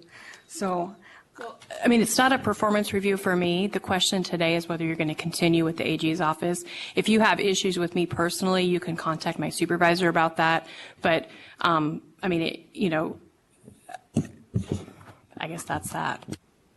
And the other concern, I don't recall what I said to you, but you do want to be careful about things that I say to you in private and confidence, sharing them in a public open meeting, because then that would waive confidentiality on any statements I made to you. So that's the other thing I would like to add. I know that when you're working with the law, sometimes trying to take a look at all different sides in order to formulate the decision is probably one of the most difficult things to do. I guess when I look at the memorandum of understanding from the Attorney General's office, it does seem appropriate for us to renew that contract. Does anyone have additional questions or comments regarding that? I do have an additional question. There are times when we as board members request information from you directly. Where exactly is that addressed here? I mean, I read this and it says answer inquiries related to personnel issues, litigation-related matters, legislative issues, things like that. But if I have a question, as I've had in the past, where does this memorandum prioritize whether you answer me or whether or not you answered through Mr. Landry? Those kind of things. It was always my understanding, Mr. Nixdorf, that your question should be addressed to Mr. Landry. If Mr. Landry has questions on being able to get the answer to you, he would approach counsel for that. Thank you very much. We streamlined that question on the last meeting where we instructed Mr. Landry to be the liaison with the Attorney General's office, if I remember that correctly. And I think also in his last weekly update, he does make mention, if you need to, like for the educational summit coming up, he does instruct us, feel free to contact Sarah's office directly. He will instruct us when and where to contact her, or if it's going through Gary directly. Yeah, with all due respect, I'm asking Ms. Bradley. I don't see that specifically mentioned in here. I mean, the interesting thing being an attorney for a board or an agency is I'm really the attorney for the entity, no one person. However, obviously many people make that up. So in other words, 7 of you constitute the board, and Mr. Landry is your representative. I do my best to answer inquiries from everybody that I get, regardless of public or employees of agencies or whoever's contacting me within a few days. Sometimes it's more challenging than others depending on what my schedule is and if I'm in the office, et cetera. So I do try to always respond to you when I'm able to. And the other thing too that keep in mind, sometimes I'm put in an awkward position when I get a request from one board member, for example, because it's a question of what should my response be in light of being the attorney for the full agency, and do I need to share this with the full board or not, or how does that work? Because what can't happen or what shouldn't happen is one board member asks me to, prepare a memorandum, let's say, on a legal issue, and just share it with that board member because I'm, again, the attorney for the full board. So it's not that I couldn't prepare the memorandum if one person asked me, but it's harder to do that because it's something I should be sharing with the full board. And of course, anytime you all ask me anything, I am spending board money. And so there's that issue too. And so I'm not sure if I'm even answering your question, but I guess the idea is I try to respond to all of you. I try not to put anybody above anyone else. Sometimes I may think a certain question's easier or quicker to answer, and so I may respond to that more quickly. Yeah, my question was more on this list of understandings here, this memorandum, which item would that fall under for the most part? I'd say maybe day-to-day legal advice. I mean, if you're asking me a question of how does an NRS, for example, apply, to me that's a day-to-day legal advice regarding duties and responsibilities of the board, possibly. When I think about, a lot of the things on here are sort of geared, I think, to working with staff. So, for example, answering inquiries, those are probably things staff's going to ask me, and I'm going to look the law up and give them an answer. Ms. Bradley, I'm going to interrupt you for just a moment because, Mr. Landry, I thought we were very clear that you were the contact person for that billable hour, that individuals were not to be contacting Ms. Bradley or the Attorney General's office because it did translate to an expense.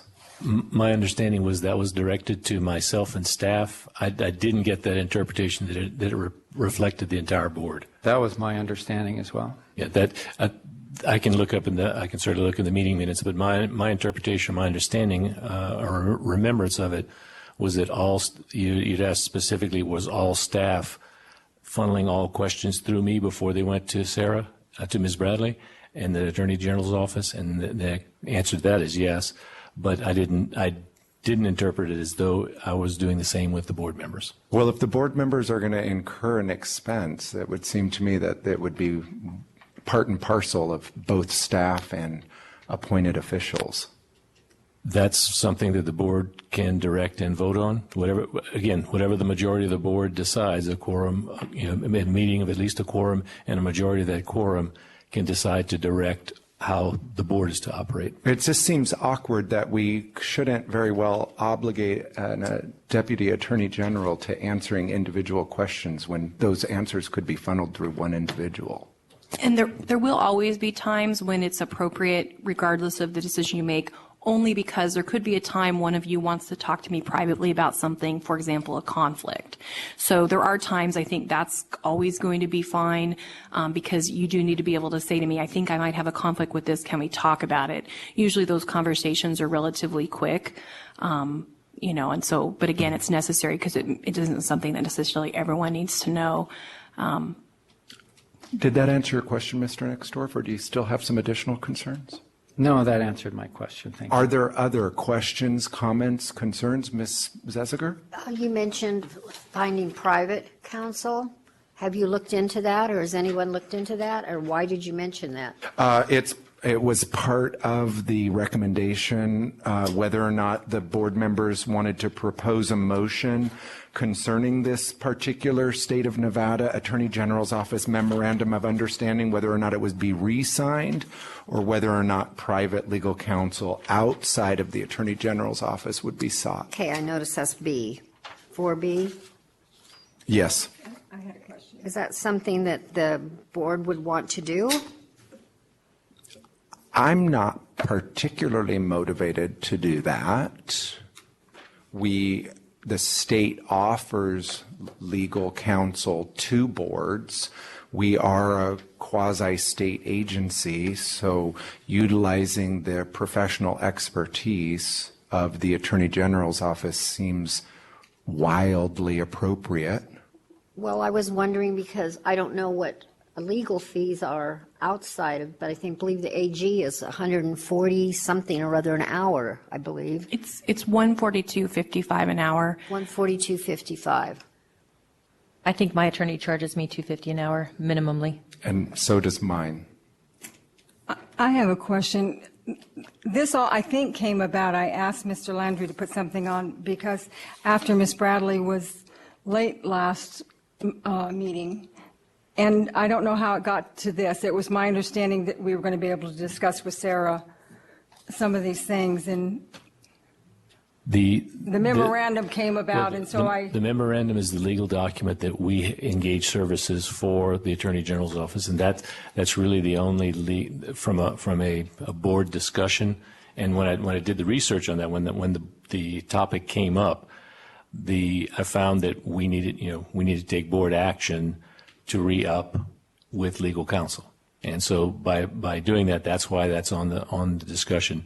Ms. Bradley is correct on the discussion of of particular performance or of a particular person that the board would like to have represent them. That's something that we would have to speak with the Attorney General's office directly.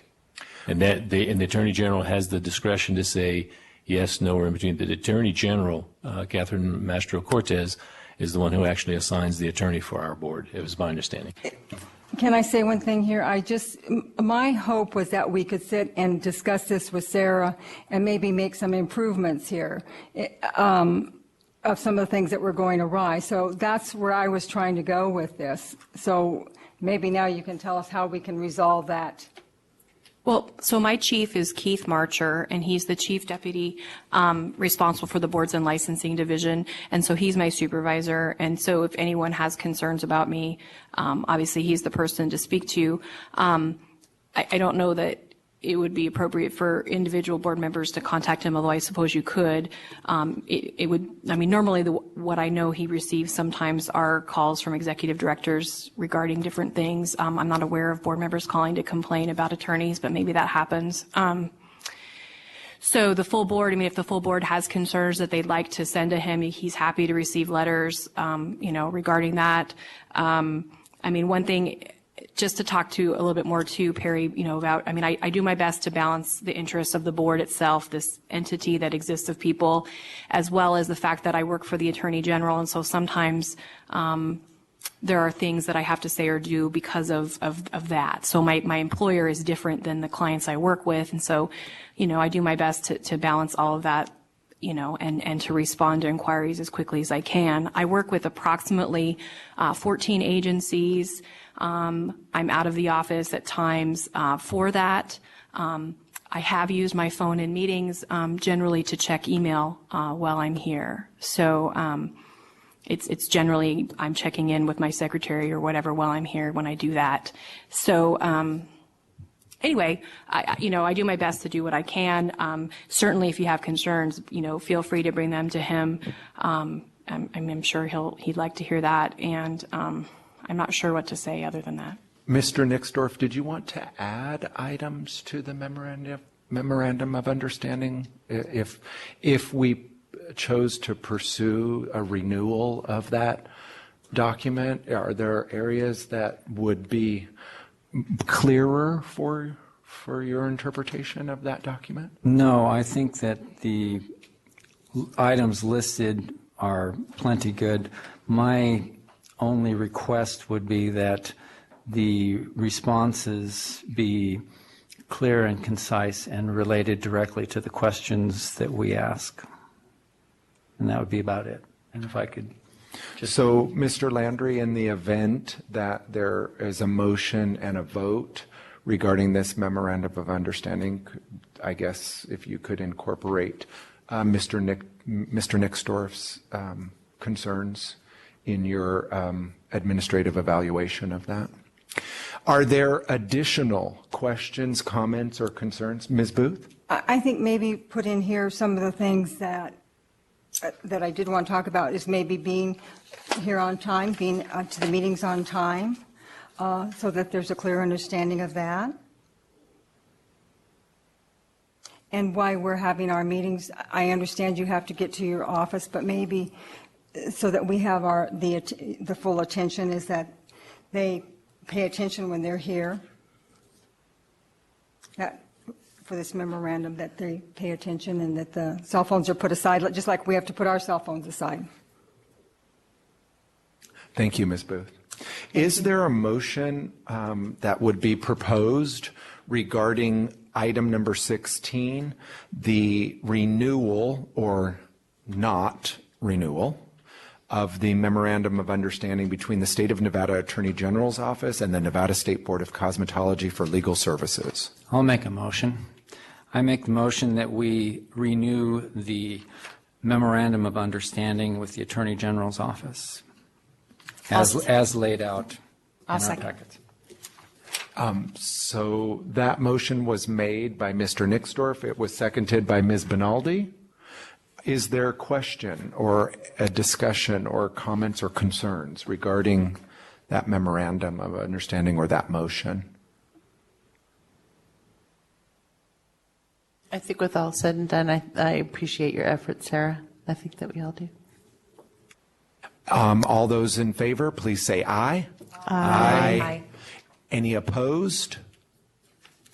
And that motion carries. Mr. Landry, if you would let the official record show that the motion was to renew the Memorandum of Understanding with the State of Nevada Attorney General's Office and the Nevada State Board of Cosmetology. And I believe that there were some additional administrative concerns that Ms. Booth brought up and Mr. Nixdorf brought up. If you could also address those with Mr. Marsher and then be sure to satisfy those concerns of those board members. That motion was made and seconded and approved by the board. So just to give you an update, because I know that this memorandum is old and the letter is also from 2012, I did speak to my supervisor about it, and I think a letter will be forthcoming wherein you can either say we want the same as before or not. And I believe, Mr. Nixdorf, you may have asked the question about the hours. I know it says 8 hours minimum on there. I believe that you've just been being billed for whatever I bill for that month. So, yeah, I was curious on that, because my understanding was that we were billing you on a per timely basis, right? It is. We don't have like a flat fee and so on and so forth. No, the reason it's written like this, it was supposed to help, I think, the AG, the idea was it would help the AG's office budget, that we would know, for example, we were going to receive 30 hours a month, let's say, total. And it was to help you budget as well, like, okay, this is what we're anticipating. But I think it's probably pretty rare. I'm not saying there aren't months that I'm under 8, but it may be more rare that it's under that. And I believe accounting has just been straight billing whatever it is. So I don't believe there's any issue with that, but certainly we can get that information to you. I do see the billing statements, and it's my understanding that's what's also mailed to you. And I've never seen an $8 minimum. It's always exactly what I've entered, whatever that may be. Right. Now, I've never seen a billing statement from you. So that's got to go to staff, and then it just sort of ends up there. Anyway, I was just curious because when I read that, it was news to me that we pay an 8-hour minimum per month. So, and if that's okay, I mean, that's okay. I don't really care as much as that because I think it's all kind of washes one way or another. So thank you for that clarification. Thank you, Mr. Nixdorf. We had pulled aside the strategic plan framework, the balanced scorecard methodology from August of 2013 from the consent agenda, and we moved it to our next item, 16.5. Mr. Nixdorf, would you like to begin with that? I would. Okay. Congratulations on doing this. I love strategic plans and future vision, and I mean, well done on this, okay? I did have a few concerns about the vision that you spelled out in your balanced scorecard mission, vision, themes. Anyway, so I'd like to read to you from the Nevada Board and Commission Manual, page 4, paragraph 2, sentence 2. It says, the purpose of professional licensing is to protect the health, safety, and welfare of the public by assessing minimum educational and experience requirements for initial entry into a profession and by enforcing laws and regulations to ensure continued competence and ethical behavior on the part of professional practitioners. Your vision is for world-class cosmetology services. I don't see that those two items are in alignment. And I would like to see that your vision be modified to be more in alignment with initial entry into the field of cosmetology versus trying to create world-class cosmetologists. Not that I don't want world-class cosmetologists in Nevada, but as our board goes, I think that that's stretching it. So we need passable. All I'm asking is that you review this and make this a little more in alignment with the minimal educational and experience requirements for initial entry into our profession, as well as the clean, sanitary, infection-free environment and all that kind of stuff. I have no problem with that. And then cosmetology students have the highest pass rate in the United States. I have a little bit of a problem with that because if we dumb down the test, we can certainly get everybody to pass. So, and then we can accomplish that. Yeah, actually, we can't modify the test. The test is a nationwide test administered by NIC. Yeah. So that is kind of out of our hands, but I do understand the concept. Yeah, and it's a little bit, I mean, we're there to enforce the laws and rules that are there. And theoretically, if we enforce those rules and regulations, hopefully that will pass down and become high pass rates for our licensees. And then on the third item, licensees have the skills and opportunities they need to achieve their individual dreams. Sounds really beautiful, but I think it's superfluous. And I don't think we as a board should worry about the individual dreams of our licensees. I think we need to be more concerned about them following the rules and regulations as laid out. Mr. Nixdorf, So I do feel, though, that part of the respect of our licensees, being respectful of our licensees, means that we are taking into account what their expectations are. Certainly. And Could I finish? Please? Well, And I then wanted would to give you- address. I would be very happy to address and listen to any commentary you have after I complete my proposal. Thank you. Please continue. All right. Okay. Under creating value, under licensees, you have publish an online calendar of industry events. I think that's pushing it a little bit to make us a clearinghouse for industry events and so on and so forth, unless you're talking about within the parameters of the state government and our events, and I'm not sure we have any of those. Licensees, innovative services, publish an online industry news center. I'm not sure that that has any regulatory. I would be remiss to agree with that one. And other than that, those are all of my critiques I have of your strategic plan framework. I would welcome any other discussion at this point. Do you wish for me to comment on those, or do you want me just to note those? Because I can either comment or note, whatever. I would just like you to note those, and I'm assuming this is this a final document or a proposed or not? This is a proposal to the board to use this as a framework. The actual hardcore stuff is what you're going to see in the balanced scorecard in the back, where we actually put individual measurements and we start measuring that and reporting that to the board. This was just to identify those areas that we would need. Again, from a broader standpoint, mission vision is typical on a strategic planning process where you envision what you want the future to look like, whether it's administratively or legislatively enabled is another issue. But this is the vision is just what you see for the future of Nevada cosmetology. And the actual strategic plan itself, the core of it, is going to be presented at the next board meeting, assuming this with modifications gets passed, for the board staff to continue working on the specifics of it. This is the framework. So then just make a note of it. You don't have to comment on it at all. Just those are my comments that you can take back with you and evaluate, and those are the ones I'll be critiquing more critically if they're still in there when you bring me the final version. I'd like to make a comment too. Oh, I'm sorry, Linda. Go ahead. I agree with Perry on the world-renowned. I think our goal should be to make sure that everybody's educated to the best of their ability. And maybe with the dream, that portion of it, to their potential, that we educate everyone to the best of their potential instead of what their dreams are, but what their potential is. That would just be my recommendation, but I think world-class might be a little too lofty for us. I don't think you should sell people short. It's a vision, and a lot of people have visions for their life that maybe someone else knows it isn't going to happen, but that person believes in their heart that it is. So it seems to me that you set your goals high, whether they reach them or not, or whether I think they reach them is not the problem. It's whether they feel that they've reached them. So I like it. It's my comment. I too like it, and I like the word dreams a lot.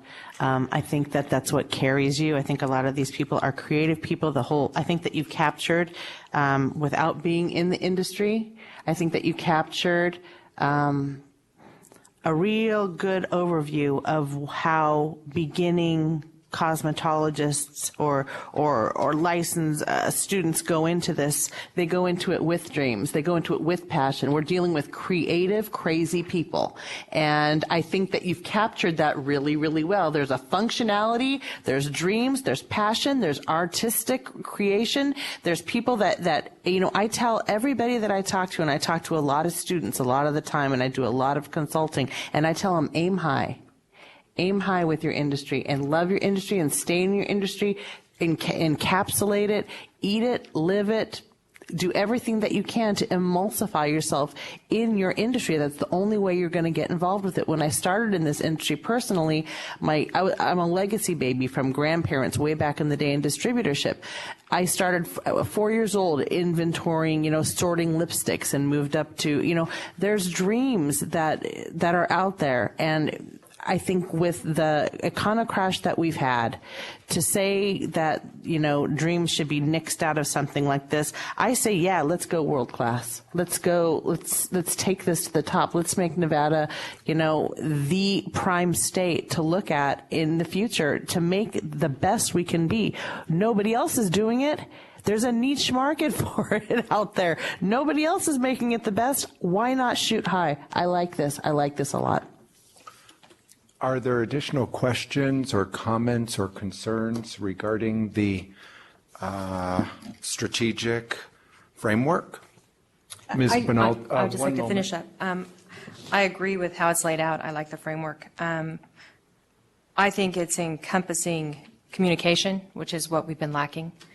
And I think that's been a problem with these people not even knowing the law is a lack of communication. So I think that the availability to have a lot of these interests available on the web or through the board office it's a low bar. I think we have to aim higher. So I think that's world class considering the market we're in. So anyway, I appreciate that very much, and I really want to know where I could get this and steal it. So it's really great.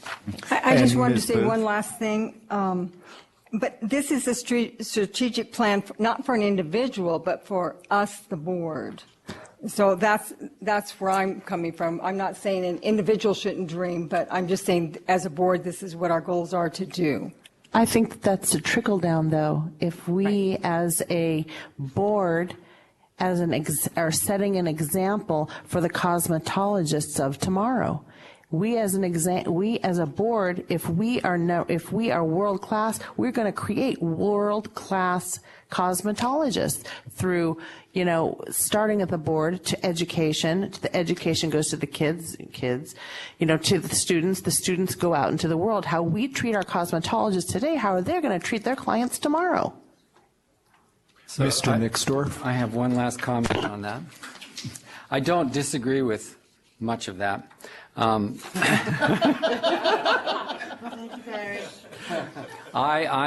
all for improving the status of our industry and building better lives for all the cosmetologists and so on and so forth. But I'd like to reflect back here on what the Nevada Board and Commission Manual talks about. And it says here, generally the statutes and regulations which are enforced by boards and commissions are enacted by the state legislature to protect the general public or some specific identifiable sector of the public. Therefore, as you conduct your duties as a member of a board or commission, it's important for you to remember that the primary purpose of your board or commission is to protect the public, particularly in light of the fact that this purpose may sometimes be at odds with the interest of the industry or profession in which you earn your livelihood. Being a board member may often be a difficult job, and you may be called upon to make difficult decisions. And when we create something like a strategic plan, generally what happens is we create policies and we create actions that follow this in order to implement this. And what we do is we recommend laws and regulations. And I'm afraid that you start aiming high for our industry and we then create rules and regulations that lower the people that come into this profession. We want lots of people in this business, in my opinion. I welcome everybody in this. I think the bar is already a little bit too high for most people in a variety of ways. So I'm afraid that when you create language that aims high, you tend to create a lot of rules and regulations, and then you become an over-regulation kind of a board and become too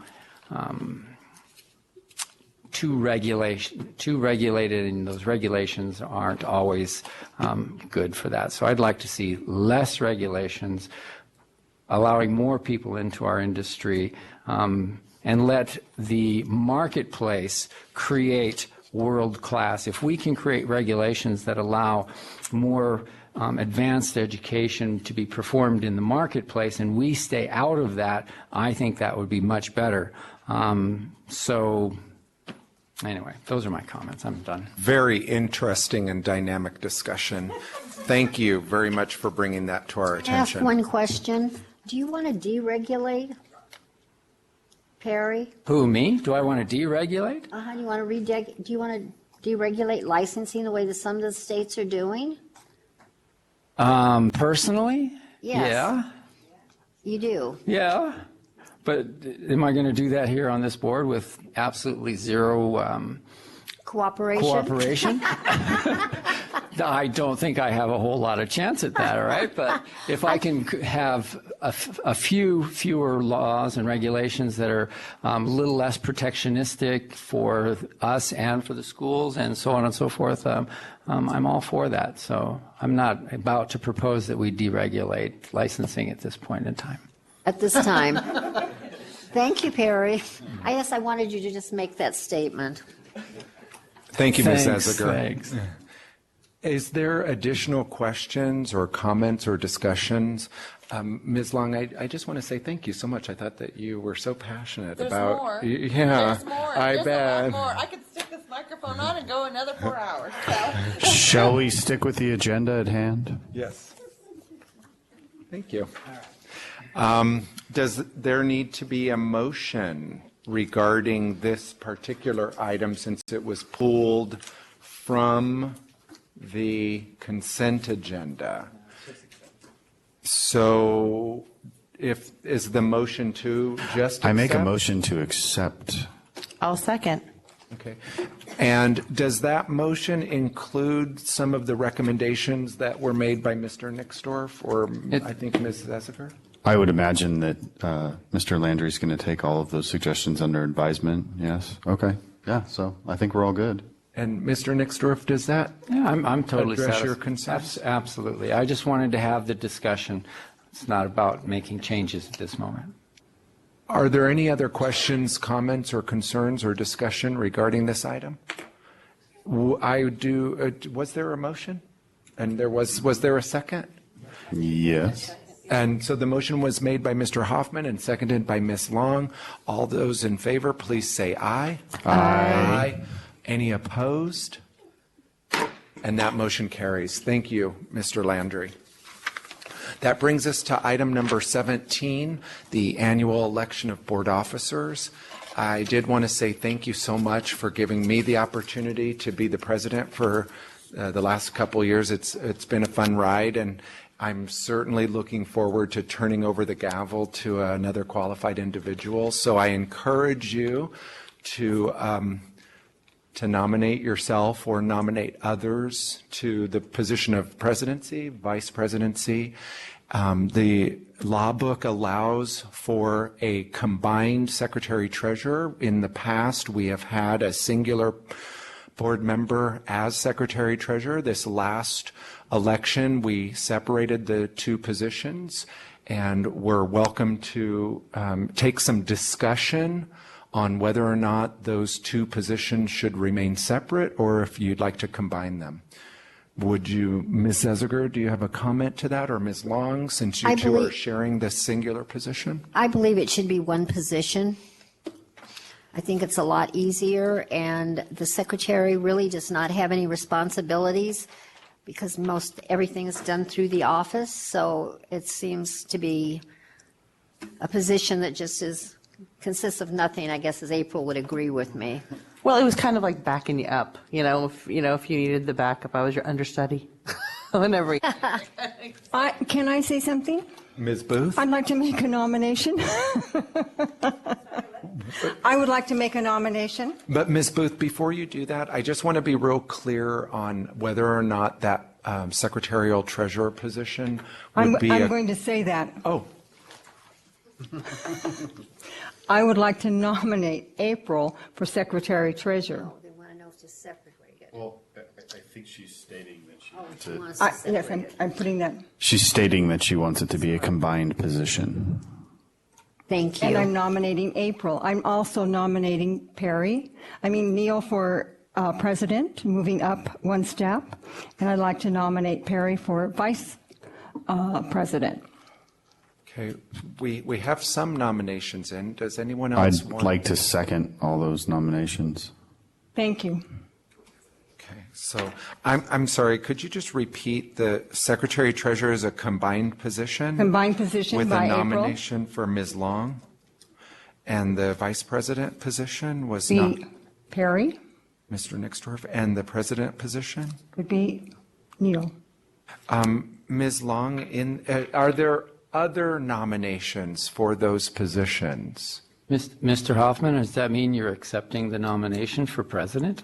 I thought Yes. However, reluctantly, I believe I don't get much choice about it. Well, of course you get a choice about this. I'm just curious whether or not you've changed your mind since the last time we've spoken. I'll give it a go. I mean, the worst I could do is completely horrible, in which case I'll be assassinated and you can take over. Oh.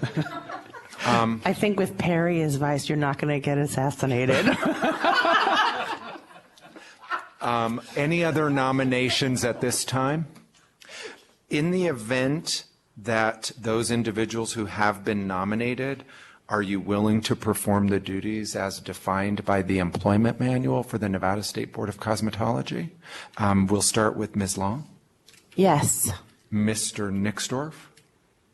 Could you please repeat that for a moment? I wasn't paying much attention there. Now that you've been nominated, are you willing to accept the responsibilities of the position that you've been nominated for, should you be elected to that position? Yes. Mr. Hoffman? Yes. All right. Why don't we conduct a vote then for the first position, the secretary-treasurer?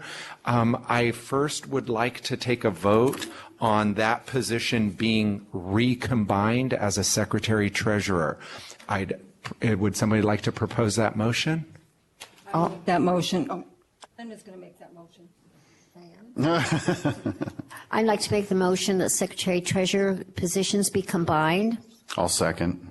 Any questions, comments, concerns, or discussion? Okay. The motion has been made by Ms. Zesiger to recombine the secretary-treasurer into one position. It was seconded by Mr. Hoffman. All those in favor, please say aye. Aye. Those opposed? That motion carries. Ms. Long was nominated for the position of secretary-treasurer. There are no other nominations. All those in favor of Ms. Long as secretary-treasurer, please say aye. Aye. Aye. Any opposed? Ms. Long, you are now the secretary-treasurer for 2013-2014. Thank you. Mr. Nixdorf was nominated as vice president and agreed to assume those responsibilities. No other nominations were accepted. All those in favor, please say aye. Aye. Aye. Any opposed? Mr. Nixdorf, you are now the Vice President of the Nevada State Board of Cosmetology for 2013-2014. Mr. Hoffman was nominated for the President position of the State Board of Cosmetology. There were no other nominations. He has agreed to assume those responsibilities of the presidency immediately. All those in favor, please say aye. Aye. Any opposed? Mr. Hoffman, here's your gavel. You got to finish the meeting. Oh, I don't have to finish the meeting. Oh, you don't? No, unless you'd like me to finish. I mean, Well, why don't you? Since you're sitting there, All I right. like the gavel so much. all right. Well, It's your last time. all right, Mr. Hoffman. I think we all have very big shoes to fill. I know I do. I know I have huge shoes to fill with Linda because she took me by the hand a year ago and said, you have to organize this. This isn't Heroes that are supposed to. She showed me everything that I knew, introduced me to staff, and I'm really, really going to miss you. I'm going to start crying. And congratulations. And Alex. Oh, wow. Enough said. Enough said. Congratulations to Perry To all of you. and all of you. Mr. Landry, let the official record show that the following board members will hold their respective offices for the following 2013-2014 board year. Mr. Hoffman, Neil Hoffman, is the board president. Mr. Perry Nixdorf is vice president, and Miss April Long is secretary-treasurer. And if I could give out one piece of information just so that all the newly elected officers can plan their schedule. I have a schedule of all the check signing dates for everyone because that's very critical so that everyone knows when the checks are coming and when they get signed so that can be accomplished. So I have a schedule for each of the newly elected officers so you'll know when the checks will be coming and what the turnaround. We'll obviously go over the procedure, but just so that you can block out on your calendar, a time frame on those particular dates. I've actually been going and doing the check signing already, so I'm well aware of the procedure. It'll be just fine. Thank you, Mr. Hoffman. And Mr. Nixdorf, if you'll please see Ms. Blasco for a check signature card to be completed. Okay. Thank you. And so I would like to welcome all three of you as our board officers, and I appreciate your service to both the board and to the state of Nevada and to Governor Sandoval. It means a great deal to me.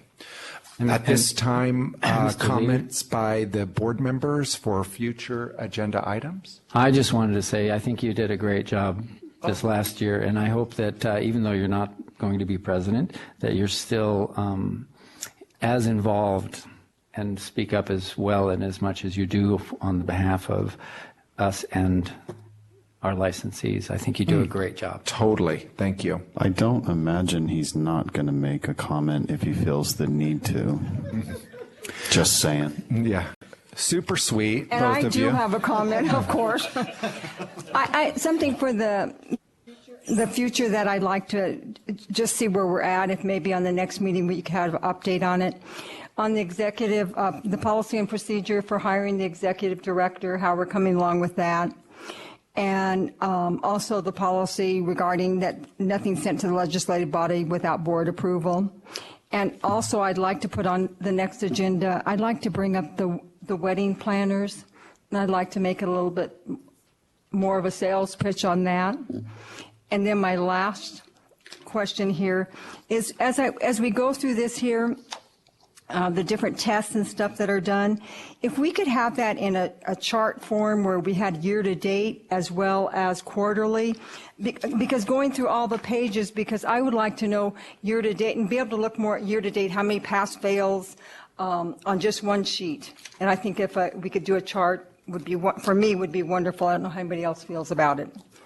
I think that's an excellent suggestion, Ms. Booth. Thank you for bringing it And up. that's all I have for today. Other comments by board members for future agenda items? I had mentioned one time when we were sending out these cease and desist letters, if there was something more aggressive we could do. And I know that Sarah had brought up that there was some avenues that we've not touched before. And I'd like to investigate that a little bit more. I'd like to be a little more aggressive with what they're doing and just sending them a letter. Did we talk about that before, Sarah? We did. So are you wanting maybe me to talk about it next time and tell you kind of what you can do and what you have done? Mm-hmm. Okay. I had one more thing. I'm sorry. Gary, is there a way that we could have a CD mailed to us instead of this? That's actually a future board topic that I have to put on the board, and Okay. that's the utilization of technology and the reduction of paper that we're processing currently. So that's one item I would do in there. But it's absolutely possible, and we do want to move. Staff wants to move away from putting and assembling these board packets together. I think there's some use of technology we can do to help assist in that area. Yeah, thank you. And then for my personal thing for the future agenda items, Mr. Landry, we had talked about the video conferencing from our own facilities. We've remodeled both the north and the south offices in just beautiful boardrooms, and now we're underutilizing our own square footage. And so I'd like to definitely see that attended to. And the second item for me is, we found these ads on the internet. Is that what you were referring to as the wedding planners? Ms. Booth? Oh, I'm sorry. Was it the Craigslist ads that you were referring to for the folks doing wedding stuff in the hotel rooms? Right, but you weren't at the law review class, so you didn't get all of that. And I would just like to bring that up a little more and go into a little bit more detail about some of the stuff that's going on, some of the things that I found out, some things I hear. And it's not just on Craigslist. There's special, like the Knot.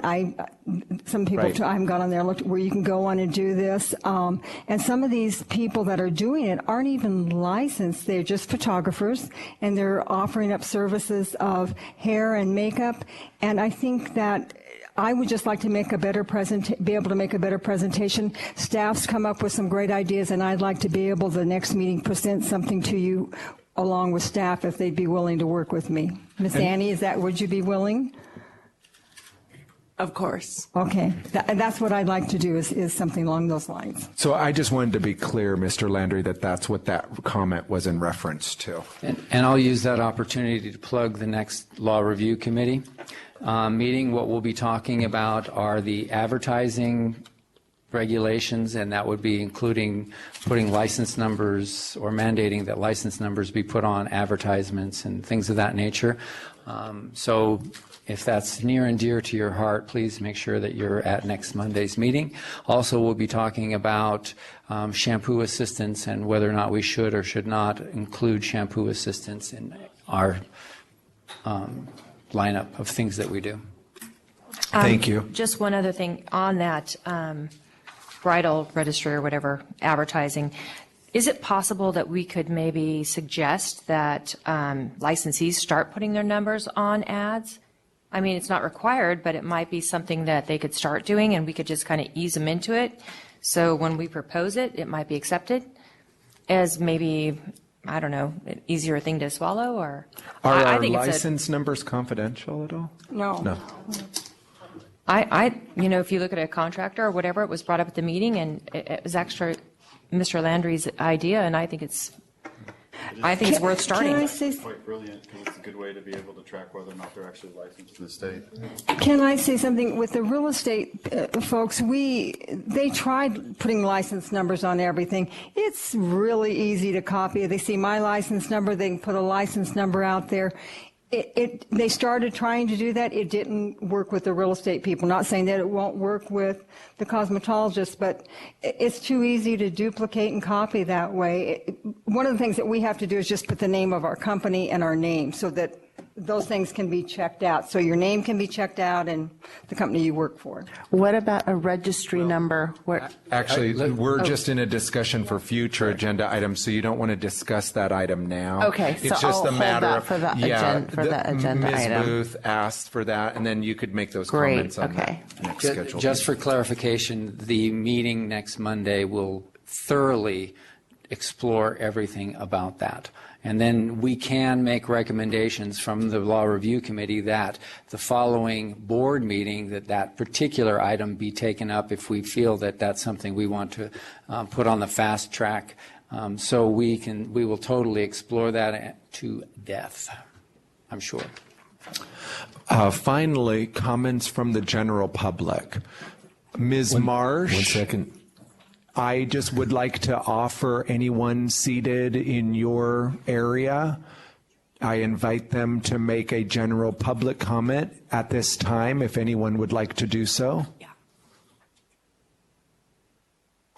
Everybody looks good. I see the shaking of the head, so I want to say thank you to those in attendance. This is the first time we've done this by the teleconference for our full board meeting. It means a great deal to me that you did come in and enjoy our meeting today. Anyone in this facility in the South would like to make it? Yes, please. If you could approach and please state your name, and if you could spell your name for the transcriptionist. You'll want to turn the microphone. Okay. My name is Ruby Jean Davis, RUBY JEAN DAVIS. Thank you, Ms. Davis. Okay. If you could limit your comments to about 3 minutes to give everybody a chance. But with this day, you might have to do a night section. But I would like to thank the board for this agenda today, because in sitting and listening, please keep cosmetology world class. Simply because of the fact I am a licensee of a salon, also a licensee of instructor. And as an instructor, you have to go and get education. And if an instructor do not have education, the schools are going down. And as a licensee in a salon, if you are not being educated through classes and different things. When you come in a person's salon, you do not know what's going on as far as keeping your clientele. So, to the board, please let cosmetologists stay wear a class in the state of Nevada, because in traveling in other states, the state is behind time in certain areas. Ms. Davis, thank you. Thank you. I really appreciate your comments. Anyone else at this time? And so I'll just. I have a comment, and so does Mr. Landry. Pardon. Yeah, just a few things when you were asking for future board agenda items. Yes. Ms. Bradley and I had wanted to add the open meeting law changes. There were changes to the open meeting law, and Thank you. And Ms. Bradley would like to go over those. I'd also like to bring up the adoption of a Nevada State Board of Cosmetology seal as allowed under NRS 644.080.3. I think it's if you want to elevate the profession, we need our seal similar to what the Attorney General's office has. They have their own seal where we're not using the seal of the state of Nevada. That's typically the core of it, but you create your own seal so they know which agency you're dealing with, just as for discussion and adoption possibly. I'll make a presentation on best practices for boards. I've done some research on that, and there are actually notations and procedures and all on how to be the best board between board and executive director. And then also I'll have a discussion between the strategic plan correlation and the staff and the board and how that all works together. So those are the items I would like to add. Thank you very much. I just want to let everyone know that our office is doing another boards and commissions training this October. It's Wednesday, October 23rd, from, I believe it's going to be 8:45 to 4:30. And there's multiple topics. Of course, you're all invited and welcome to come. It will be video conference, so most of the training I think is going to happen in Carson City. There might be one class here, be video conferenced, and it will also be available online. So if you want to take a break and watch it if you can't come down. So I can give you the online information October 23rd, it's a Wednesday. It's the Wednesday before Nevada Day, actually, so hopefully that doesn't impact anyone. But we're going to have open meeting law, public records, administrative rulemaking, hearings. There's also going to be a brief presentation on social media and things to think about as a public officer when posting on social media.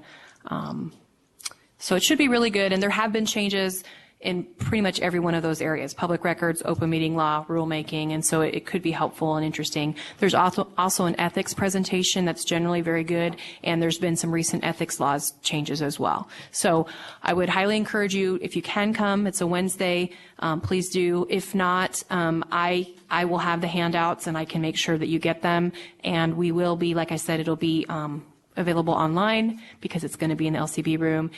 And they're also, I believe they're making a CD of it as well. So just let me know. I know Mr. Leader went last year, and hopefully he enjoyed it. Loved it. Yeah. And I think that was the second time that I went. Thank you, Ms. Bradley.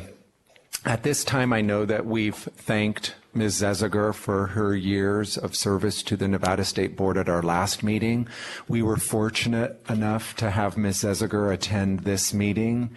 We have received notice that a new individual has now been appointed by Governor Sandoval to serve as the nail technologist board member for the next 4 years. And again, Linda, I mentioned to you at the last meeting how proud I was of you, and I'm equally as proud of you today. And you're just always such a dear person. You're very well spoken, and you just have such creative ideas, and you look at things with such a fresh perspective. It always means so much to me to hear your opinions, and I really just have really enjoyed working with you, and I just hope that I'll be able to work with you again in the future. And I'm sure that I speak on behalf of all the board members and the staff, how much we love you, and I just certainly look forward to seeing you again. I'm sorry that it won't be as a colleague in a meeting, but I'll certainly look forward to seeing you as a friend. Thank you. Thank you very much, and I appreciate all the loyalty that everyone has shown me, and I hope that I know I've given it back to you, and it's a sad day for me today, sadder than it was the last time you said goodbye to me. But I'm glad that I could help, and you'll probably see me as a public member out there sitting there voicing my opinions. So And so in I addition, won't disappear. fortunately. And again, thank you to staff, Ms. Blasco, Ms. Alexander, Ms. Curtis, Monica, Ms. Bradford, Ms. Green, Ms. Ball. Ms. Green? Mr. Green? Mr. Green, and Pamela. Thank you, Pamela.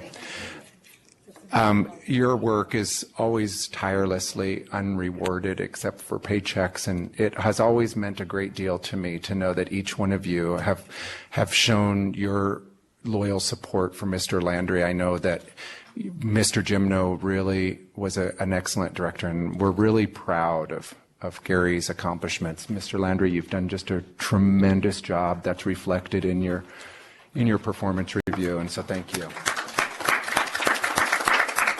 Absent any other discussion, this meeting of the Nevada State Board of Cosmetology is officially ended, and Mr. Hoffman will resume on the November meeting as your board president.